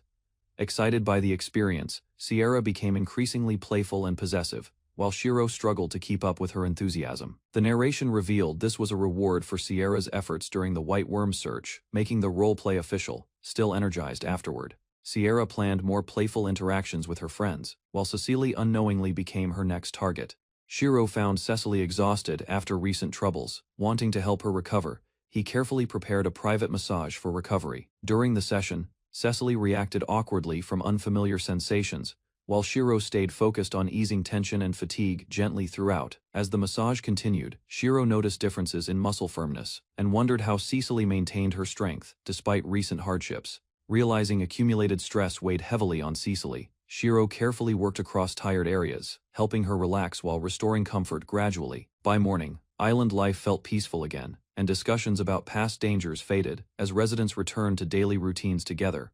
After recent events, Shiro noticed a major change. Sierra joined Cecily's party and began exploring deeper levels of the dungeon. While discussing their progress, Sierra revealed she planned to retire eventually. Her group continued searching beyond familiar dungeon floors. Sometime later, Cecily's team returned safely. Shiro welcomed them back and was relieved to see everyone unharmed. The adventurers shared rewards with Shiro, appreciating his support. Their successful expedition greatly increased the party's earnings and confidence. As cooperation strengthened, Sierra officially became part of Cecily's team. The entire group moved into Shiro's inn together. After settling into the inn, Cecily's team explained how rewards were shared equally. Sierra appreciated the group's fair system. The adventurers reviewed their duties. Cecily led combat, others handled protection and navigation, while Sierra gathered overlooked items. Proud of her work, Sierra presented recovered dungeon objects. Shiro examined them carefully and found several potentially useful pieces. Using his abilities, Shiro identified a light-emitting artifact. The item could temporarily blind enemies and support future expeditions. Sierra revealed more discoveries from the dungeon. Among them was an unusual cup, encouraging Shiro to investigate further. While inspecting the recovered cup, Shiro discovered it could instantly create carbonated water. Cecily suggested selling drinks using it. Cecily and her companions refused payment for the artifact. Instead, they offered it to Shiro as a gift. Grateful for their generosity, Shiro promised future rewards. The adventurers became excited, wondering what he planned next. Soon, many townspeople approached Shiro seeking massages. News of his successful treatment for Cecily had spread widely. However, Shiro had another idea. Using the special cup, he introduced carbonated water and attracted everyone's attention immediately. After introducing carbonated water, Shiro offered a special hair washing service. Cecily's teammates immediately became interested and volunteered first. Seeing the excitement, another member requested priority treatment. Cecily watched silently as attention gradually shifted toward Shiro's new idea. When someone questioned Cecily's feelings, she reacted strongly. The suggestion caught her off guard and left her flustered. Shiro calmly explained he only wanted to provide a useful service. Cecily's reaction convinced everyone something deeper existed. Determined to avoid misunderstandings, Shiro planned carefully. He hoped the hair-washing service would succeed, without creating unnecessary rumors. That night, Shiro prepared the new service area. Sierra arrived first, curious about the promised carbonated water hair treatment. When Sierra approached, Shiro noticed her unusual outfit choice. Embarrassed, she hesitated while he explained the procedure carefully. Sierra remained nervous, but Shiro encouraged her to relax. After calming down, she agreed to begin the experiment. Following Shiro's instructions, Sierra positioned herself comfortably. He prepared the special water and started washing her hair gently. As the treatment continued, Sierra felt refreshed and deeply relaxed. The successful result convinced Shiro the service had potential. After the wash finished, Sierra felt completely refreshed. Shiro explained how carbonated water helped remove dirt and oil effectively. Encouraged by the result, Sierra happily left the room. Shiro realized demand for the new service was growing rapidly. The next customer arrived with high expectations. While receiving treatment, she hoped Shiro would react more noticeably to her. Instead, Shiro remained focused on his work. He asked about the experience, and she admitted she enjoyed it greatly. As another customer waited outside, Shiro prepared for the next session. The hair washing service quickly became a popular attraction. The new customer compared her experience with the previous guest. After trying the carbonated water wash, she quickly relaxed and enjoyed it. When Cecily's turn arrived, she became flustered after noticing Shiro's wet clothing. Her reaction amused the others nearby. Trying to repay Shiro's kindness, Cecily eagerly followed his instructions. The lively atmosphere continued as another successful session ended. As the inn grew busier, Shiro served popular highballs to customers. The special carbonated water drinks quickly gained attention everywhere. Encouraged by success, Shiro considered creating more products. He explored ideas inspired by foods and drinks from Japan. While planning future projects, Shiro discussed ingredients he still lacked. Then Sierra arrived carrying a message from afar. The message came from a scouting bird sent to explore nearby waters. Sierra reported an important new discovery. Hearing the report, Shiro became excited. Another island had been found, and he prepared for a new expedition. After hearing about the new island, Shiro announced a temporary closure of the inn and prepared for exploration. Cecily volunteered to accompany him as protection. Sierra also insisted on joining the investigation of the discovery. Although tired from recent events, the group became interested in the search. Shiro explained the purpose of the trip. Another teammate quickly decided to participate as well. The expedition team gradually grew larger than expected. With preparations nearly complete, everyone gathered around Shiro. The journey already felt like an exciting adventure together. The next morning, Shiro completed preparations for departure. The island guardians received instructions while the expedition boarded the ship. Before leaving, Shiro assigned tasks to the creatures protecting the island. Everyone ensured the settlement would remain safe. With preparations finished, Cecily took charge of navigation. Trusting her experience, the crew eagerly began their voyage. As the ship moved forward, Shiro praised Cecily's leadership. Embarrassed by the compliment, she still guided everyone confidently. Following the scout bird's direction, the expedition sailed southwest. Their search for the newly discovered island officially began. As the voyage continued, Cecily and Shiro discussed the journey. The ship maintained steady speed across calm waters. Cecily reflected on her past and admitted she preferred adventuring. Traveling with Shiro's group felt far better to her. The expedition enjoyed a peaceful trip. While some rested, the scout bird continued guiding the ship forward. After some time, Cecily spotted land in the distance. The bird's route appeared to be correct. Excitement spread across the ship as the island came into view. Shiro confirmed they had finally reached their destination. After arriving, the group surveyed the island from offshore. Shiro estimated the coastline and evaluated the unexplored territory. Sierra reported no signs of settlements or large animals. Excited by the discovery, she asked Shiro to name it.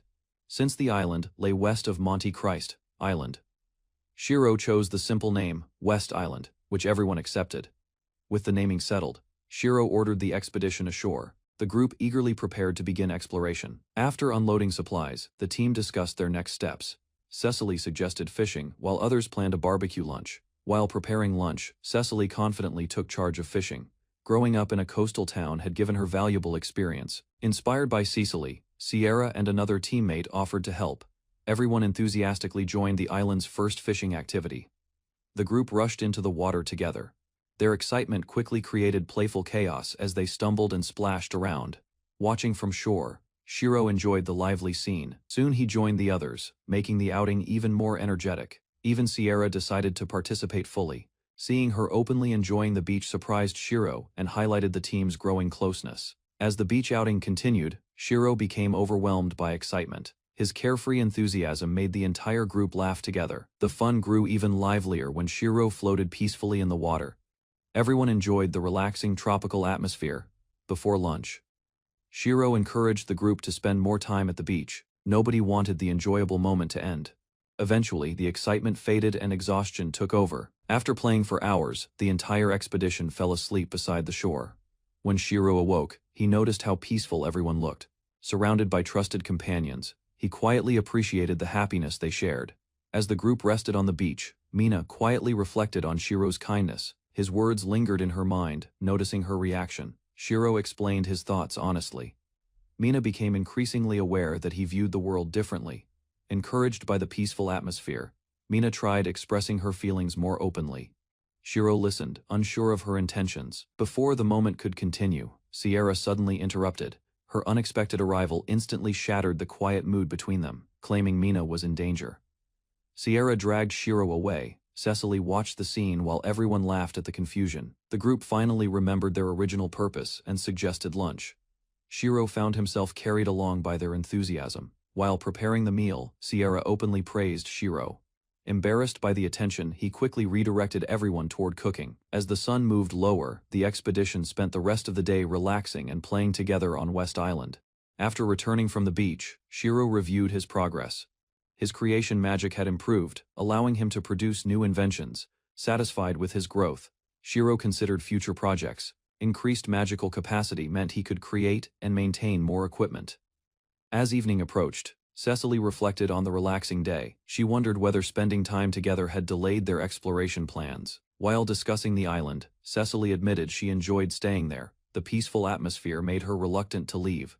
Shiro understood her feelings, but explained the island's charm came from being an occasional destination. The conversation ended with quiet agreement. While discussing the island's future, Cecily hesitantly asked Shiro if extending their stay would cause any problems. Caught off guard, Shiro immediately agreed. Cecily became flustered but promised to remain by his side longer. Relieved by his answer, Cecily thanked him sincerely. The peaceful evening strengthened the bond they had gradually built. The next morning, the group gathered once again.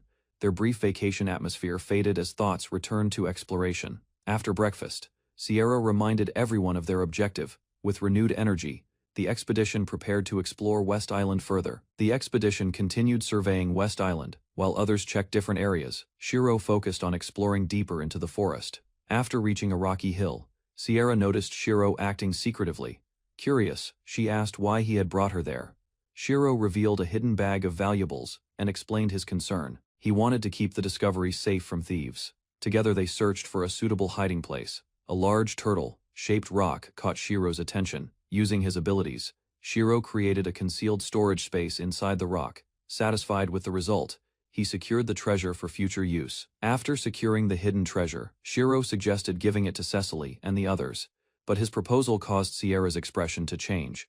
Sierra admitted that being entrusted with important things felt painful, because trust often led to attachment, while separation always followed afterward. Remembering centuries of farewells, Sierra explained that humans aged and disappeared while she remained behind, carrying memories long after everyone departed. Shiro listened and apologized, but Sierra accepted her circumstances, explaining that such loneliness was simply part of her reality. After sharing their thoughts, Sierra suggested returning to the others, while Shiro resolved to value present friendships rather than distant futures. While returning from the rocky hill, Shiro slipped and scraped his arm. Seeing him injured, Sierra rushed over in concern. Trying to ease her worries, Shiro joked about finding a snack. However, Sierra's expression revealed emotions he did not expect. Unable to contain herself, Sierra held Shiro's injured arm and drank from the wound. Tears appeared as she clung to him. Sierra confessed that his blood brought her comfort rather than hunger. As a vampire, the experience filled her with joy. Realizing what had happened, Shiro understood Sierra's attachment more clearly. He reflected on how much his kindness had meant to her. After drinking his blood, Sierra gathered her courage and proposed becoming Shiro's retainer, revealing feelings she had concealed for a long time. Shiro cared deeply for Sierra, yet hesitated because accepting her proposal meant creating a lifelong bond carrying serious responsibilities. Seeking another path, Shiro suggested becoming a couple instead. But Sierra explained that vampire traditions required strict rules and commitments. Sierra described how retainers and relationships were connected within vampire society, admitting she had accepted friendship because she expected rejection.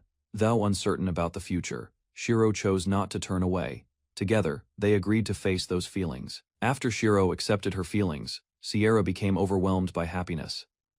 Excitement replaced hesitation, and she struggled to control her growing emotions, unable to hide her feelings any longer.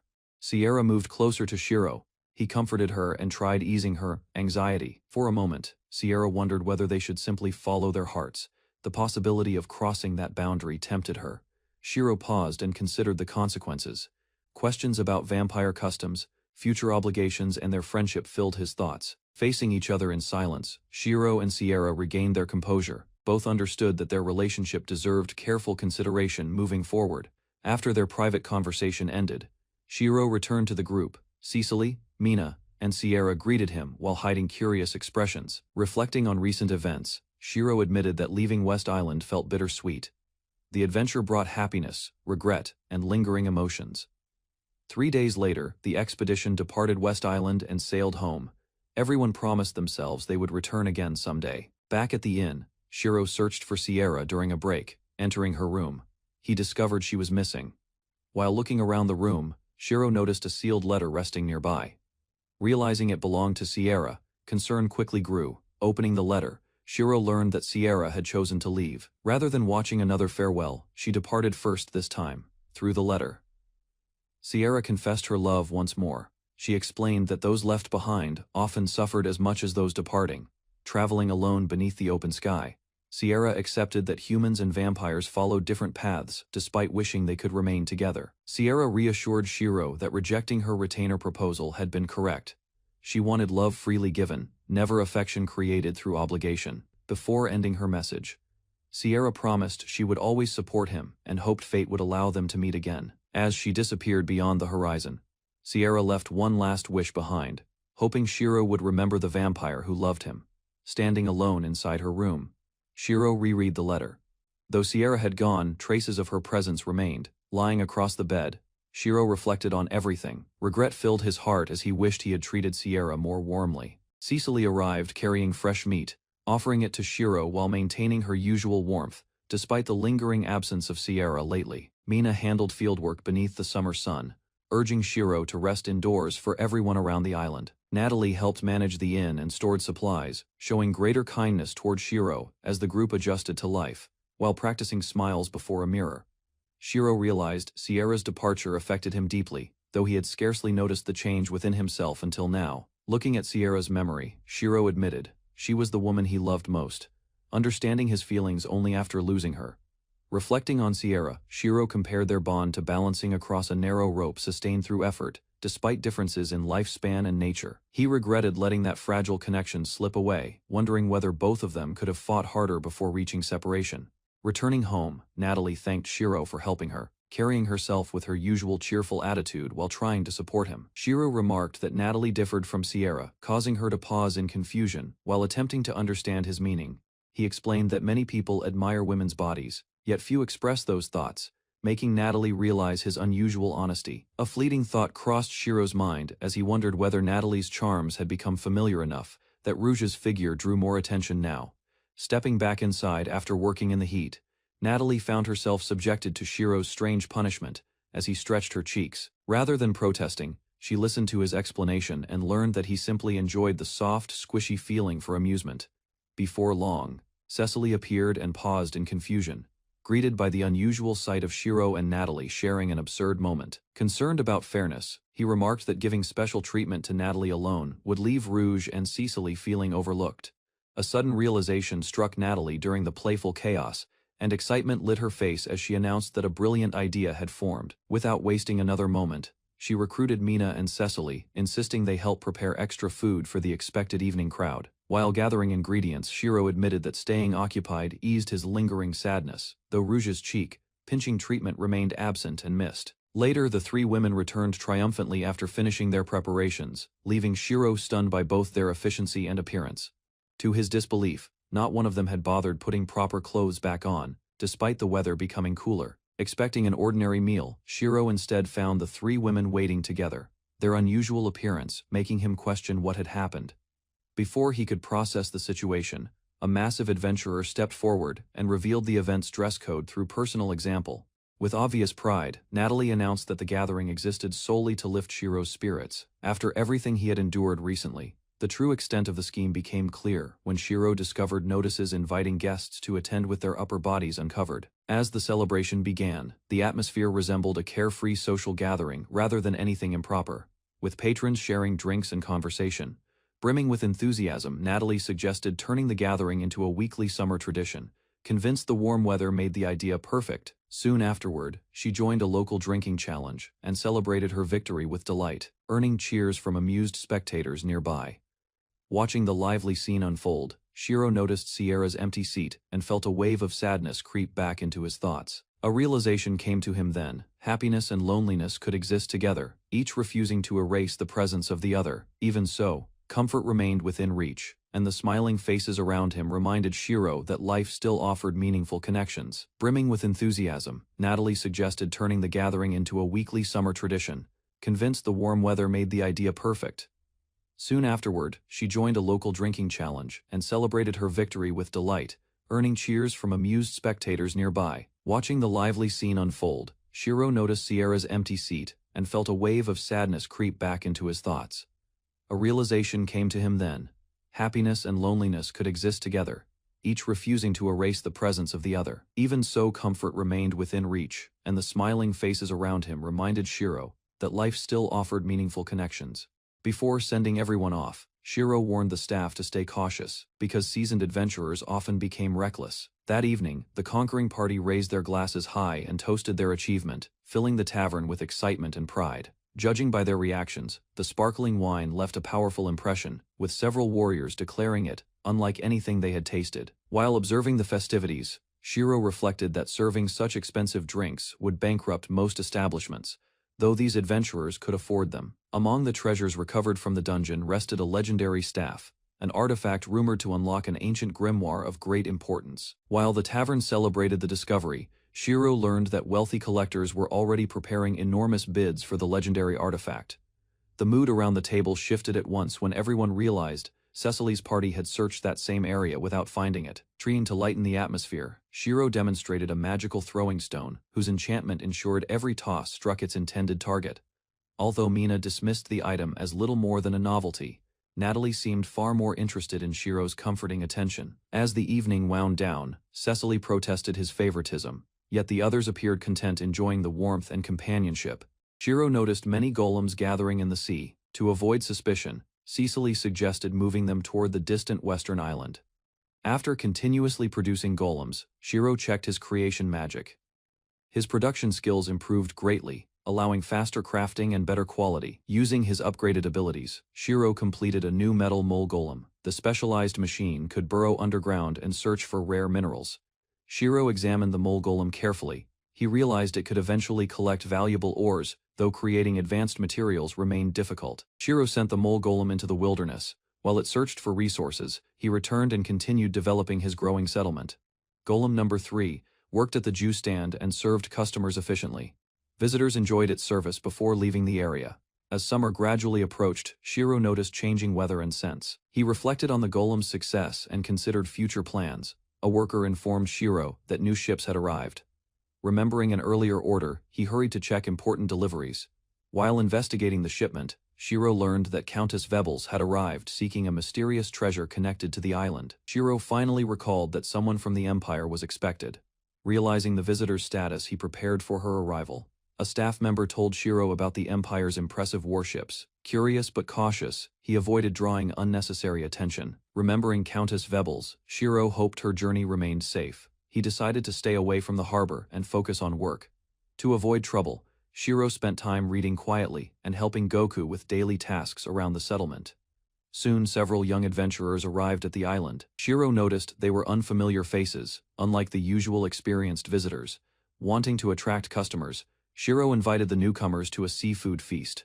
The affordable meal quickly gained their interest. The young adventurers happily accepted Shiro's hospitality. As they enjoyed the food, Shiro watched their reactions with interest. While serving customers, Shiro noticed Madame Damas arriving unexpectedly. Her serious expression suggested she had come for an important matter. Madame Damas hesitated before explaining her purpose. Her unusual behavior made Shiro suspect that something significant was happening. After some hesitation, Madame Damas requested that Shiro visit her establishment immediately. The unexpected demand left him uneasy and suspicious. Later, Madame Damas returned with Countess Vebles and her attendants. However, she appeared disappointed, leaving Shiro wondering what occurred. News soon spread that Madame Damas wanted Cecily to accompany Countess Vebles. The unexpected proposal left everyone surprised. According to the Countess, previous candidates failed to meet her expectations. As a result, Cecily became the preferred choice. Drawing from his experience, Shiro believed Cecily could easily handle noble etiquette, but she had already turned down the offer. A worried expression remained on Cecily's face, while the others tried to understand her reasoning. The atmosphere quickly grew tense. Rather than feeling relieved, Cecily feared she had offended an influential noble. To avoid further trouble, she wished Madame Damas success in settling the matter.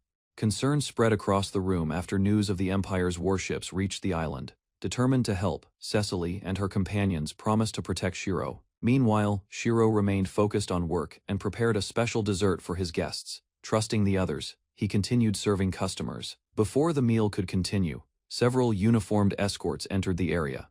Their sudden appearance drew everyone's attention. Leading the group was a stern butler named Wolf. Without wasting time, he began searching for a man called Shiro. After stepping forward, Shiro introduced himself to the visitor. Realizing the Countess had truly sent someone, he listened to Wolf's purpose.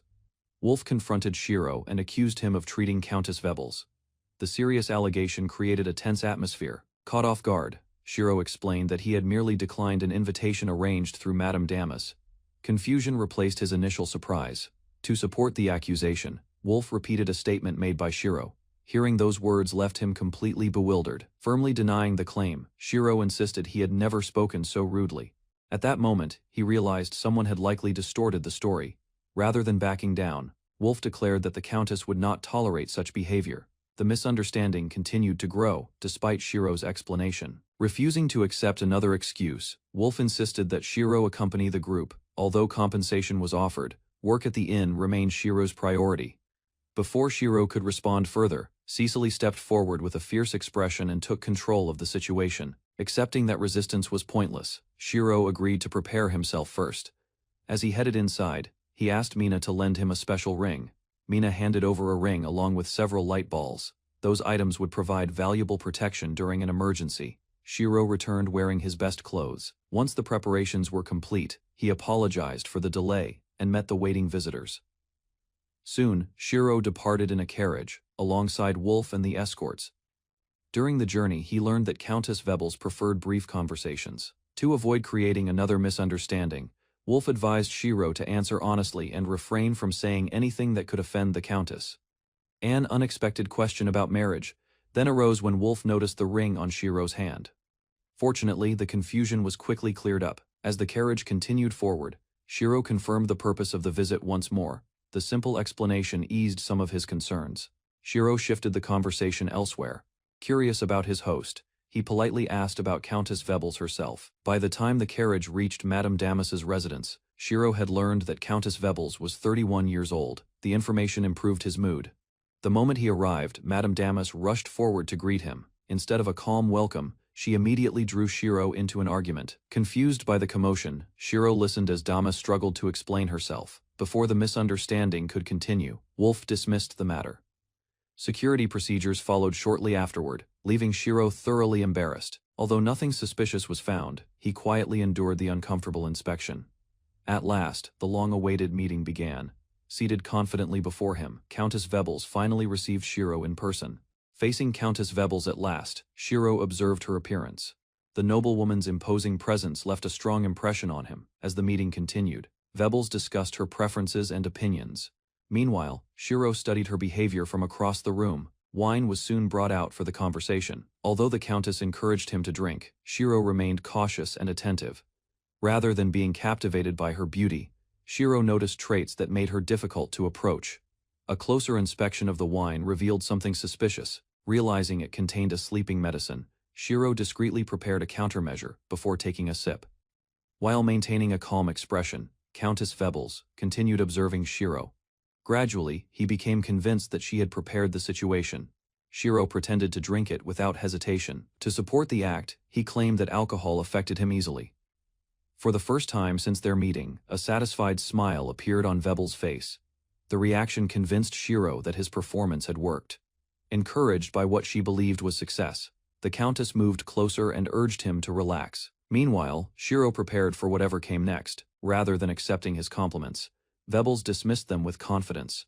Even so, her attention remained fixed on Shiro. Shiro offered to pour another glass for the Countess. Believing her plan was succeeding, Vebles lowered her guard. Without warning, the situation suddenly spiraled out of control. Before Shiro could react, Vebles lunged forward and pinned him onto the sofa. Trapped beneath the Countess, Shiro desperately searched for a way out. Unfortunately, his emergency tools remained out of reach. Rather than responding to his protests, Vebles continued moving closer. Her unfocused behavior convinced Shiro that she was no longer thinking clearly. As panic set in, an old memory unexpectedly resurfaced in Shiro's mind. The strange recollection briefly distracted him from his current predicament. Every attempt to escape ended in failure as Vebles tightened her hold. Meanwhile, Shiro realized the situation was becoming dangerous.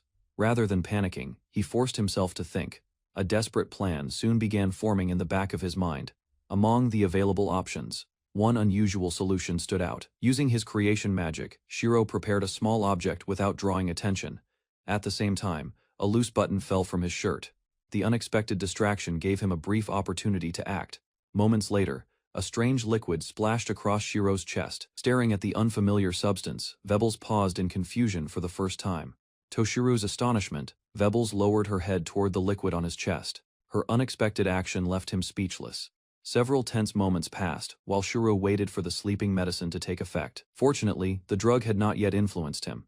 Vebles continued until exhaustion finally caught up with her. Moments later, she drifted off to sleep against Shiro once. He confirmed that she was unconscious. A wave of relief washed over him. The dangerous situation had finally come to an end. Standing beside the sleeping Countess, Shiro could only shake his head in disbelief. Her reckless behavior had shattered his image of noble dignity. Although the crisis had passed, Shiro still felt irritated by everything that had happened. For a moment, thoughts of petty revenge crossed his mind. His attention soon shifted to a locked door inside the residence. Suspecting something valuable was hidden there, he decided to investigate. Shiro discovered a treasure chest tucked away in the corner. Excitement grew as he realized it likely belonged to Ramus. Using his repair magic, he bypassed the chest's security measures. Inside rested an ornate staff that appeared extremely valuable. A mischievous grin spread across Shiro's face. Carrying the staff away for a night seemed like the perfect revenge. After leaving the residence, Shiro put his revenge plan into motion. Using the invisibility ring, he followed the Countess's ship. Back at the inn, curiosity got the better of him. While examining the stolen staff, Shiro activated repair and uncovered hidden information. The newly revealed details caught him off guard. Rather than being an ordinary artifact, the staff possessed a mysterious armor-related ability. Unable to resist testing it, Shiro activated the staff's power. Dark energy erupted around him and began taking shape. Within an instant, the transformation was complete. Standing where Shiro had been moments earlier was a sleek suit of magical armor.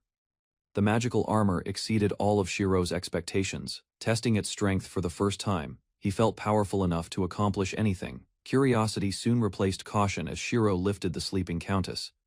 Seeing her up close, he admired her beauty. Not wanting to remain there any longer, he released the armor and prepared to leave. Before departing, Vebles was carefully returned to the sofa. Holding the staff once more, Shiro considered his next move and decided to returning. It seemed like the safest option. Trouble arrived before he could act. As Wolf and the others suddenly appeared nearby, Shiro panicked and burst into tears. Wolf and the guards found Shiro in a miserable state. Between his tears and unusual appearance, the group struggled to understand what had happened. The guards showed unexpected sympathy. From their perspective, Shiro looked more like a victim than a suspect. Wrapped in a blanket, Shiro regained his composure. The awkward ordeal seemed to be coming to an end. Once the opportunity appeared, he slipped away from the residence. All Shiro wanted now was to return home and forget the incident. Outside, several people were already searching the area. Thinking quickly, Shiro borrowed Washi's help and escaped before anyone could stop him. Just as Shiro was preparing to leave, Cecily appeared. Fear filled her voice as she checked whether he was safe. Relief washed over Cecily when she learned he had escaped unharmed. Meanwhile, Shiro reassured her that everything was under control.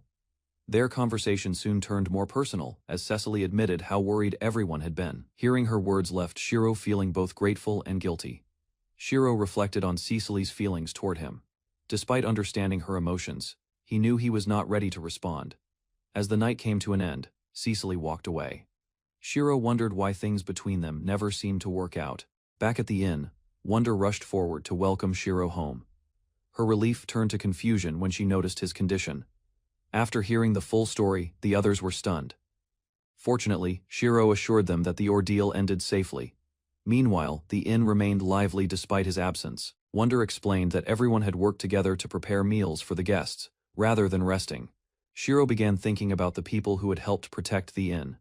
A small celebration seemed appropriate. Determined to express his gratitude, he decided to prepare food and drinks for everyone, and hurried off to make arrangements. A sudden reveal from Shiro left the girls stunned. Their shock only grew when they realized what he planned to wear. Ignoring the protests, Shiro headed for a private room. To avoid interruptions, he ordered the golems to guard the entrance. Once the door was secured, the mysterious staff was activated again. Moments later, the black magical armor materialized around his body. Instead of feeling heavy, the armor moved as lightly as clothing. Every motion felt smooth and natural, surprising Shiro even further. Excitement took over as he began testing its capabilities. Shiro grew impressed with the armor's performance. Experimenting further, Shiro discovered that the armor's gauntlets could generate powerful light-based attacks. The new ability sparked his excitement. A moment later, glowing blades formed in his hands. Swinging the weapons around, Shiro enthusiastically tested every feature he could find. Eventually, practicality replaced his excitement. Although the armor felt incredible, its constant mana consumption quickly became impossible to ignore. Reluctantly, Shiro abandoned plans for a larger test outside. Drawing unnecessary attention would only create more trouble for him. After removing the armor, a troubling realization settled in. Since the staff belonged to the Countess, suspicion would inevitably fall on him if it disappeared. The following morning, Shiro approached Mina with an unusual request. To his surprise, she willingly let him keep the invisibility ring. Encouraged by her generosity, Shiro prepared for the worst. If the Countess came looking for him, he intended to escape. Hers passed in complete silence around the island. As noon approached without incident, Shiro began wondering if the danger had already passed. That hope faded when he reconsidered the missing staff. Since the chest still appeared untouched, nobody had realized the artifact was gone. Before he could think further, an unexpected visitor arrived. The sudden appearance of a familiar figure caught Shiro off guard. Later that day, a weary visitor arrived at the inn seeking a drink. Curious about the unexpected visit, Shiro invited him inside. As they settled down, Shiro noticed how exhausted the man looked. The conversation soon shifted toward the recent turmoil involving the nobles. Bit by bit, the visitor explained the situation surrounding the Countess and the missing treasure. Listening, Shiro pretended to know very little, to help his guest recover. Shiro prepared a simple meal. The gesture noticeably improved the man's mood. Learning that Countess Vebles had already returned home, Shiro felt a huge weight lift from his shoulders. During their discussion, the visitor revealed that Countess Vebles had been searching for Shiro. The warning only deepened his concerns about the stolen staff rather than making a decision. Shiro chose to postpone the problem. For now, he planned to wait and see how events unfolded. Later that evening, an unexpected voice called out to him. Startled by the sudden interruption, Shiro nearly spilled the drink he was pouring. Turning around, he discovered Cecily standing nearby. Her unexpected appearance replaced his surprise with curiosity. After noticing his troubled expression, Cecily asked what was wrong. Faced with her concern, Shiro considered telling her the truth. After everything that had happened, Shiro remained fascinated by the stolen staff. The temptation to test Amanstock's full abilities was simply too strong. While discussing future plans, Shiro considered traveling to the western island. Hearing this, she immediately offered to accompany him as protection. Cecily then explained that the island's defenses had weakened recently. With fewer capable fighters available, everyone had been forced to work harder. The conversation shifted to new discoveries from the dungeon. Among the recovered items were powerful explosive tools. Their effectiveness had already changed local battle tactics. Rather than fighting, adventurers now trapped enemies with overwhelming magical attacks. Faced with several possible companions, Shiro struggled to make a decision. Meanwhile, Wonder and Mina volunteered to join the trip.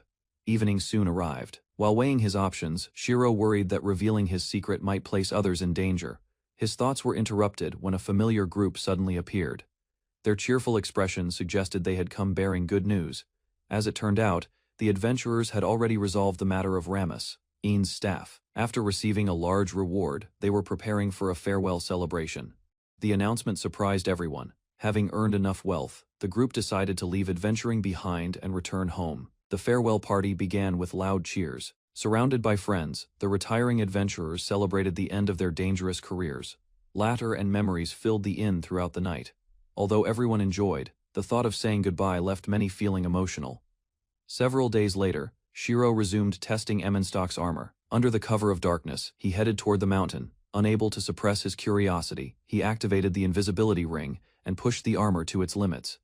Moments later, he reached the mountain summit. Shiro gazed across the vast landscape. The breathtaking view before him revealed just how extraordinary the armor's power truly was. Reaching the summit at last, Shiro gazed across a vast landscape stretching beneath the heavens and found himself captivated. Once the excitement faded, he returned home, feeling refreshed, believing the recent troubles had ended and peaceful days awaited ahead.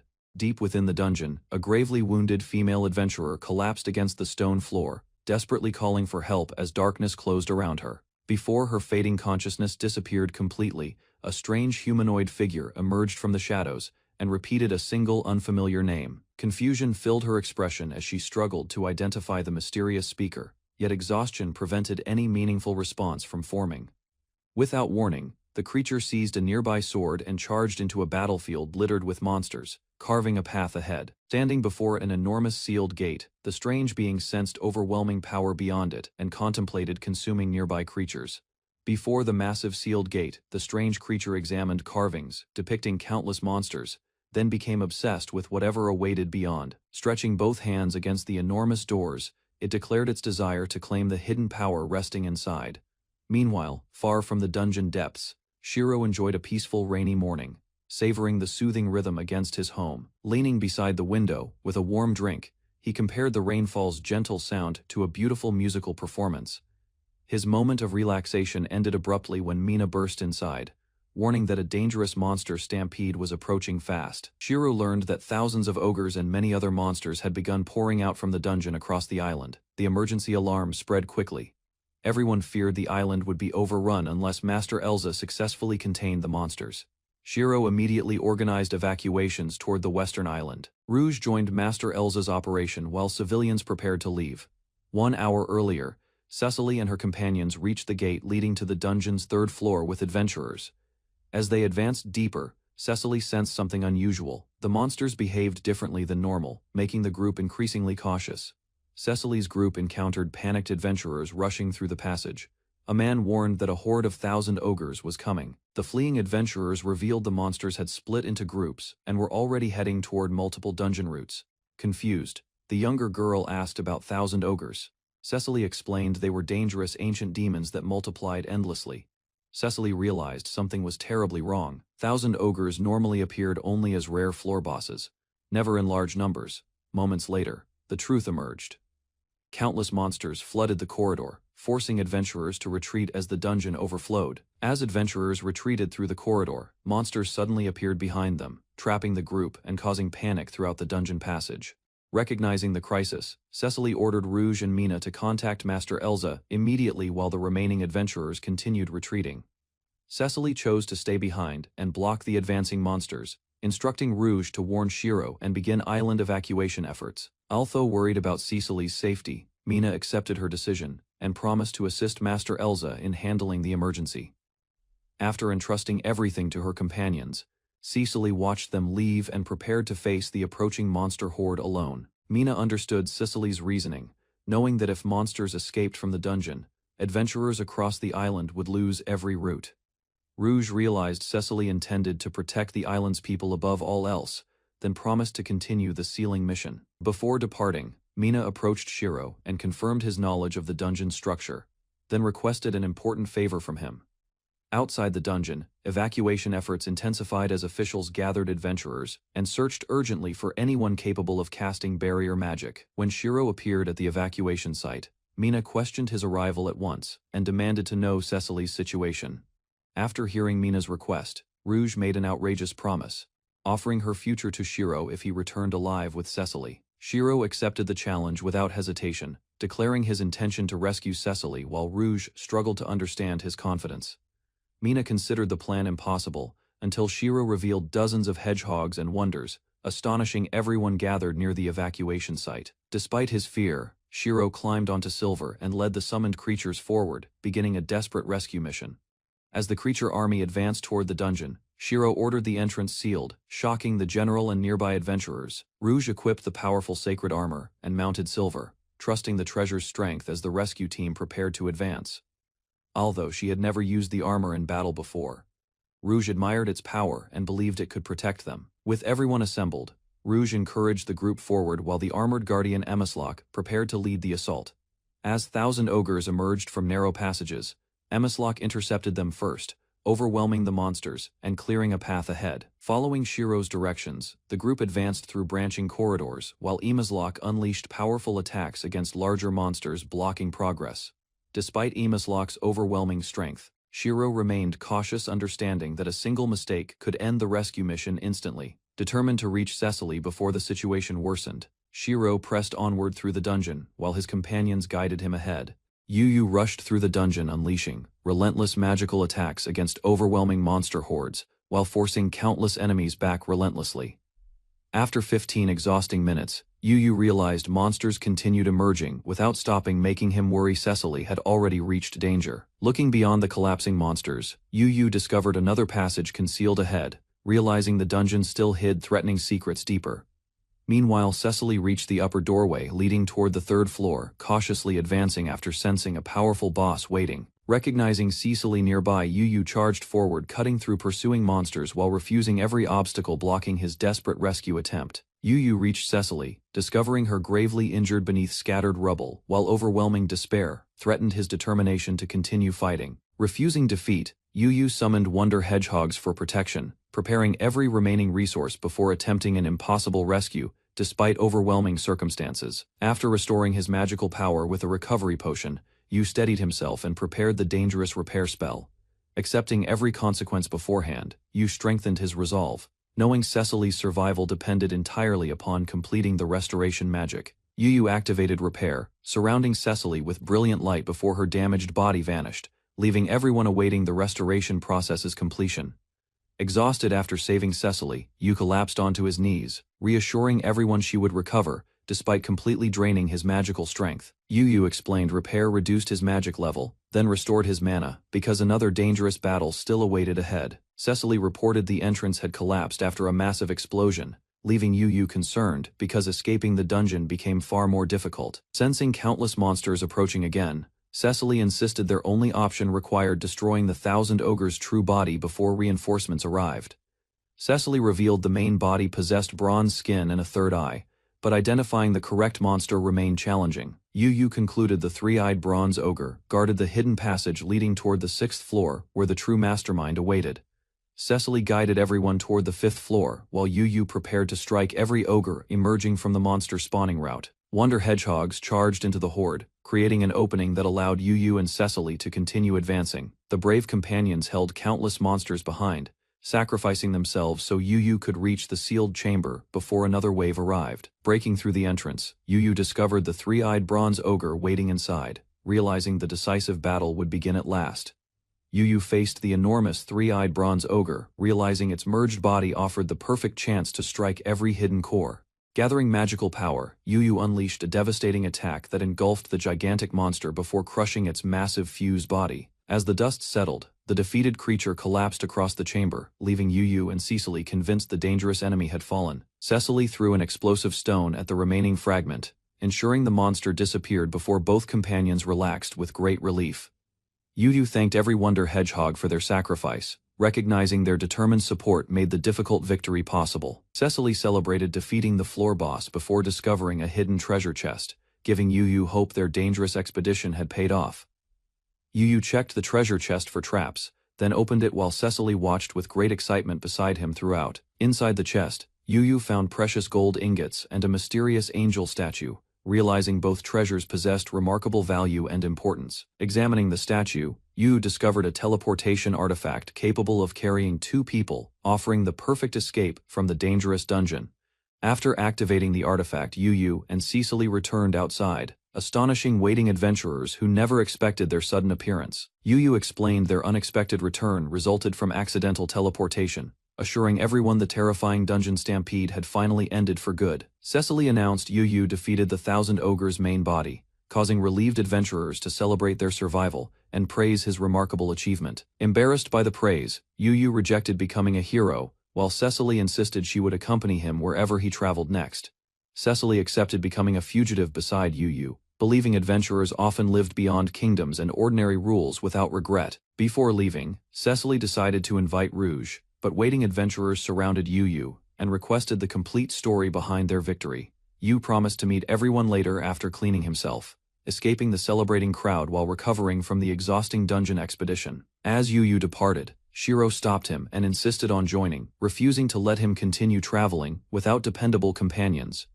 Shiro declared confidence in escaping danger, while Yu explained he preferred creating useful tools instead of becoming a celebrated hero. Before leaving the island, Yu thanked every loyal construct for their support, believing they would never meet again after departure. Reflecting upon countless adventures and companions, Yu realized less than 1 year had transformed his ordinary life beyond every expectation. Sailing alongside Shiro and Cecily, Yu announced their next destination would be the western island beyond the dangerous Bawanda region. Yu revealed his acquaintance with Regalta's war princess, hoping her connections would help everyone cross the troublesome region. Closing the inn, Yu set sail toward the western seas, determined to begin another adventure with his trusted companions ahead.